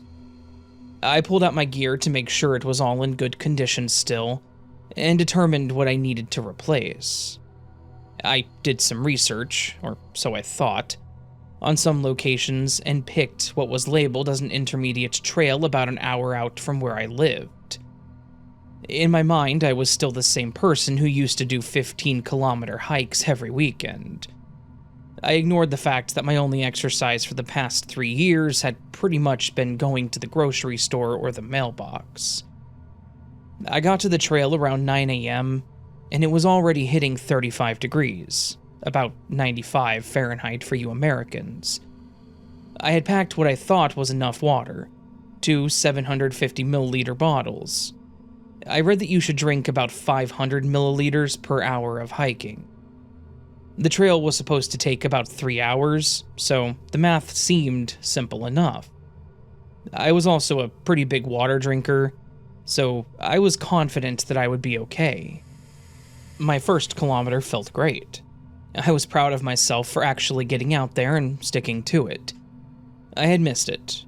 The tall trees provided patches of shade, and there was even a light breeze. I felt unstoppable, like I was finally taking my once active life back. The energy was coming back to me, and I was already thinking about my next hike and where I wanted to go. By the second kilometer, my shirt was soaked through with sweat, but I pushed on. I kept thinking about all the motivational things I got from my dad, from my sister, and even my friends that were encouraging me to do this. Even as I started getting tired, I told myself that it was just because I was getting back to it, and I just had to push through the pain and exhaustion, and I would eventually get that second wind. Around the third kilometer, things started going wrong. I noticed my breaths were more like short gasps, and my legs felt super heavy. Even when I was hiking frequently, I would be tired afterwards, but not like that. My legs felt like cement, and it became difficult to walk more than a few steps without having to stop to catch my breath. I had already finished with one of the bottles of water and was halfway through the second. The trail was getting steeper with a lot of loose rocks that made it even harder to walk up. Part of me thought that I should just turn back. That way I could at least get rest under the shade of the trees, but then I also felt like doing that would be admitting defeat, and there was no way that my ego would let me do that on my first day. I don't remember exactly when I thought I was in danger, but I remember starting to get disoriented. The trees were all looking the same. I couldn't recall if I'd passed unique boulders before or not. Was I going in circles? My vision was getting fuzzy around the edges, and my skin had stopped sweating. A bad sign I vaguely remembered from when I took first aid and read about when I got into hiking. Then the last thing I remembered was trying to sit down and completely missing the rock that I was aiming for. I fell backwards and crumpled to the ground. I remember lying there. My heart was pounding so hard that I could feel it in my gums. I tried reaching for my bag, not knowing what I would do when I got to it anyways. I didn't really get service out there, and I was out of water. I guess maybe it was a comfort at the time. Either way, I couldn't reach it because of how heavy my arms felt. I don't know how long I was there lying on the ground in the middle of nowhere. I remember drifting in and out, seeing the sun move. Because of this, I was no longer in the patch of shade that I'd collapsed in. At that moment, I was terrified. I thought I was going to fry there, and that was it. Maybe someone would find me before I got too bad. But then I heard footsteps on the trail. I wanted to look for them, to call out for help, but my body betrayed me. I could barely turn my head to look for them. I couldn't even keep my eyes open. Then I felt the cooling on my face like I was once again in the shade. I opened my eyes and saw someone standing over me. Some older man. He said something, but I either didn't understand it or he said it quietly. I couldn't quite make it out. Then I felt my head being lifted and something hitting my lips. Finally, I could make out the voice. They kept saying, "Small sips, open up," and similar things. I was drinking something sweet, and it was the best thing I had ever tasted at that moment. Then I felt my head go back down, and I felt my body being dragged. All I could think about at that time was all those true crime podcasts. I couldn't move my body, and now I was being dragged somewhere. That was how people disappeared, right? If not for the heat or dehydration, this was how I was going to die. My mind was in a weird place, and I was clearly thinking irrationally. I don't know how long I was in and out at that point, but when I finally came to, I saw an older man sitting next to me eating something and reading a book. He looked over at me and explained that I had heat exhaustion and was probably close to a heat stroke. Not to mention, I was dehydrated. He gave me a pretty simple but stern talking to about not overexerting yourself and bringing plenty of water. He then gave me the rest of the bottle of what he had me sipping on, which had an electrolyte mix in it. He sat there with me a little while longer and we got to talking about what happened. I explained my resolution and what I had done. He laughed. Not in a mean way, but agreed that it was good of me to get back out there, but that I went about it the wrong way. I knew he was right. I had pushed it. I should have started easier, and I definitely should have overpacked on water. I messed up, and it really could have cost me my life. I ended up walking the rest of the trail with that man, and he gave me another bottle of water and something salty to snack on. He told me how that trail was one of his favorites, and that he was out there nearly weekly since he had retired. I was incredibly thankful that he was, too. No one else passed us, so I easily could have died on that trail. Once we were back at the entrance, he asked if I was okay to drive, and offered to take me to a nearby hospital to get checked out first. But I declined, not wanting to take up any more of his time. I did go to the hospital, and they made sure that I didn't have a heat stroke, and had plenty of fluids in me. They told me I was incredibly lucky that the man had found me too, because they had a few people come in from heat-related conditions. It wasn't until then that it all really hit me. I had been out there on the trails for about 6 hours. That man took it slow with me. He even stopped to make sure I was okay and could move again before we started walking. Hell, he could have left me or done worse, but he was too good for any of that. And for that, I will always be thankful. From there, I dialed it back a bit. I started on some easier trails and packed plenty of water, or went somewhere that had places to refill your water. Now I'm back to hiking as I normally do, but now I also have a better understanding of signs that could lead to something more serious. That way, I can stop it before it happens. Whether it's to myself or someone that I'm hiking with. So, to anyone else out there starting on a similar journey or goal, go easy on yourself. If you're making even the smallest difference, it's still progress. So don't immediately push yourself. Respect the fact that sometimes the bravest thing you can do is know your limits and try again another day.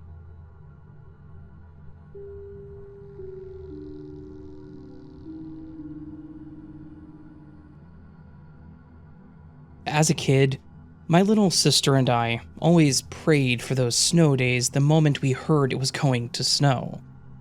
We lived in the Midwest, so snow wasn't unusual for us, but it did have a knack for shutting schools down when we got a good amount.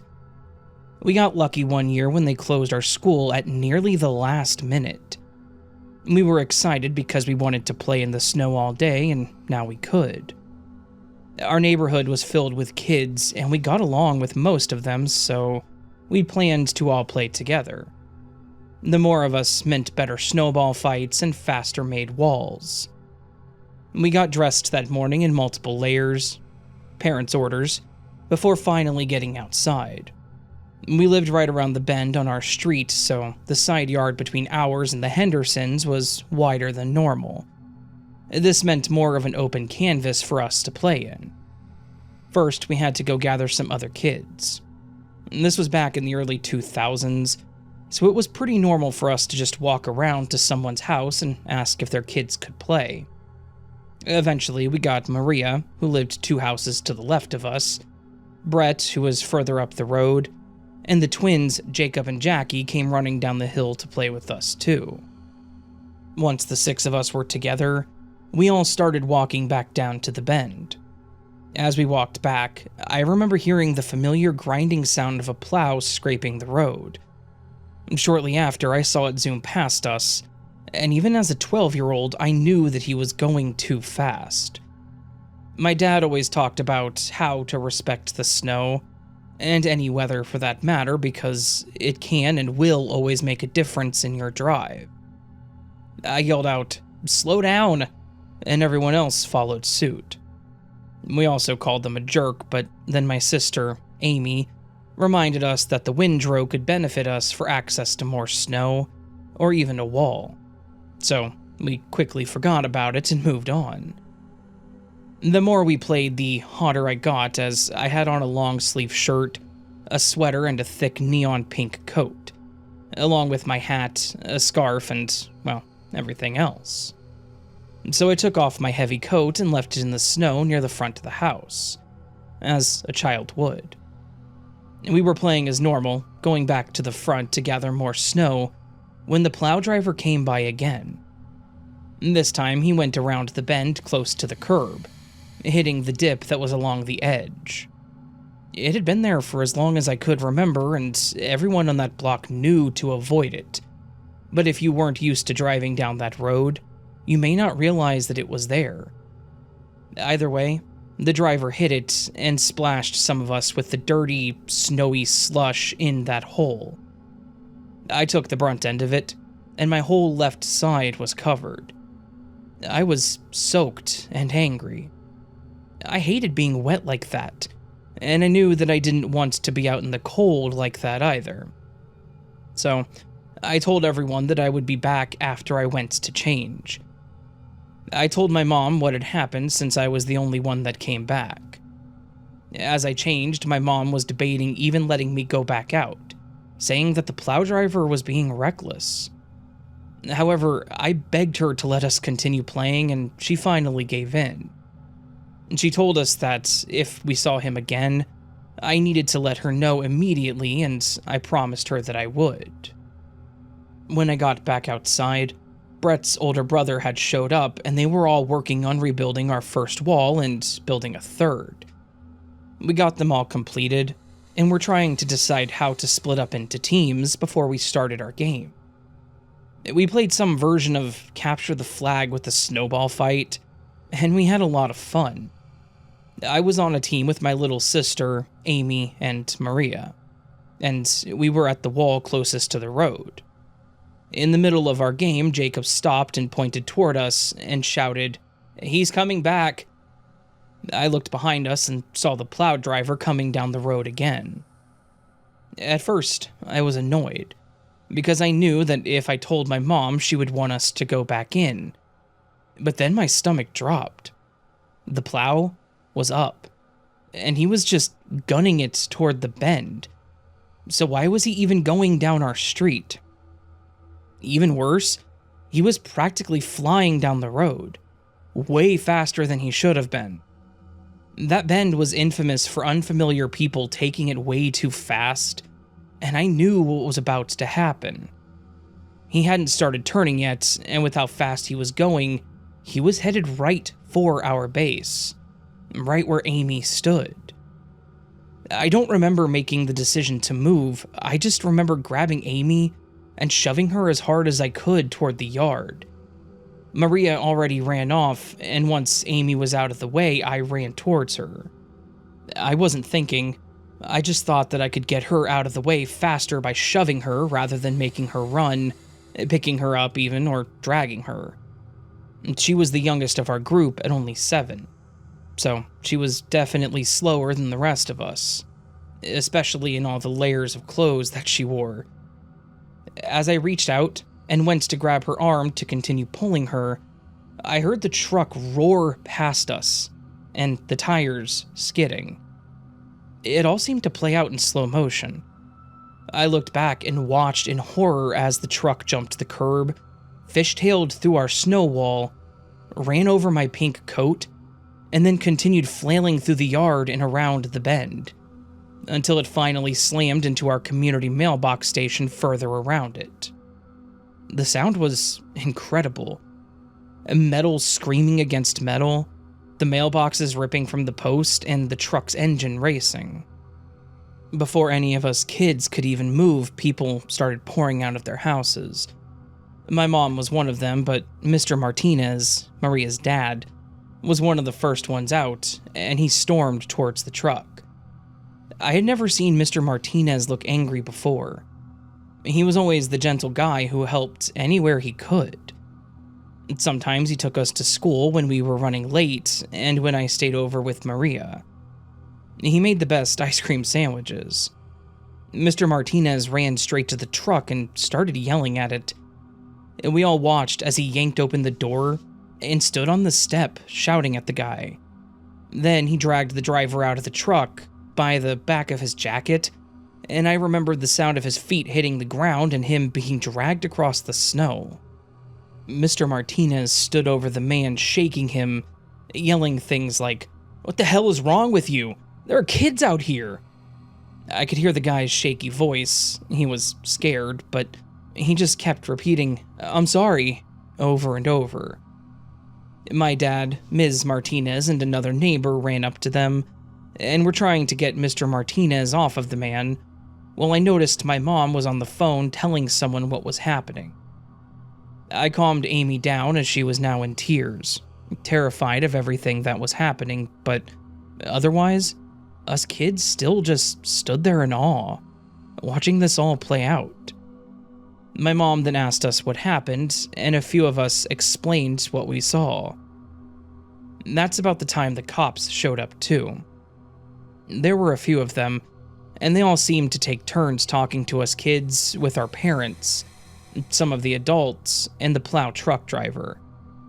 The sun was starting to set, and we all went to my house to watch TV until everyone else's parents showed up too. The last thing I remembered about that night was watching out the window as a tow truck hauled away the plow truck. The driver was handcuffed, and I'm pretty sure he was put in the back of a cop car, and some people helped pick up the mailbox station and were assessing the damage. When everyone was back inside, my parents told me that it was very smart of me to move my sister out of the way, and it was a nice feeling, but it didn't last long. I noticed my mom had tossed my coat in a laundry hamper, and when I saw the giant tread marks across it, I remember crying. What if I had been wearing it? What if I was lying in the snow right there, or even my sister? There was no way that we would have survived getting run over by the plow truck, and it was an incredibly terrifying and awakening moment for me. My parents made sure that we knew we did nothing wrong in that situation, but also it made me more aware of the dangers of the road.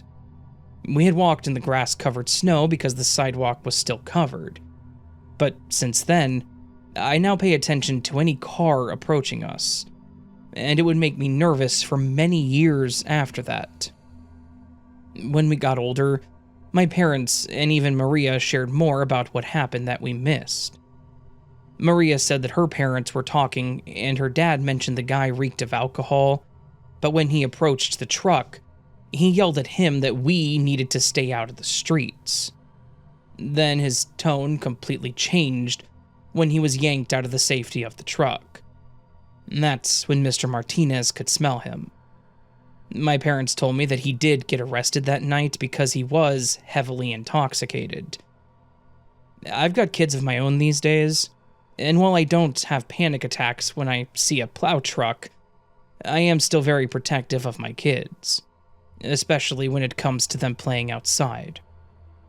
We don't have backyards where I live, so they only have the front yard to play in, but I have very hard set boundaries of where they are allowed to play, and I stay out there with them the entire time. I want them to be a kid and have fun and venture around, just like I did, but some lessons, you just can't forget.